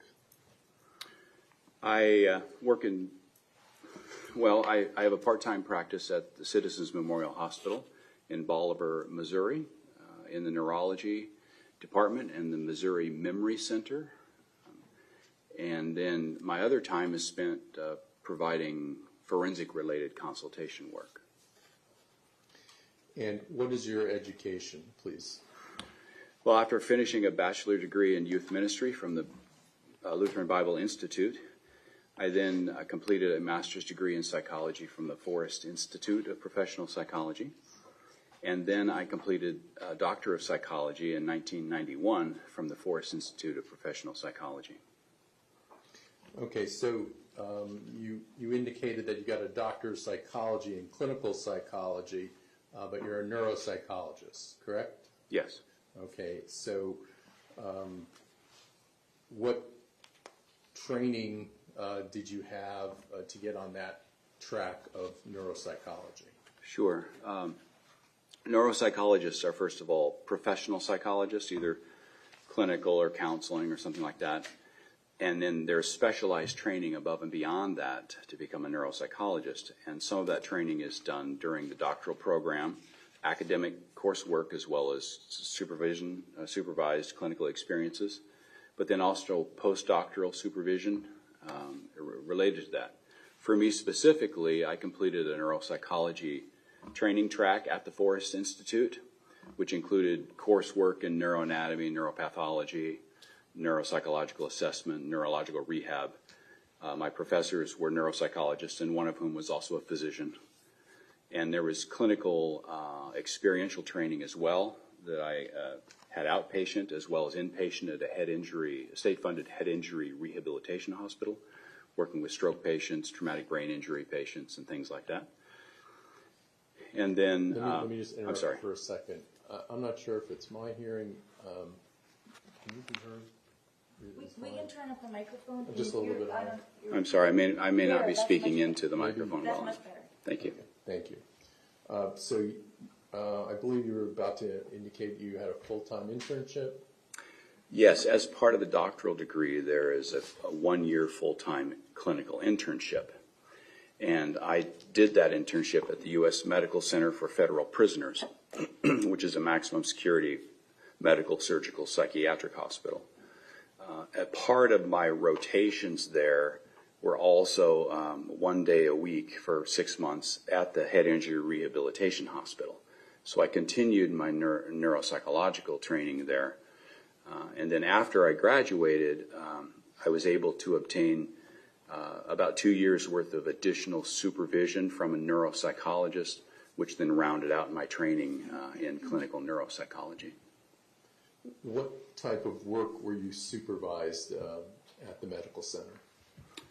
Well, we had, again, the medical center, it's a maximum security medical center for Federal Bureau of Prisons inmates from all over the country and U.S. territories. And so there were medical patients there, surgical patients, and a large psychiatric cadre of patients. And there was also a pretrial criminal forensic evaluation unit there where we completed pretrial criminal forensic evaluations for the U.S. district courts throughout the U.S. territories. So I rotated through all of those rotations, and I was supervised by specialists in each of those areas, including a part-time rotation through what's called the work cadre portion of the U.S. Medical Center population. These are low-security inmates that were sent to do their time at the U.S. Medical Center, and they worked in electricians, cleaning, housekeeping, kitchen, that sort of thing. So it was more like a counseling type of a rotation. The rest of it was severe major mental illness, people who needed inpatient psychiatric treatment, evaluating people who were sentenced inmates who were sent to Springfield to evaluate whether or not they needed inpatient mental health treatment. And these are severe psychiatric kind of conditions, psychotic conditions. And if they needed it and consented to treatment, then we would sign them into the mental health treatment unit. If they needed it but were not competent to sign themselves in or refused, then we would pursue a civil commitment through the local court to provide treatment for them. So I received supervision and training in all of these areas. And let me flesh out a little bit. The medical and surgical side, we had the largest dialysis unit in the country, even outside of prison systems. It was the largest dialysis unit. So we had a lot of dialysis. We had a cancer treatment center, surgical services, and psychologists were involved in those areas as well, providing evaluations, therapy, things like that. And so I rotated through that rotation as well. Did that include forensic psychological examinations? Yes. The pretrial forensic unit, again, where we performed evaluations for the U.S. District Courts, I was an intern there as well and rotated through that. I think it was 4 or 6 months of supervision doing those type of evaluations. And this is all a male facility? Yes. Okay. And the issues that you would address in forensic psychology, what were those issues?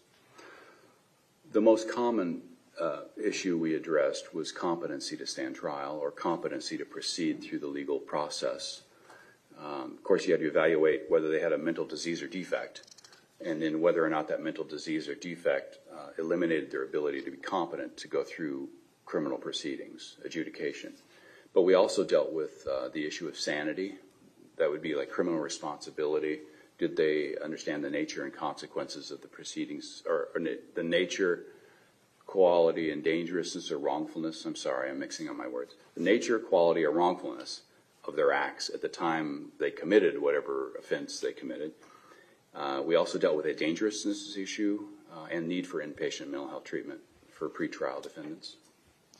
And after you graduated and got your doctorate in 1991, where did you work? I actually was offered a position at the U.S. Medical Center. So I left as an intern on Friday and came back Monday as a staff psychologist. And what were your duties during those years? Well, I was hired to fill a forensic evaluator spot. And so once my license came in December of 1991, then I switched over to the forensic unit.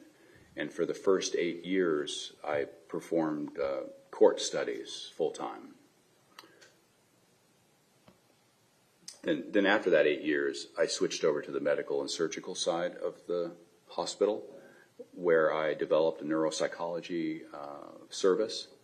And however, I was the only neuropsychologist in the facility, so I also provided neuropsychological consultation to the forensic service. So I continued to do that throughout my career there. So the first thing when I asked you what's your profession, you said neuropsychologist. Are you also a psychologist? Yes, I'm a clinical psychologist, okay. Number one, but a clinical neuropsychologist as well. Okay. And where did you first become licensed as a psychologist? I was initially licensed in the state of Arizona, because even though I was in Missouri, in the federal system, you could be licensed in any state. And so I got an Arizona license initially. Then a year later, I was eligible for a Missouri license, and I switched over to Missouri, and I have other licenses since then. Where do you currently hold psychology licenses? Missouri, Michigan, Hawaii. Oh boy. Missouri, Michigan, Hawaii, Florida. Washington, D.C.? Thank you. Gosh, Washington, D.C., yeah. Nerves. It's not really a state, so it's sort of... Oh, thank you. It saved me. Yeah. So are you board certified? Yes, I am. And what are you board certified in? I'm board certified in forensic psychology. I obtained that certification in 1997. I then became board certified in clinical neuropsychology in 2003. Both of those boards are official boards under the American Board of Professional Psychology, which is the umbrella board for board certification in psychology. So, what is board certification? What does that mean? Well, it's, what does it mean? What is it? Okay. Board certification is a process. And if to be eligible to become board certified, first of all, you have to meet certain training requirements and have been at least 5 years post-degree completion and have met the requirements for that specialty board. Say forensic psychology, you had to have so many coursework related supervisions for so long, a year I think, or a number of hours training in forensic psychology. And then once you're eligible for the board, you then take a written examination, although this is confusing, sorry. I didn't have to take the written examination initially because they weren't doing that in forensic at the time. They do now. But once you're qualified, then you have to, and complete that written exam, then you submit work samples, which are actual cases you've done, and you submit all the supporting documentation to go with those work samples. Those work samples then get sent out to expert reviewers who decide whether or not it's excellent quality work. And if they approve it as excellent quality work, then they pass you at that level, and then you have to sit before an examination of 3 experts in forensic psychology who then basically cross-examine you for 3 hours on your work samples, what you know, all of mental health case law, all of the issues related to those kind of decisions that you would make, competency, sanity, whatnot, why you do what you do, ethics, all of that sort of thing. And if they agree to pass you, then you've obtained board certification in forensic psychology. Okay, so what is forensic psychology that you're board certified in? Right, forensic psychology is simply the application of professional psychology, like clinical or counseling or something like that, to legal issues, the legal form, and it can be criminal or it could be civil, but applying the skills involved in clinical evaluation of people to that setting.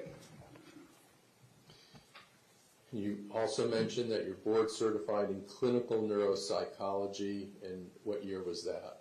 2003. Okay, so what is clinical neuropsychology? Clinical neuropsychology is, in essence, the study of brain-behavior relationships. Okay, if the brain is functioning correctly, it allows us to be able to do certain behaviors. If the brain is not functioning correctly, then those behaviors change. They become impaired or what have you. And we use specialized tests to measure how that brain function works in real-life situations. Basically, we're often called in to provide diagnostic services when there's questions of diagnosis when it relates to neurologic issues. For example, in my setting at the Missouri Memory Center, I do a lot of evaluations of elderly to determine whether they have memory problems, whether that memory problem is something that is consistent with their age, or is it suggestive of some other condition like mild cognitive impairment or even something like dementia or of various different kinds.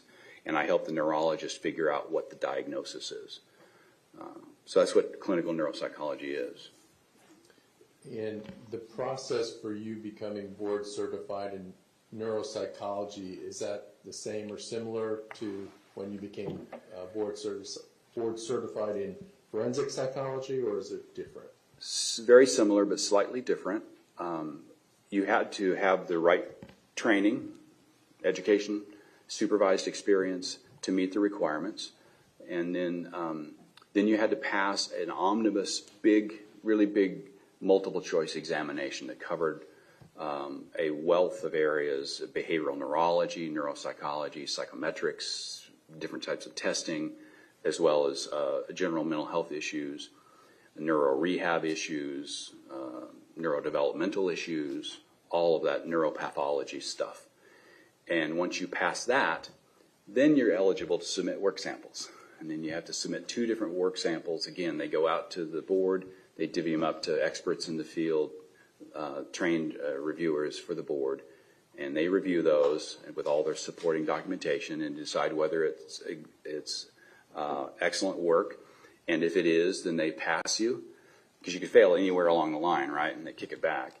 And if they pass you, then you go on to the oral examination, which is also a 3-hour oral examination, but it's a little bit different because each hour is with a different oral examiner covering different topics: ethics, your work samples, and what's called a fact-finding, where they give you a scenario of a case, and you have to, right then and there, in the heat of the moment, get all the testing results you would need and figure out diagnostically what's going on that case and provide reasonable treatment recommendations. What is the benefit in becoming board certified? Well, there's, I think, two benefits. One is personal gratification. Like, it's like a mountain. Okay, I've achieved that, and I can, we always carry this little, am I good enough? Am I really trained properly? Do I know what I know? But that helps confirm, like, yes, you do, you are. All right, and so that's that personal gratification. But I believe it also serves a broader purpose in that then other people can know that I have been evaluated and that my work has met certain standards. And I think that's very valuable for society. Is there anything unusual about having both of these board certifications in forensic psychology and clinical neuropsychology? Yes, it's rare. How rare is that? There are 7 people who have both board certifications. In the United States? In the world. Okay.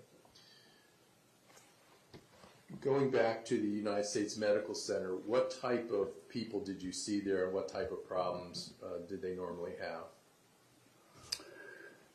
Well, as I alluded to, it's a medical, surgical, psychiatric hospital for maximum security, and so all of our men, and it was all men, no women, all of the men we received who were sentenced inside the Federal Bureau of Prisons came from the most maximum security facilities.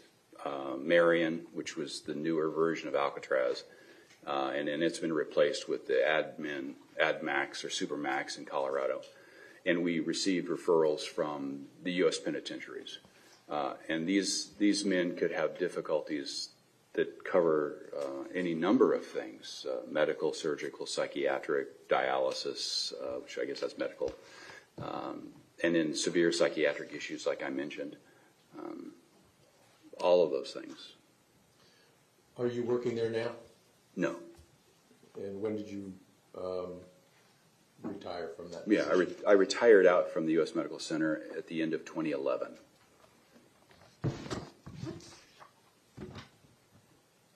What were the ages of the men that you would see there? Well, they were all adults, although some of the pretrial defendants were in their upper teens.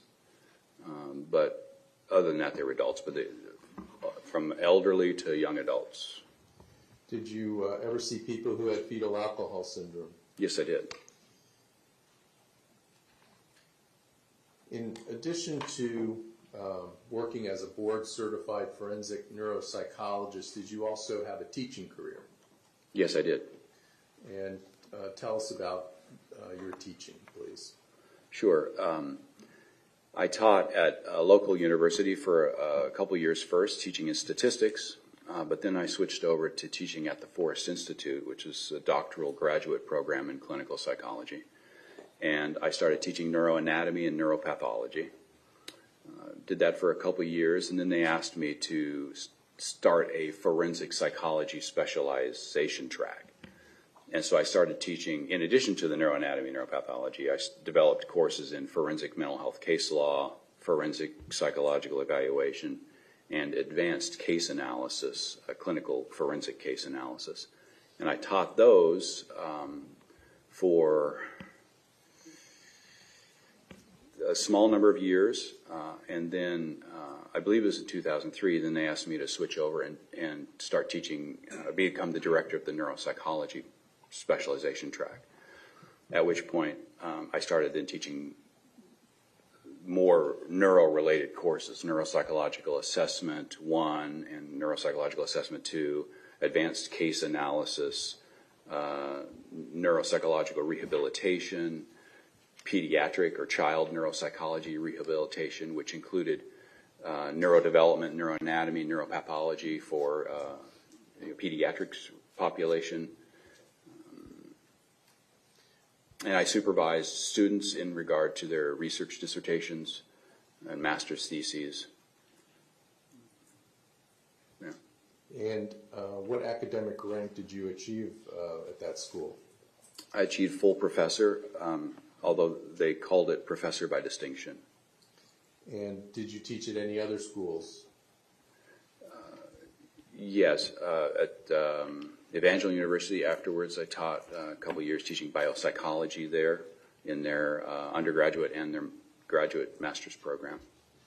And including in that biopsych course was lab work where we actually did brain cuttings and things like that. Did you teach doctoral students as well? Yes, at Forest Institute, they were all doctoral students. And how many years did you do that? I believe it was 18. And are you a member of any professional organizations? And if so, what are they? Yes, I'm a member of the International Neuropsychological Society. I am a fellow of the National Academy of Neuropsychology, and I'm a fellow of the American Psychological Association. Were you the president of any of these organizations? Yes, in 2009 I was the president of the National Academy of Neuropsychology. As a fellow of the American Psychological Association and National Academy of Neuropsychology, what does fellow mean, and how do you get that? Yeah, fellow status is a status that's somewhat unique. The organization committee on fellows every year decide who has made a substantial contribution to the field. And those are the individuals they put forth as recommended to become fellows. And so that happened in neuropsychology for me at the National Academy of Neuropsychology, and related to my work in forensic neuropsychology for the American Psychological Association. What is forensic neuropsychology? No, it's just like it sounds. I mean, it's the application of clinical neuropsychology in the forensic setting. And have you published in your field? Yes, I have. How many publications do you have? I believe it's about 64. And what are the areas that you publish in? Well, my career has been mostly the application of clinical neuropsychology in the criminal forensic setting. I saw many years ago that there was a lot of clinical neuropsychologists who get involved in criminal forensic matters but really don't know what they're doing in terms of the types of issues they got to deal with in criminal forensics, competency, sanity, and specific standards and things. And so my career has been to publish and teach on the methods that need to be used by clinical neuropsychologists when they step into the criminal forensic setting. So that's been a big part of it. Some of my publications have dealt with negative response bias and malingering, that sort of thing. Some of them publications have been in ethics issues. That's when you say you publish, is it a book? Is it an article? What is it? It's a mix of things. There's a lot of peer review articles that go into actual peer reviewed journals, and then there's also book chapters. Let me just stop you there. Yeah. What does peer reviewed mean? Well, the peer review system, say for example, Journal Y here, they will have an editorial board. These are people who are experts in the topic area of the journal, and they will be funneled manuscripts. So when somebody submits a manuscript to that journal, it gets funneled to the editorial board, and it's like 2 or 3 reviewers then review that manuscript and decide whether it's good research and should be accepted or rejected, and if it could be accepted, could it be improved to possibly be accepted, and then you write up these analyses of the manuscript that go back to the authors, and you're assigned that task by the journal editor. So that's the peer review process. And then the authors look at those comments and they say, okay, well, I'm going to make the changes the editorial board requested, and then you resubmit the manuscript, and sometimes that goes multiple times, and eventually the manuscript's accepted for publication. Okay. And is this how neuropsychology grows from the research and writings of authors like you? Yes, that's the way science works, through the scientific journals. Are you on any editorial boards? Yes, I am. And what are editorial boards, and which ones are you on, please? Again, the editorial board are those people who review the manuscripts for the journal. I'm on the editorial board for the Clinical Neuropsychologist, Archives of Clinical Neuropsychology, Applied Neuropsychology, Adult. Those are three editorial boards that I'm on. And what is the Journal of Pediatrics? Well, the Journal of Pediatrics, that's the journal by the American Association of Pediatrics. And do you review any manuscripts for them? I was asked to review as what's called an ad hoc reviewer to review a manuscript for pediatrics. And what is validity testing and malingering? Validity testing and malingering is a big topic area. And it's very important in neuropsychology because unlike, say, radiology, where you could put somebody under a scanner and they take a picture, neuropsychology requires the person to put forth appropriate task engagement. They've got to actually apply themselves in the testing to have results actually reveal what the person's real ability is like, right? You can imagine a child who's angry and frustrated in school or something like that, and they get told you got to go down to the counselor's office because you're going to see a psychologist for an IQ test. And they don't want to be there. They're angry. They're upset. And they come in there and they say, "Why am I here? Who are you and why am I here? And why you take a test?" "I don't know, take a test." But they force them to sit down and take a test. That person's probably not going to have a really good IQ score because they didn't apply themselves. So you have to be motivated to do your best.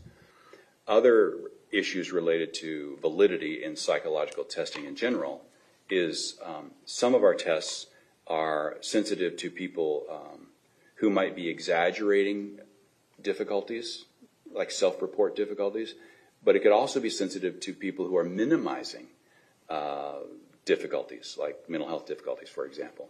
And so there are validity scales in our measures that try to pick up on that. And we need to look at these validity indicators to determine whether the data are valid or not. If you don't do that, or you don't do a thorough enough analysis of the validity indicators in relation to how the person's performing, what the referral issue was, and how that compares to what real life is for this person, and look for consistencies. If you don't do that thorough analysis, then you could end up with data that really is not reflective of the person's genuine abilities. And so it's a very important issue. Dr. Denny, have you published in the area of validity testing and malingering? Yes, I have.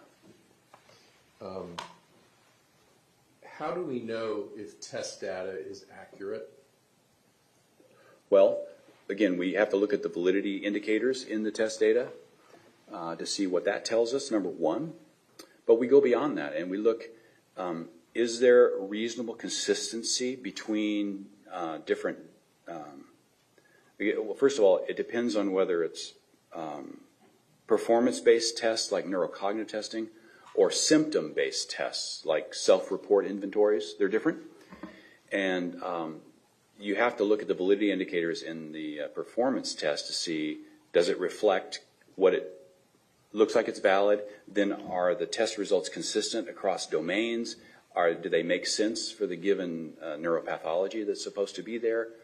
And is it consistent with real world functioning? And if all those consistencies are there, then you can say, okay, this looks like valid data. Likewise, you have to look at the self-report measures and see, is there signs of exaggeration? Is there signs of minimization? Does what the person say is the problem consistent with what I see in front of me? Or is it inconsistent? And all of those things go together to decide whether a person's presentation on testing is a valid reflection of their real abilities. Okay, so talking about validity testing, correct? Is there two types? Yes, I'm sorry. Yeah, there's performance validity testing, where you're measuring the validity of somebody's performance. You know, are they demonstrating appropriate task engagement? Are they engaged to the task, and with the intention of doing their best? And then there's. Let me stop you. Yes. So you used an example about making somebody take an IQ test that they don't want to take, right? Right. So if that person is given the test and they Christmas tree the IQ test, they give no effort, is that an example of performance validity testing? Well, yeah, there's in the performance validity testing, there are two different types of validity measures we use. Some are freestanding. So you add an extra test to the test battery that is designed to detect people who are not trying to do their best on testing, or maybe attempting to look bad on testing. That happens sometimes. And then there are also what are called embedded indices. You look in the normal tests that are given and that have been validated to measure certain abilities, but you look at certain key indicators in there that we have learned through lots of experience and literature that don't actually reflect pathology, but they reflect lack of effort.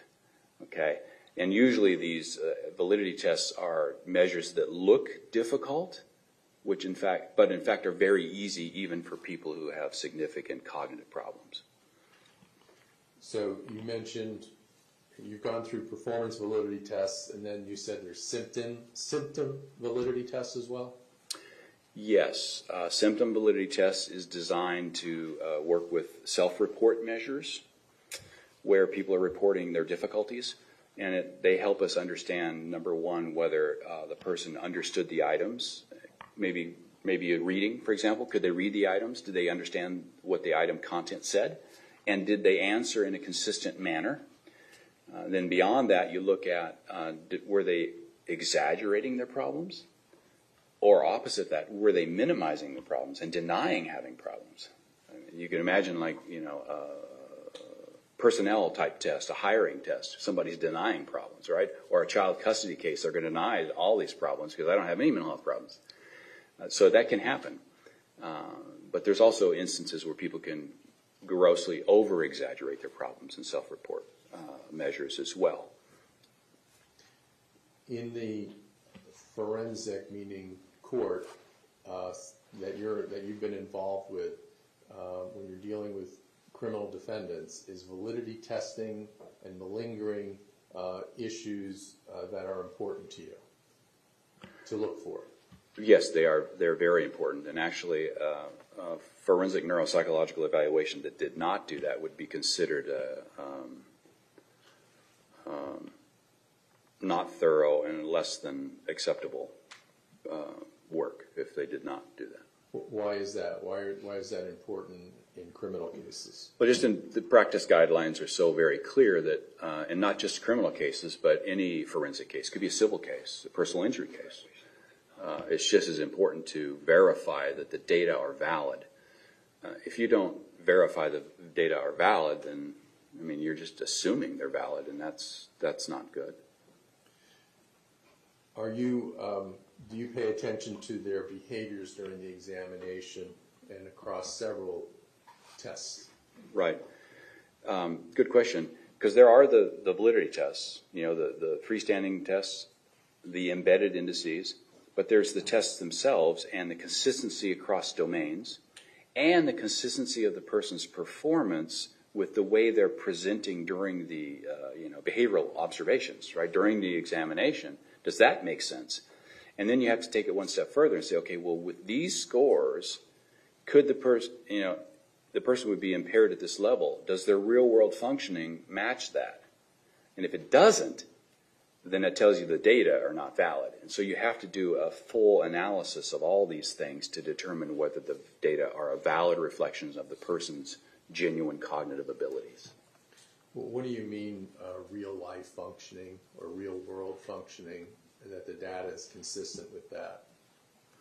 Well, for example, if I create, and maybe this might communicate better, let's assume hypothetically that I created this really fantastic back pain measure.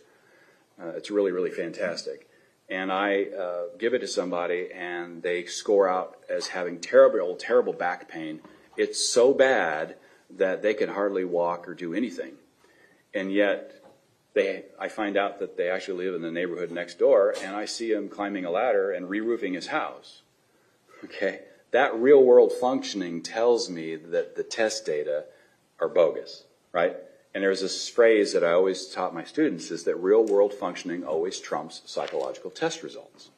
Because if your test says one thing, but real life says something different, you got to go with the real life. Okay, now if you can describe how do neuropsychological tests work? That's great. Neuropsychological tests, first of all, it's a procedure, like having somebody do something, whether it's putting together puzzles or doing some motor task really fast, or drawing, or answering questions. It could be all of those things.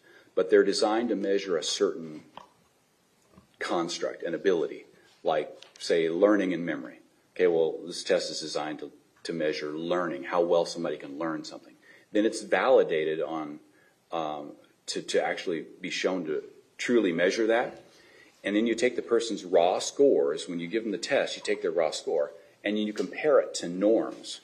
Okay, so you've got a large normative database of people who've been given this test, and so you know what is normal, right? And when it's somebody who's performing better than normal or worse than normal, and then that gives you a standardized scores. And then with the standardized scores, you can say, okay, well, this individual on this task either has really strong abilities in this area or very, very weak abilities in this area. And then with multiple tests, you get kind of a profile of what the overall cognitive ability looks like. You were using the word domain before. Could you explain what that means? Sure. In a neuropsychological test battery, we try to measure the basic functions, maybe that's not a good word, common functions of the brain. Attention, concentration, learning, memory, language skills, visual, spatial, nonverbal types of skills, problem solving, planning, organization, mental flexibility, things like that. Each of those areas are domains inside a neuropsychological test battery. So you might have a domain of memory, you might have a domain of academic functioning, or a domain of attention, concentration, maybe speed of mental processing. That's what I mean by domains. Does it matter what kind of pathology a person has that, let's say, knocks out that ability to perform a skill? Well, it really doesn't tell you much about what pathology it is per se. Let's say somebody who's performs very poorly in memory. Okay, they've got a memory disorder. It doesn't tell me what the problem was. That memory disorder could be because of Alzheimer's disease. If they're an older individual, right? That could be. If it's a younger person, it may be due to something else. Oh, it might be due to the traumatic brain injury the person just had. Okay, so it could be any different pathology. It could be somebody who's got MS, but they're later in the course can start having some memory problems. So it really depends. So you can have multiple neuropathologies that can cause a poor score. Does that make sense? Yeah. So is your determinations made just on test scores? Is that how you make your diagnosis, just on test scores? No, it would be really inappropriate to do that. You have to look at the entire clinical situation. What's the referral question? Okay, what's the person's history? What is their presentation over time of those issues? Has it changed? Is it the same? Was it a quick onset? Was it a slow onset? And then what are their behavioral presentation look like? So I can look at the test results, I look at their behavioral presentation, and then sometimes you're able to be in a situation where you talk about a spouse or somebody who knows the person at home, and they can describe what they're like at home.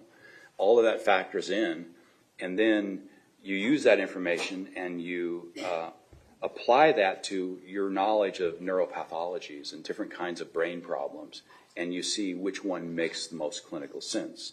And maybe there's the number one looks like this one, but it could be this, it's possibly this, unlikely this, and then we pursue the rule out process. That's the way it works. Okay, thank you, Your Honor. I think this would be a good time to break. Okay, may I just speak to the lawyers for a second on the headphones?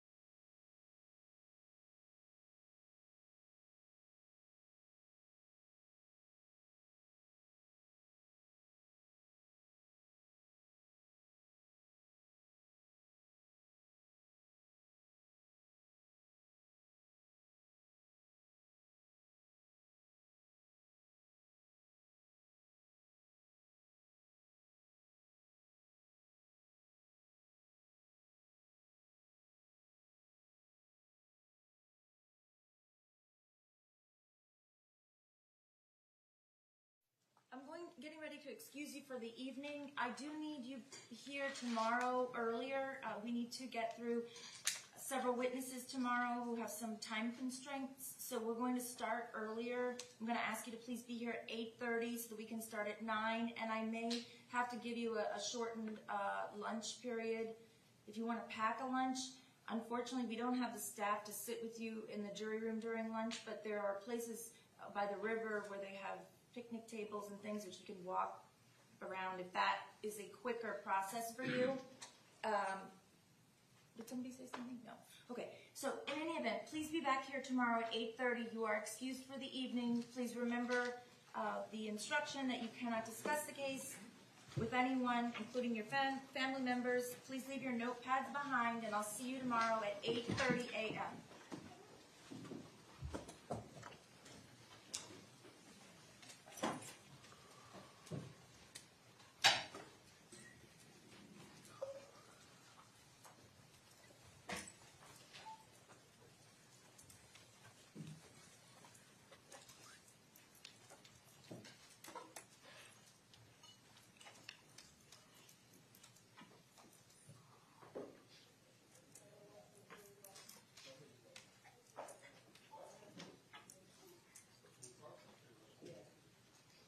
Okay, the jurors have been excused.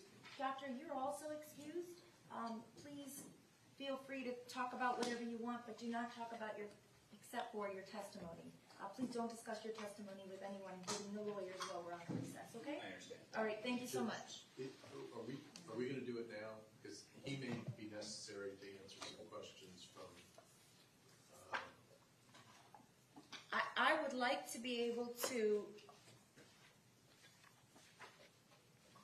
go through what you all have given me, even though it's not much. Don't forget, you're much more familiar with these things than I am.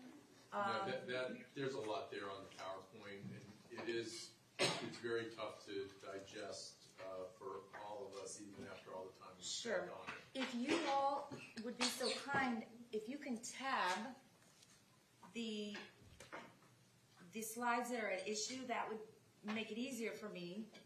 And then, if we can reconvene tomorrow promptly at 8:30, then we'll have from 8:30 to 9 while they're getting the jurors settled to go over these issues. Will that be enough time for you, State, to make any amendments? Yeah. If needed? Dr. Denny would probably be the one to do it.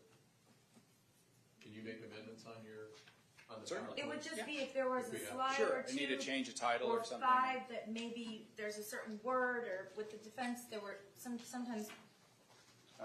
I haven't even looked at it, so I can't give you an example, but there were certain pages that I had them remove the entire slide, and then there were some slides where I said, you can keep this, but take that out. But it wasn't that. Absolutely. That's no problem. Okay. Approach judge, not tab. Thank you. Your Honor, will we be able to get the defendant up early? Yes. He's going to have to be here for it. Yes, I will. We can get him up here so we can start at 8:30, please. Yes, that's not a problem. Okay, great. We're bringing you the thumb drive right now. Okay.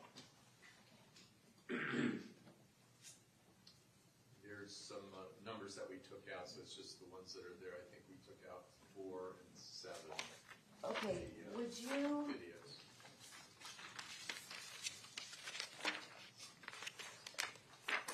Ms. McNeil, you're the author of this pleading, I believe.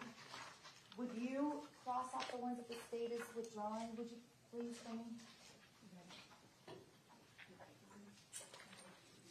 You can just put a line through them so that I know I don't have to read those particular slides. And everyone else can either be seated or is excused. I'm just standing to stretch.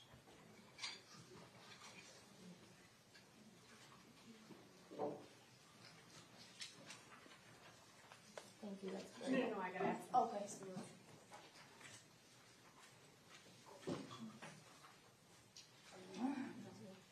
Jeff, which one did you decide to do?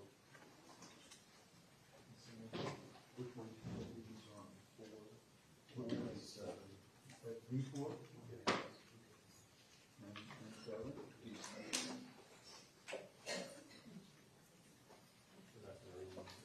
Is that okay? These 2?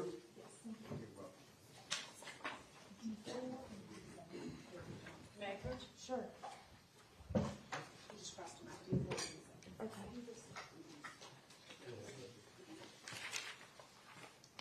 Thank you. And you're putting like post-its on the ones at issue? Yes, ma'am. There was, without seeing it, it was a little bit hard to follow your motion. I know. It wasn't your fault, it just. Other than that, we're in recess. Can Mr. Cruz be excused? Yes, ma'am. Yes. Okay, we're in recess till tomorrow. We'll start at 8:30.